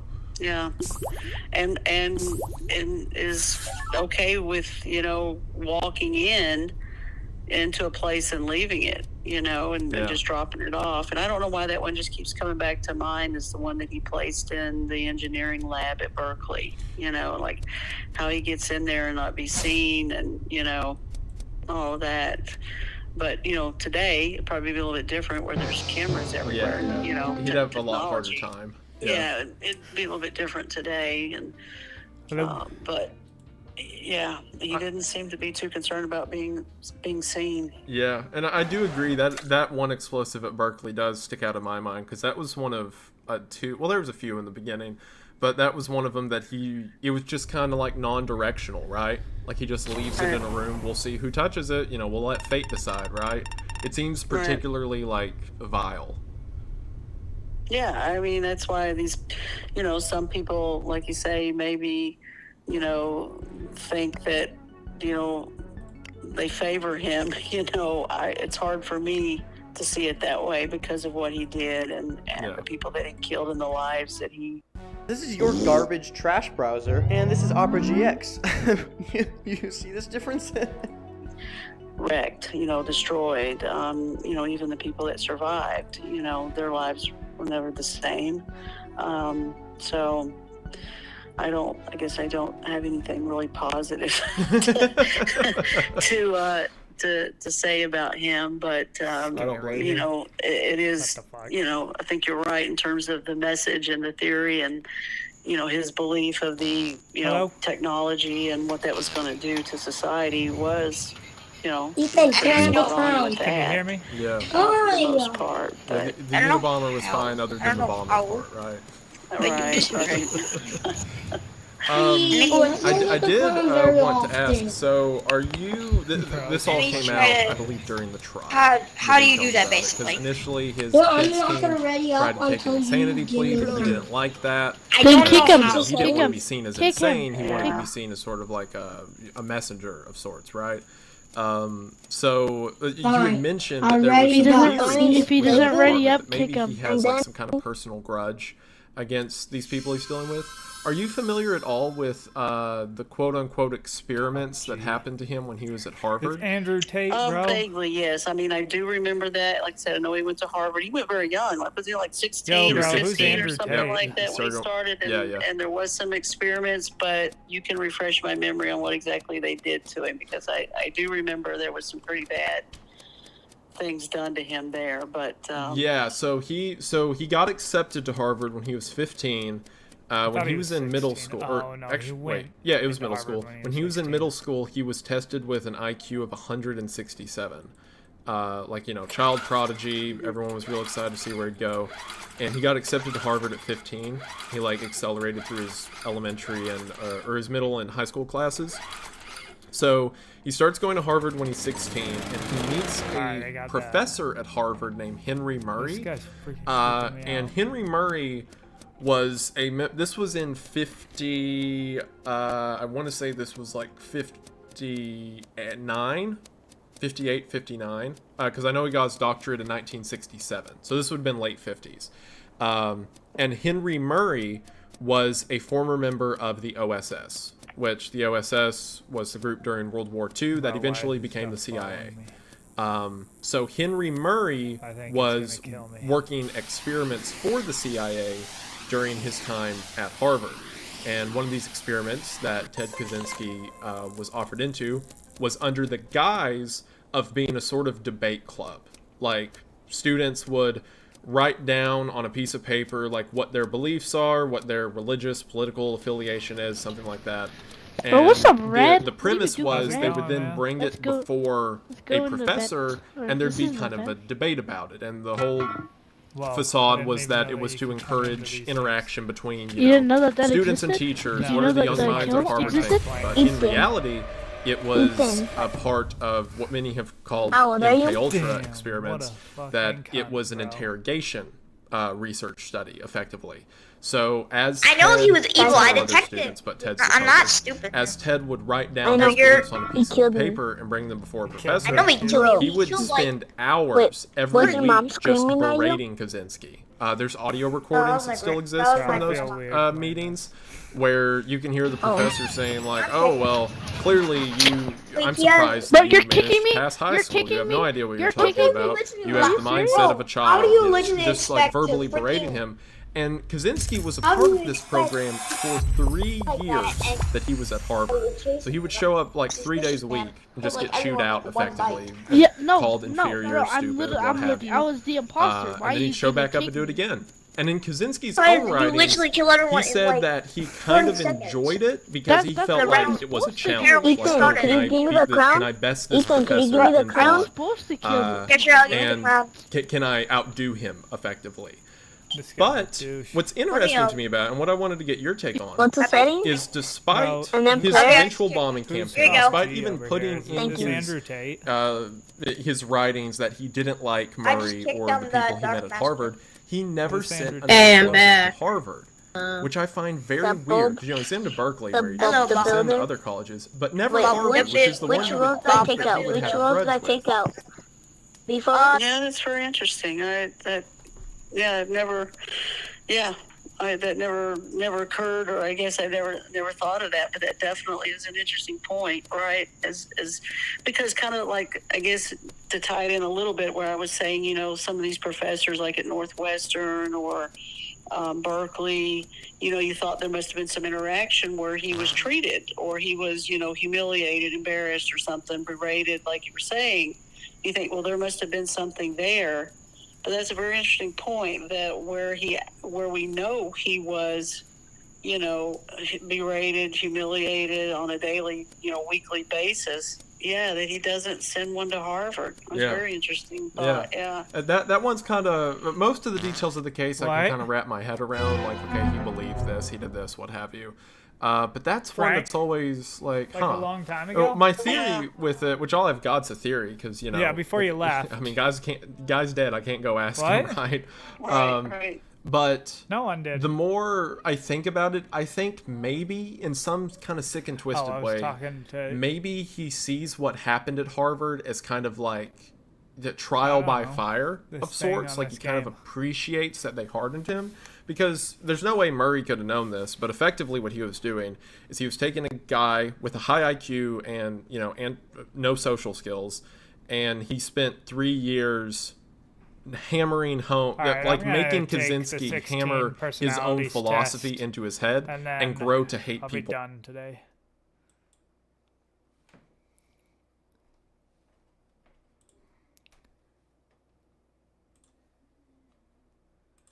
Boom. You regularly make new friends. I used to, so I'm just gonna put somewhat agree right there. You spend a lot of your free time exploring various random topics that quit your interest. Agree. that quip your interest.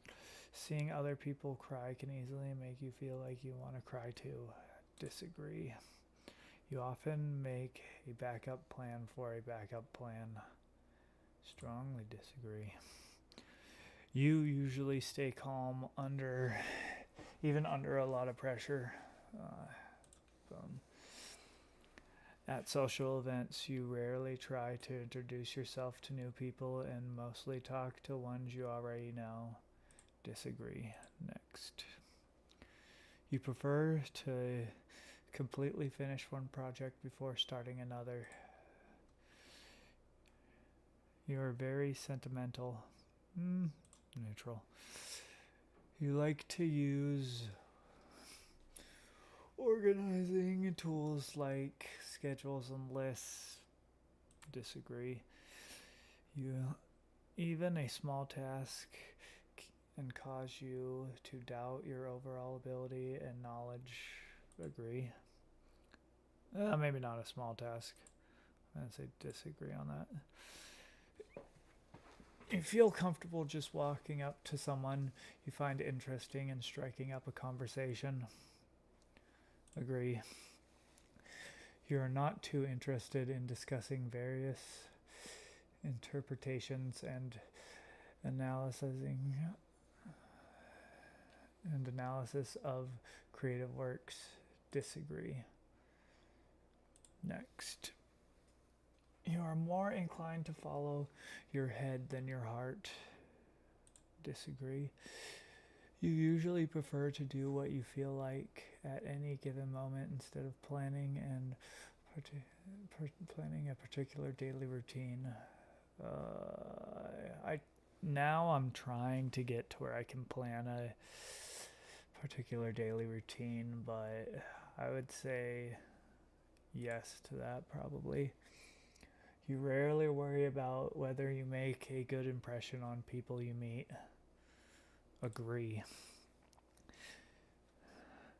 You enjoy participating in group activities.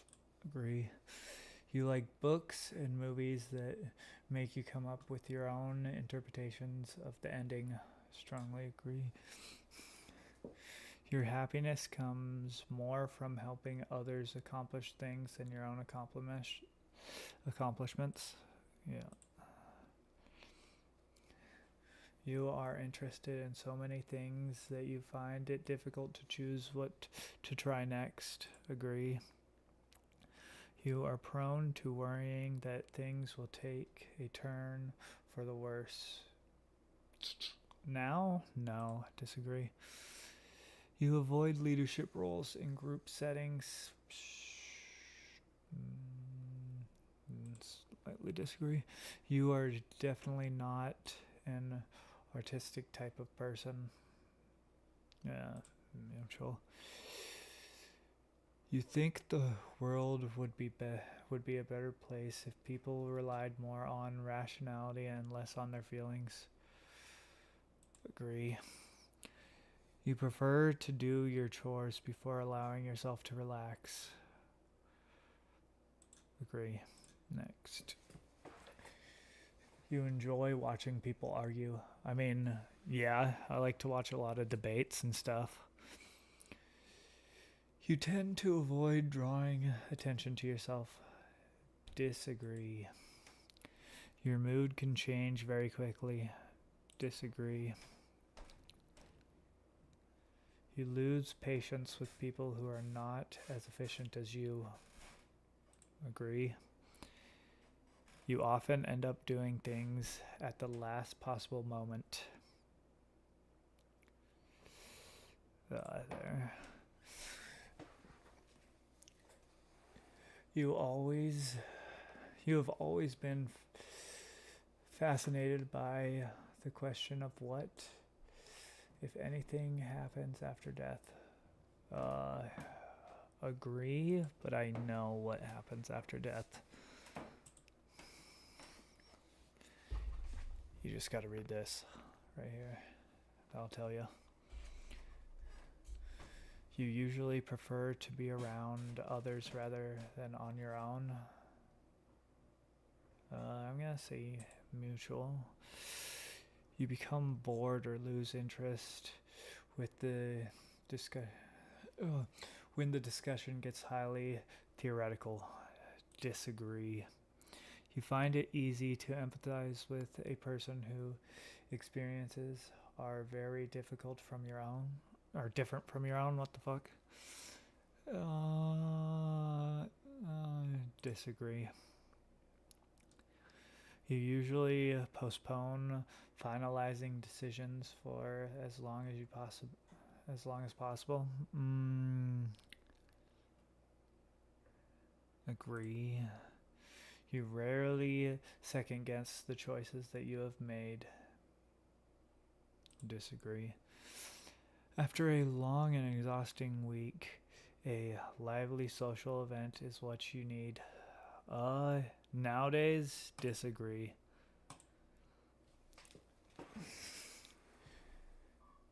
You enjoy going to art museums. I mean, I've never been to one, so disagree. I wonder, oh man, am I almost done with the test? You often have a hard time understanding other people's feelings. Agree. You like to have a to-do list for each day, sometimes and sometimes not. You rarely feel insecure. Agree. You avoid making phone calls. Disagree. You often spend a lot of time trying to understand views that are very different from your own. Agree.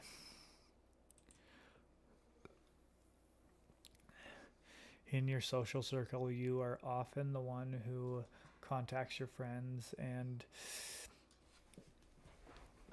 Oh man, I'm sore. I'm gonna actually keep playing this while more, which I'm sure, I wouldn't say is a direct cause, but it didn't help where Kaczynski eventually ended up, right? Right. Like, yeah, that's interesting. I hadn't, and I don't think he ever, to my knowledge, he never sat down and agreed to be interviewed, did he? He did, so he did a couple of interviews. He was very resistant for a long time. The first interview he did was with, I forget her name. She's in the Netflix documentary about it. It's one of the like 3 or 4 interviews he ever gave. This lady he agreed to be interviewed under the pretense that they wouldn't talk. I believe the rule was like they wouldn't talk about like his guilt or whatever. It was just like questions about his life growing up, stuff like that. Your emotions control you more than you control them. And he did that one, and then he did a couple more actually with anarchist associations. So like there was, I believe it was called Green something, like Green Hate, Green Envy, something like that. It was a group of green anarchists, so they would like protest, pipelines and stuff like that. He did an interview with them where he talked a little bit more about his motivations, but typically he was either really short in these interviews or he just never gave them. They were very few and far between. There was one time that I forget his name right now. He was the linguistics analyst in the case. The one who like picked apart the manifesto for like grammar, the way he would speak and stuff like that. He asked to have an interview with Kaczynski, and Kaczynski agreed. But then like the day before, he gets a phone call, and Kaczynski says that he's too busy that day and he can't meet him. Disagree. So you feel more my calendar's full that day. Sorry. Yeah, sorry. I know I've been in like this 10 by 8 room for the past 14 years, but my schedule's full. I can't. All right. I'm sorry, go ahead. No, I was just gonna say, but yes, he was very reluctant to interviews in general. Well, I was just thinking a bit here, and I wonder, and again, these are all just, random thoughts. You wonder if maybe he didn't send something to Harvard because he didn't want to be, that would be just a clue. Like, everything that he did, in a way, he was elusive. Like I said, he was a very savvy, elusive target. Other than that, and I think what he did as well, like you say, FC, he put those initials on, some of his, on the bombings, were carved in. The Nathan R, I always remember that, Robert V. What were those? And they were clearly, I believe, designed to throw investigators, right? Again, you're spending all this time looking for Robert V and Nathan R, and what's FC, and are those his initials, and what could that stand for? And all this time, and so maybe he didn't want to get too close to home. Maybe, I don't know, again, that's a good point. It's just a thought that maybe he's like, well, I don't want to do anything to Harvard because, they may track me, they may get that may help identify me once they start digging into Harvard or so. I don't know. I just that could be a thought too, maybe why he never did something to Harvard. That's actually a really good point, because now that you mention it, think about what he was doing during those experiments with Murray. He was talking about his ideology and beliefs, and then he'd be, quote-unquote, debated on them, right? So at Harvard, there are 3 years' worth of documents of Ted Kaczynski explaining his ideology. So if he ever does attack Harvard, someone at Harvard may be like, hey, this reminds me of that student we had who was super against, the establishment, technology, or what have you. And even if his ideas weren't fully manifested yet, he definitely had some of those ideas from the audio recordings you can hear between him and Murray. So maybe he didn't attack Harvard, like you said, because Harvard has records upon records of what his ideology is. Yeah, a little too close to home for him, maybe. Yeah. That's a good point. That may be why he never did it. The Berkeley one makes a bit more sense to me, because by that point he was, I think, fully radicalized, possibly because of what happened at Harvard. But also at Berkeley, this was in 1966, I believe, or 67. In his journal, he didn't really have that many, friends or people he talked to who would journal everything.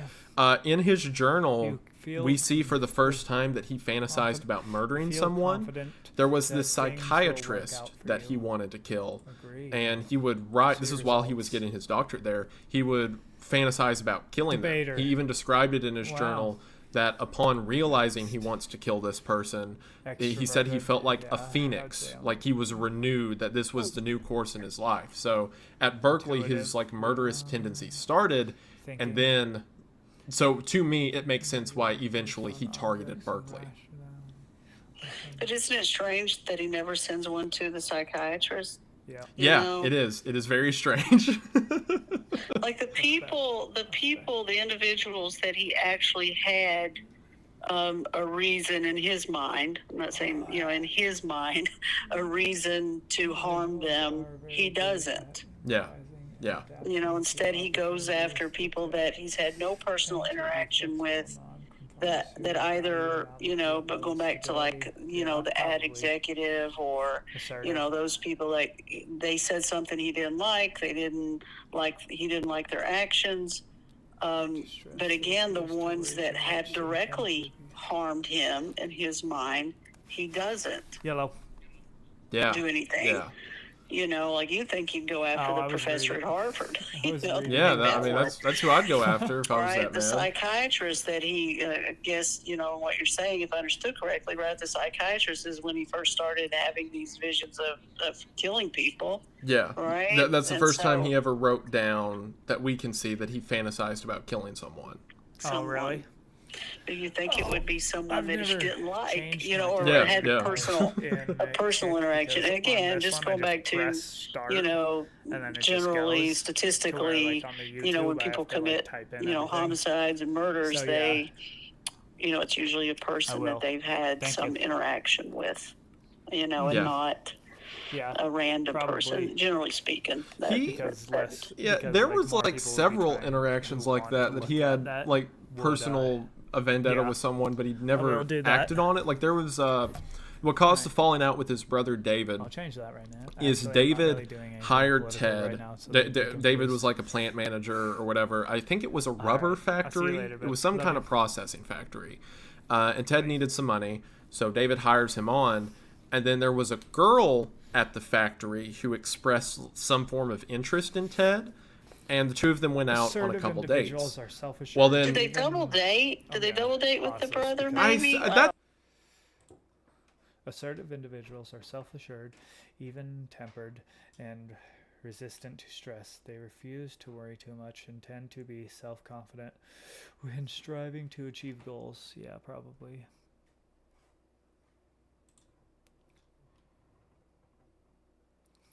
Ugh. Quick-witted and debaters are often debaters aren't afraid to disagree with status quo. In fact, they're not afraid to disagree with pretty much anything or anyone. Few things lighten up people with this personality type more than a bit of verbal sparring. And if the conversation veers into controversial terrains, so much the better.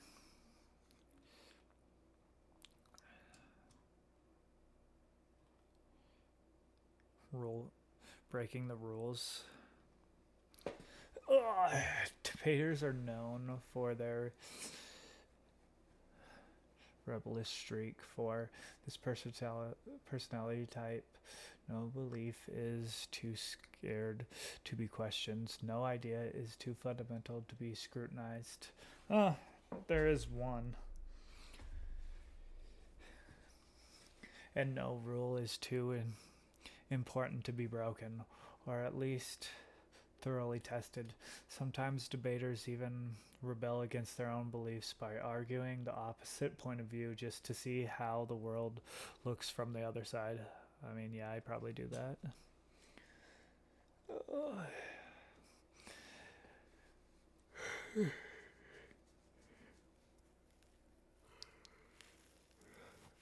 As debaters see it, most people who are ready to do as they are told and blindly conform to social norms, pressures, and standards, debaters enjoy the mental exercise of questioning and questioning the prevailing mode of thought. And they take a certain pleasure in uncovering the value of underdogs and outliers. Their active minds can't help but rethink the things that everyone else takes for granted and push them in clever new directions. Babe! Come down here and tell me if you think that I'm this personality type.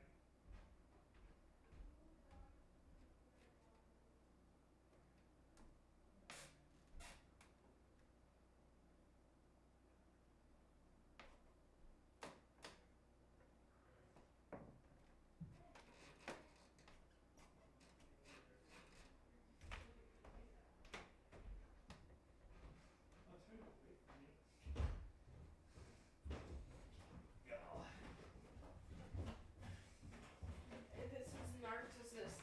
Yeah. It's called debater. No. What? I don't think you're that.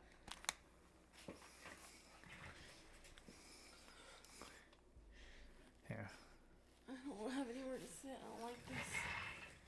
Gabby had a chair down here. This will be fine. Alright. Damn, I can't read to people. I can't see that probably either. Yeah. Debaters are known for their rebellious streak. For this personality type, no belief is too sacred to be questioned. No idea is too fundamental to be scrutinized, and no rule is too important to be broken, or at least thoroughly tested. Sometimes debaters even rebel against their own beliefs by arguing the opposing viewpoint, just to see how the world looks from the other side. As debaters see it, most people are too ready to do as they are told and blindly conform to social norms, pressures, and standards. Debaters enjoy mental exercise in questioning the prevailing mode of thought, and they can and they take a certain pleasure in uncovering the value of underdogs and outliers. Their active minds can't help but rethink the things that everyone else takes for granted and push them in a clever new direction. You think I'm that? I think you want to be that so badly. No. Fuck off. No, you are. Yeah, but I just think it's funny because I know that's what you want. It's like, Jason's like, how can I get Romantic relationships. Let's see this. Asshole. If there's one thing debaters are good at, it's coming up with a never-ending stream of innovations and ideas to keep things moving forward. And this is evident in their romantic relationships as well. For people with the debater personality type, growth is a key. And even before they've found a dating partner, they imagine all the ways that they can experience new things together to grow in tandem. This can be overwhelming process and if their partner doesn't match up. But when debaters find someone who shares their love of intellectual exploration, watch out. Sparks may fly. Oh, I like how you skipped over that one because you're like, that's not me. I don't know. You want to take it? It's not that long. Sure, I'll take it. All right, let's. I want to see what it says. I gotta go to bed soon.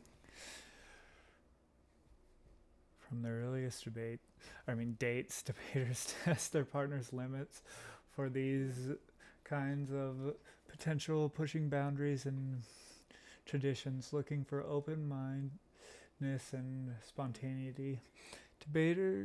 Dating debaters' personalities is hardly a boring experience, and they may make use of their and creativity by delighting and surprising their partners with new ideas and explorations. I would say that's true, but like you're like, not lately, bitch. I was gonna say I think that's true, but it's not like I don't know, new ideas about the world. It's more like you're trying to put me on to your ideas. Like it's not new ideas about the world and what you've just discovered. It's like this is what I think and I want you to know what I think. Debater's idea of fun is rooted in self-improvement, and people with this personality type bring their partner along the way as much in a spirit of sharing as in a spirit of expression. Debaters see either growth or I would say stagnation. Your idea of a good time is not necessarily being social, but just talking to people about like new ideas and stuff. Yeah. And so I guess that would kind of go in with yeah, this is just like with their romantic relationship. So that would be part of that, I guess. What that's friendship, loyalty, support, and emotional feedback. These are not what debaters look for in their friendships. I feel like that's what you give. That is true. You don't look for that, but you give that. Yeah, I was like, the last thing people with debater personality type want to hear is "you're right." That's wrong. That's wrong. No, I actually do like to hear that I'm wrong, but I like to be like, no, this is why I'm right. Yeah, you like to hear you're wrong just so you can prove you're right. So you don't like to be told that you're wrong, actually. You just like to have more reason to prove someone else wrong. The last thing to hear is right. Not usually. They have absolute.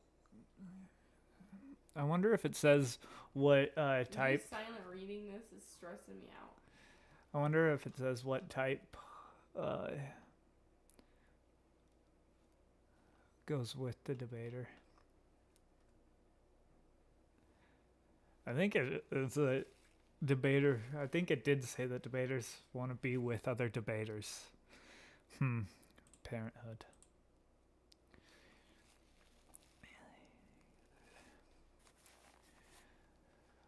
I don't know anything about how you would be as a parent. I do. One might lot, think though. that the blustery and flighty nature of debater would make parenting particular challenge for them. And in many ways, they'd be right. However, one thing people with blustery and flighty nature, that's probably right about me. I thought that too. Yeah. This kind of type love more than just about anything is a good challenge, a problem to fix. A problem to fix. Your child shouldn't be a problem to fix. They should be a problem to mold.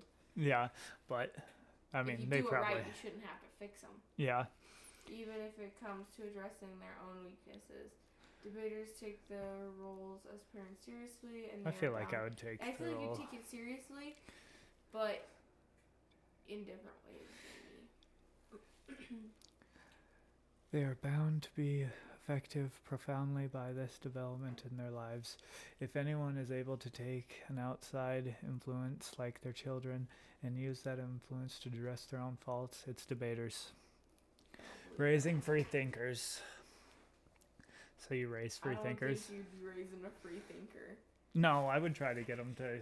I mean, free thinker in a way. Well, I would try to teach them in the faith, obviously. Yeah, that's what I mean. Like, free thinker to an extent. But I think as long as being... they have the morals of the Bible, Jason. Yeah. Well, I mean... I'm not talking about the bad thing. Come on, Tinky Winky. From the beginning, debaters... distaste the rules and regulations is evident, and they are likely to give their young children the freedom necessary to explore their own independence. I mean, I do want to give my kids the freedom to do that, you know? Mm-hmm. Unless it goes against the Bible. Oh, that's kind of why I want to homeschool them, is so that they're not just like in the school like that. That's just a bunch of brainwashing, bro.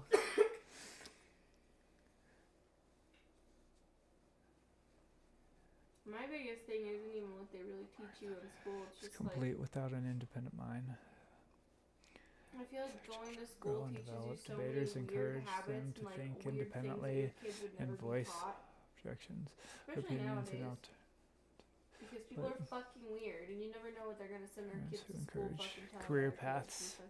What is career paths that give to curiosity and? Oh, it doesn't really tell you what you should. You want to take it? Not really. You're gonna take it real quick. I want to see what you are. Ooh, I'm gonna take it real quick. You're disgusting. Sounds about right. Jesus is right. When I take it, it's real quick. That's fucked up. You rarely make new friends. You rarely make new friends. Agree. Get out of my seat. Oh, why are these headphones so big? They literally come down to my chin. No, they don't. Not my chin, but. Testing, 1, 2. I got a big cock. I make new friends. I know. I was just fucking with you. I just don't keep them very good. Well, I'm gonna go in the middle. Spend a lot of your free time exploring various random topics that I would say yes, because I fucking have a new hobby every week. Yeah. I picked up crocheting for 2 seconds. Boom. Now I'm a baker. Apparently I wanted to can. I strongly agree with me. Yeah, I'll go that one. Seeing other people cry can easily make you feel like you want. Fuck no. And when I see you cry, all I want to do is leave the room. Yes. I said disagree with that one. Yeah, I know you don't. You usually stay calm even under a lot of pressure. Depends on the situation. If I'm at home, no, because that's Jace's job to stay calm. And if I'm at work, yes, because I ain't no bitch. At social events, you rarely try to introduce yourself to new people. No. Yeah. Especially after a couple of liquor drinks. Couple of liquor drinks got me feeling. You rarely try to introduce. So you'd say disagree with that one. Oh yeah. It's kind of hard with the double negatives. Mm-hmm. And I'm stupid, so you prefer to completely finish one project. Funny joke. You be switching projects all the time. I know. I painted 3/4 of our kitchen. Mm-hmm. You are very sentimental. Yeah, I'd say yeah. A little bit. You like I said disagree with that to one. use organizing tools like schedules and lists. Is this test calling me autistic? Even a small mistake can cause you to doubt your overall abilities and knowledge. Nah. Fake it till you make it, baby. You feel comfortable just walking up to someone you find interesting and striking up a conversation. Well, that's literally my job, so... Yeah. You're not too interested in discussing various interpretations and analysis. I know, I couldn't get... fucking... Analysis of creative works. I'd kind of agree. Because I want to hear myself talk more than others. You are more inclined to follow your head than your heart. You know me. If I have any kind of emotional attachment to anything, I'm picking that. Like that question. Like the question that I asked you about Stinky? Yeah, he's like, oh, would you end world hunger if it meant we shot your cat? And I was like, fuck them kids, bro. You ain't killing my cat. You usually prefer just doing what you feel like at any given moment instead of planning. No, I need a plan. I'm a man with a plan. You rarely worry about whether you make it good. Do whatever happens. I fucking hate that. I know, that's like how we're so opposite, is because like you're just like, I'm just gonna do it. And then stuff doesn't work out like you wanted it to. And it grinds my gear. It makes always me works out in the end. And it doesn't. Like, yeah, we're alive, we're fed, we're gonna be alright, but like the plans don't always work out and I can't handle it. You rarely worry about whether you make a good impression on people you meet. I would say I do worry. I get kind of anxious about like how people perceive me sometimes. I agree with that, like the strong one. Mm-hmm. I don't care what anyone thinks. I would say if I cared more, I'd be a lot more high maintenance. Yeah. But I do care. I try not to, but I do. You enjoy participating in group activities. I'd say yes, but not like too much. Like, yeah. Other people annoy me. You like books and movies that make you come up with your own. No, I don't read. I like those types of movies. And I don't watch TV. I like those types of books and movies. Like, one of my favorite movies is Fight Club, and that kind of makes you interpret. You kind of have to think about what the hell's going on. Your happiness comes from helping others accomplish things and your own accomplishments. And my favorite book actually is one that you got me. Like, my favorite, what's it called? Book? Like fictional book that has a narrative instead of like. What's that? Notes from the Underground. That's what I thought. I just couldn't. I just kept thinking the red book. No, that's Carl's. I would say yes to this one because even if it's not like helping others accomplish things, like my happiness comes from like doing things for others. I put a small agree on that. Because you know me, I literally just made 7 banana breads for not myself, and I don't have anyone to give them to. You are interested in so many things that you find it difficult to choose what to try next. I said agree with that. I would say agree because, like, I start a new hobby and then I'm immediately like, oh, you know what this hobby leads into?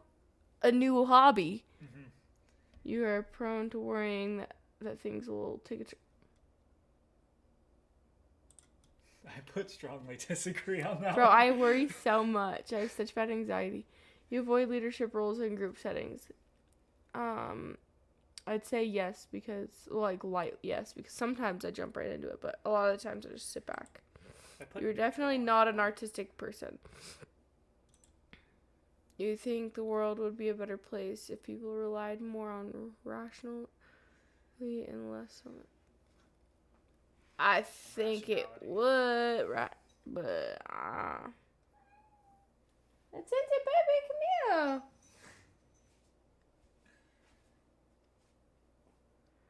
Yeah, kinda, but I'm a feely bitch.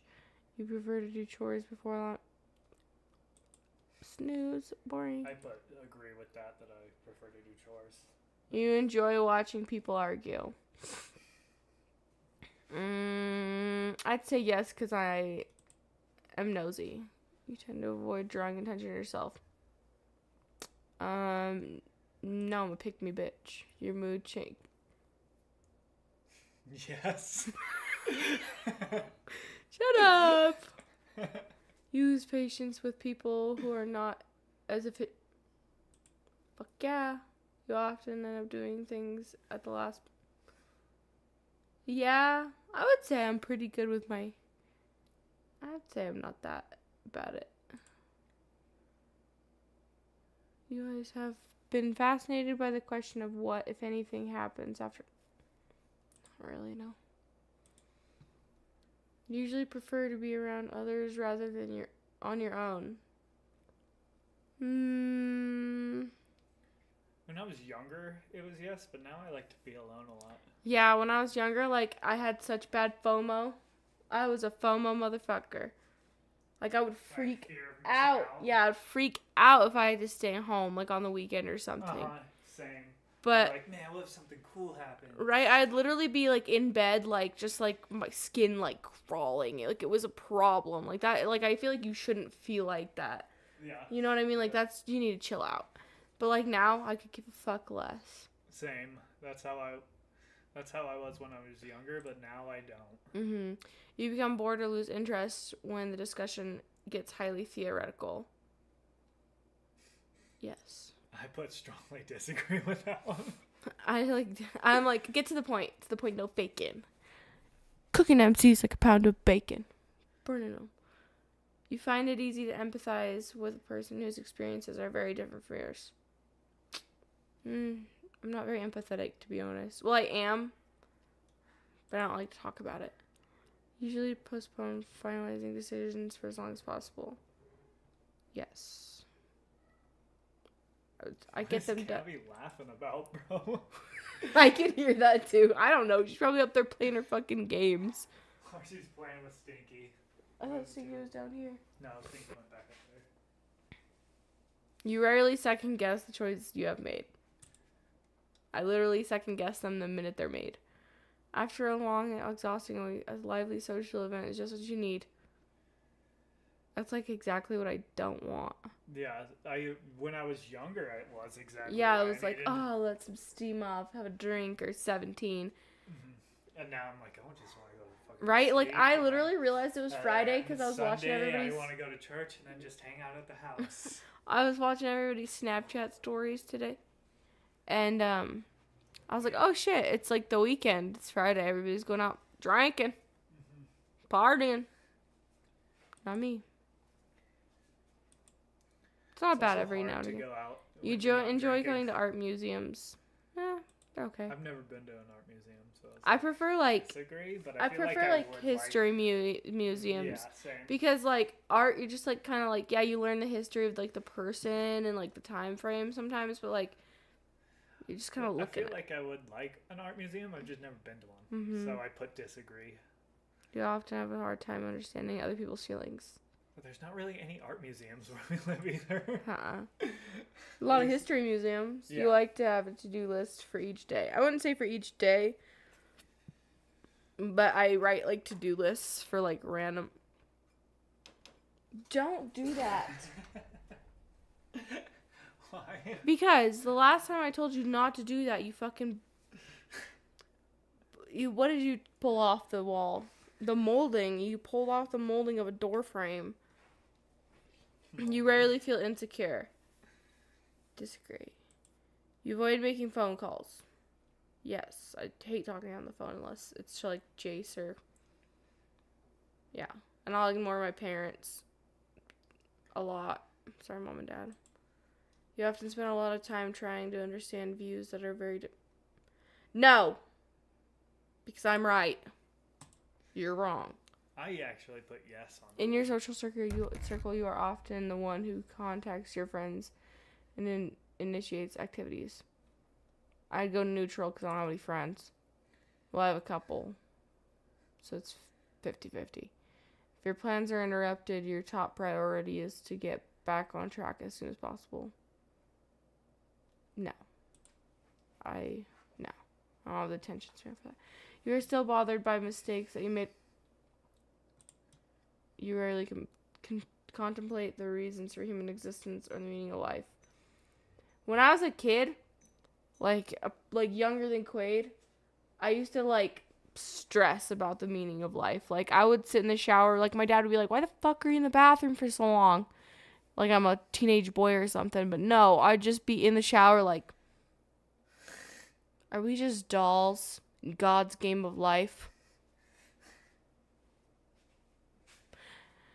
And now, I don't care. I would say this, though. Your emotions control you more than you control them.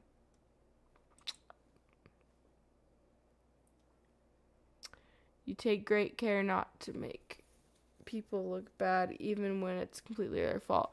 Nah, fuck them people. Yeah, I agree with that one. Chase, you do not take great care in making other people not look bad. You don't give a fuck. You just railroad through everybody's emotions. You're like, oh, that embarrassed you? It's something like obviously embarrassing, like, oh, they got a little shit stain on their. Don't try to like, if someone's like, oh, what happened here? I'll be like, oh, and I try to like make excuse, like be like, oh, but they did this. That's like the reason why it happened. Not I guess, like, yeah. They fucked up, you know. I like, guess, well, there's yeah. reasons why it happened. Yeah, but you can be like, yeah, they fucked up, but this is why. Like, you know, I guess you do that. You literally will let shit slide that shouldn't slide. Yeah. Your personal work style is closer to spontaneous bursts of energy than organized and consistent efforts. I'd say at home, it's but more. I don't care about people getting embarrassed because I don't really feel embarrassment, so I'm not like, you know what I'm saying? Yeah, I know what you mean. So I don't understand. I'd say this one at home. At home, I have spontaneous bursts of energy, and that's how I like get things done. But at work, I have consistent efforts. Like I try to stay busy. Oh yeah, that's probably how I am too. Mm-hmm. I was just thinking about at home when I answered that question, not. Oh really? No, at work I'm like consistent. Yeah, I was thinking about just like things around the house when I thought about that question, not about like work. When someone thinks highly of you, you wonder how long it will take them to feel disappointed in you. Yeah. In my head, I'm like, oh, they like really think highly of me. Like they give me all these like affirmations basically. And then in my head, I'm like, they're going to find out who I really am. They've known me like 5 years. And then all of a sudden I'm like, they're going to find out who I really am. And they're just going to know I'm a bad person. You would love a job that requires you to work alone most of the time. Yes. And I would like it without customers. You believe that pondering abstract philosophical questions is a waste of time. I don't believe it's a waste of time. I just don't really do it. You feel more drawn to places with busy, bustling atmospheres than quiet, independent places. No.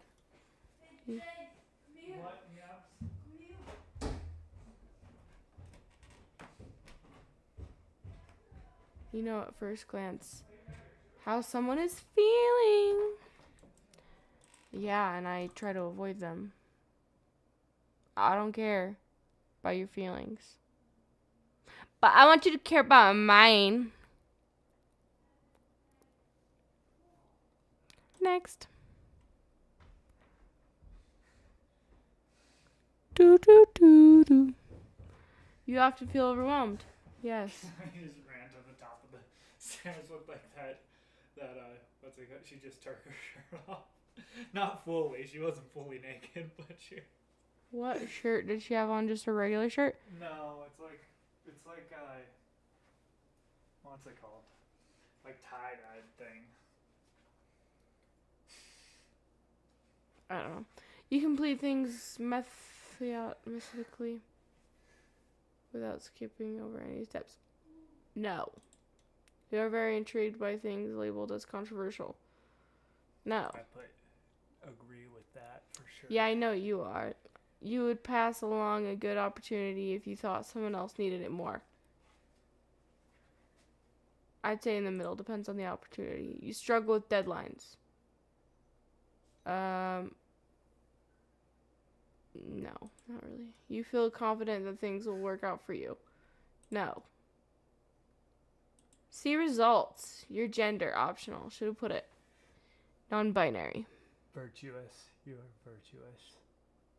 Virtuoso. Are innovative and practical experimenters, masters of all kinds of tools. Virtuoso. 55% introverted.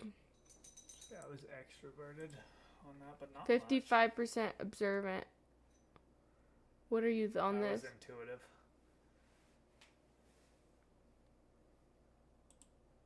%55% thinking. That's what I got too, thinking instead of feeling. Oh, use one or the other on it. Yeah. Introverted or extroverted. So did you get extroverted? I got extroverted. Not by much. It was like 50, like the 50. same introvert as you are introverted. Mm-hmm. About. And You then got intuitive. Intuitive. I was thinking more than feeling though. Mm-hmm. I'm definitely very emotional, but like for not very many things. You know what I mean? Mm-hmm. I'm emotional for like Stinky, you, my mom and dad and Gabby. Like that's really all I'm emotional about.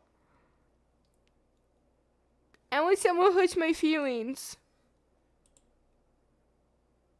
Prospecting. Judging. I was prospecting. Turbulent. I was assertive on that one. I was like the same amount of assertive as you are. Turbulent. Are self-conscious and sensitive to stress. They feel a sense of urgency in their emotions and tend to be success-driven perfectionists and eager to improve. Yes. I was assertive. And you go next on that. Why are your hands so cold, bro? Because I've been down here and it's cold down here. Explore with their hands and their eyes, touching and examining the world around them with their cool rationalism and spirited curiosity. People with this personality type are natural makers, moving from project to project, building the useful and superfluous. What is that word? Superfluous? I got an education of a 4th grader. For the fun of it and learning from the environment as they go. Often mechanics and engineers, virtuosos, find no greater joy than in getting their hands dirty, pulling things apart, and putting them back together just a little bit better than they were before. I feel like I do that all the time with our kitchen, especially at our old house. I would rip it apart, reorganize it, and then I'd get mad at Jace because he didn't know where I was putting the dish rags in our new spot. This is like makes it seem like you're a builder though. Like it does. It's a nice way of saying autistic. Virtuoso explore ideas through creating, like troubleshooting, trial and error, and first-hand experience. They enjoy having other people take an interest in their projects, and sometimes they don't even mind them getting into their space. Of course, that's on the condition that those people don't interfere with virtuosos' principles and freedom. And they'll need to be open to virtuosos returning the interest in kind. Virtuosos enjoy lending a hand and sharing their experience, especially when the people they care about, and it's a shame they're so uncommon, making up only about 5% of the population. Virtuoso women are especially rare, and the typical gender roles that society tends to expect can be poor fit. They'll often be seen as tomboys from a young age. Damn. Maybe this personality test is fucking decent. That hurt my feelings a little bit. Dare to differ. While their mechanical tendencies can make them appear simple at glance, virtuosos are actually quite enigmatic, friendly but very private, calm and suddenly spontaneous, extremely curious but unable to stay focused on formal studies. Virtuoso personalities can be a challenge to predict even by their friends and loved ones. I feel like that is pretty fitting. Virtuosos can seem very loyal and steady for a while, but they tend to build up a store of impulsive energy that explodes without warning, taking their interests in bold new directions. Am I on punked right now? Where are the cameras? This is too Let's see what your spot on. Relationship is. No. Go in I didn't order. look at my Strengths and weaknesses. Optimistic and energetic.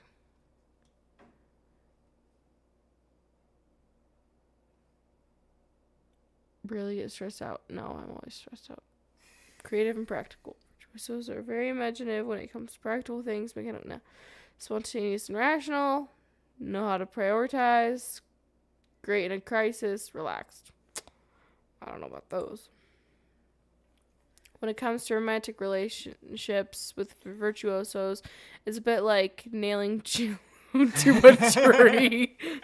Dating virtuoso personalities is a tango. Complex and interesting with an alternating coldness and detachment and passion, spontaneity, and enjoyment of the moment. Nothing can be forced in virtuoso relationships, but so long as they are given the space they need to be themselves, they will gladly enjoy the comforts of a steady partner for a lifetime.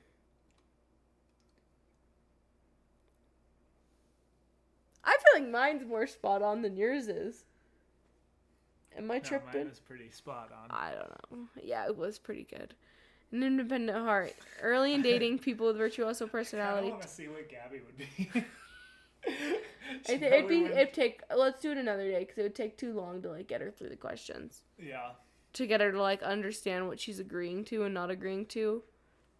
For real. Early in dating, people with virtuoso personality types can be especially flighty. Also, she don't got a shirt on right now. That tank top. Yeah. I know what you're talking about now. She's in her sports bra. Yeah. I forgot what the word was. That's what it is. If a potential okay, let me read. Early in dating, people with virtuoso personality types can be especially flighty. They live in the present, always looking for new activities and experiences. If a potential partner doesn't measure up, virtuosos have no real problem walking away. Virtuosos also need a great deal of personal space, both physically and mentally. Don't touch me. And any attempts to control them or forcibly schedule their activities only accelerates their departure. Mm-hmm. Yeah. I'm my own boss, motherfucker. Where's the little chat box? I don't know. What chat box? Oh, the chat? Oh. Nobody's talking in it, but... Right there. It's just like, who is this? So they tell you, you just open it up and it's just like a bunch of people shit talking it. That would make me sad. Don't make me sad. What did you say? Oh, you put that on the... Mm-hmm. I'm always trying to talk to you on this and you're like... I have it closed most of the time. I know. On the other hand, virtuosos have no problem to change their partner's habits. Alright, get out of this. I don't need to get myself in any trouble here. Most likely with attempts to get them to loosen up a bit and relax and have fun.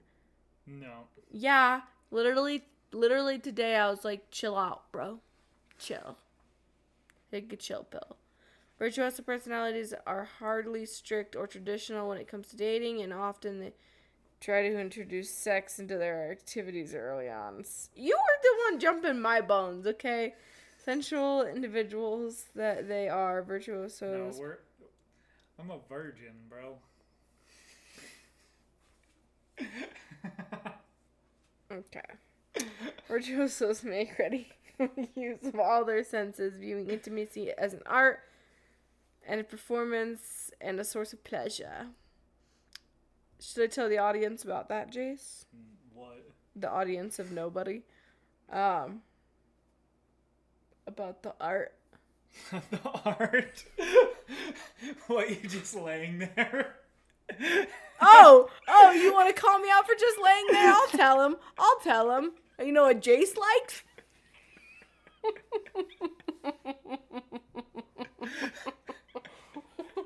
Your hand stinks. Because I was scratching my ass earlier. Tasted like it. But honestly, it smelled worse than that because I've been deep in them cheeks before. What the fuck? No, she hasn't.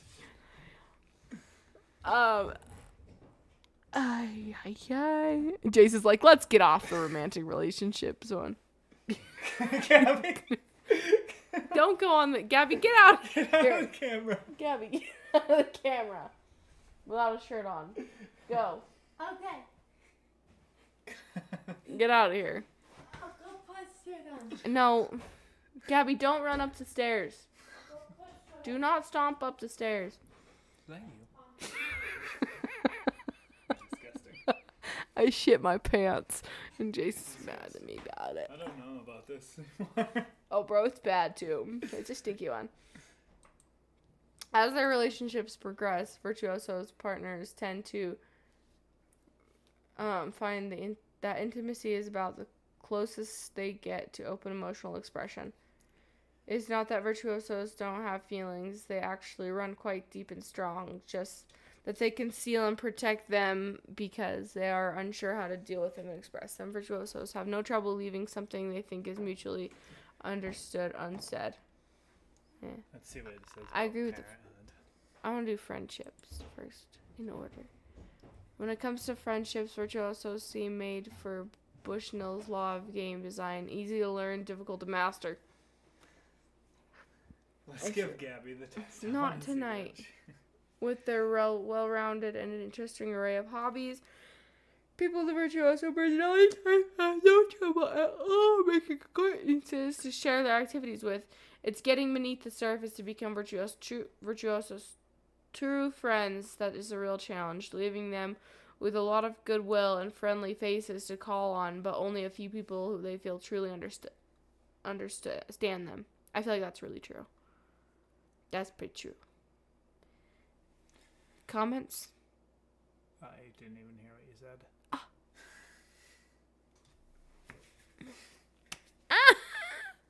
I'm sorry. No, flip it, sure. He hits me. Okay, stop tilting me back. Parenthood. When it comes to parenting, virtuosos give their children more freedom and opportunity to do whatever they want, within sensible limits, of course. Yes. Than any other personality type. It's a big world out there meant to be explored and experienced. Nothing is quite as perplexing as virtuoso parents as their children sitting inside and watching television all day. Relaxed, open-minded, and flexible virtuoso personalities expect their children to use their freedom wisely. That is, to exploit it in the name of exploration and experience. Hey, why you fucking Hey! like that? Are you paying attention to me? Mm-hmm. How do you feel about that? I wasn't being mean to Steve. How do you feel about that? What? Because we might have kids one day. Yeah. I mean, mine also said that I wanted them to have freedom, but it was more like freedom of thought. But I also think that they should be outside doing a bunch of shit and, you know. I think mine's like a little bit more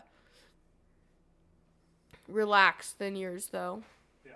Like yours comes like, yeah, I want you to be bring me my cat. A free thinker. Jeez, she's scared of you. Hi, baby girl. I said Mama loves you.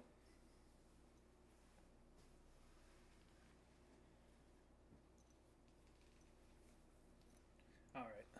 Sorry. The world is yours, sir. Early in life, the attitude is tremendously beneficial. This attitude is tremendously beneficial for virtuosos children. At this age, every little thing is a miracle to be explored with every sense. Blocks don't just have a distinct color and shape, but smells and tastes too, and this sort of sensory exploration is right up virtuosos' Bro, are alley. these kids on acid? Oh my god. And I don't think that's true for me too, because I have a huge, like, germ problem. Like, don't put things in your mouth. And I'm like gonna be like one of those overbearing parents that's like, wash your hands, get in your bag, you're disgusting, why are you sticky? I hate that stuff. As their children learn motor skills, people with virtuoso personality type are happy to stack those blocks right along with them. As long as their children grow and develop more complex abilities, virtuosos find joy in showing them how to use real tools to build real things. And virtuosos growing children share their basic qualities of spontaneity and passion for physical activities. They are happy to accompany them on just about any activity, be in sports, hiking, or hobby engineering. None of this is anything that gets forced on their children, though. Virtuosos see little need in imparting their principles and interests on their children. Instead, they enjoy that their children enjoy doing things. Unless we have kids, like I do want to teach them how to cook. Because you can't be living off that box of noodles. Okay. Career paths are to pin down in many aspects of life, and especially with careers. I wonder what's next. True. No. Nope. Workplace habits. When it comes to workplace, virtuoso's top requirement is often a sense of unpredictability and excitement. This quality makes virtuoso personalities' personal relationships challenging enough, even among close friends and immediate family. For those they've only come to know in a professional environment, it can be downright frustrating. Don't care. Conclusion. I'm concluded. What about? Thanks for your time. I'm done here. XOXO. Gossip Girl. Let's wrestle. I'll beat your ass on camera. Okay. Show all of your 0 viewers that you're a bitch. Get out of here. Alright, I'm gonna stop the stream. Alright, I'm gonna be done for today.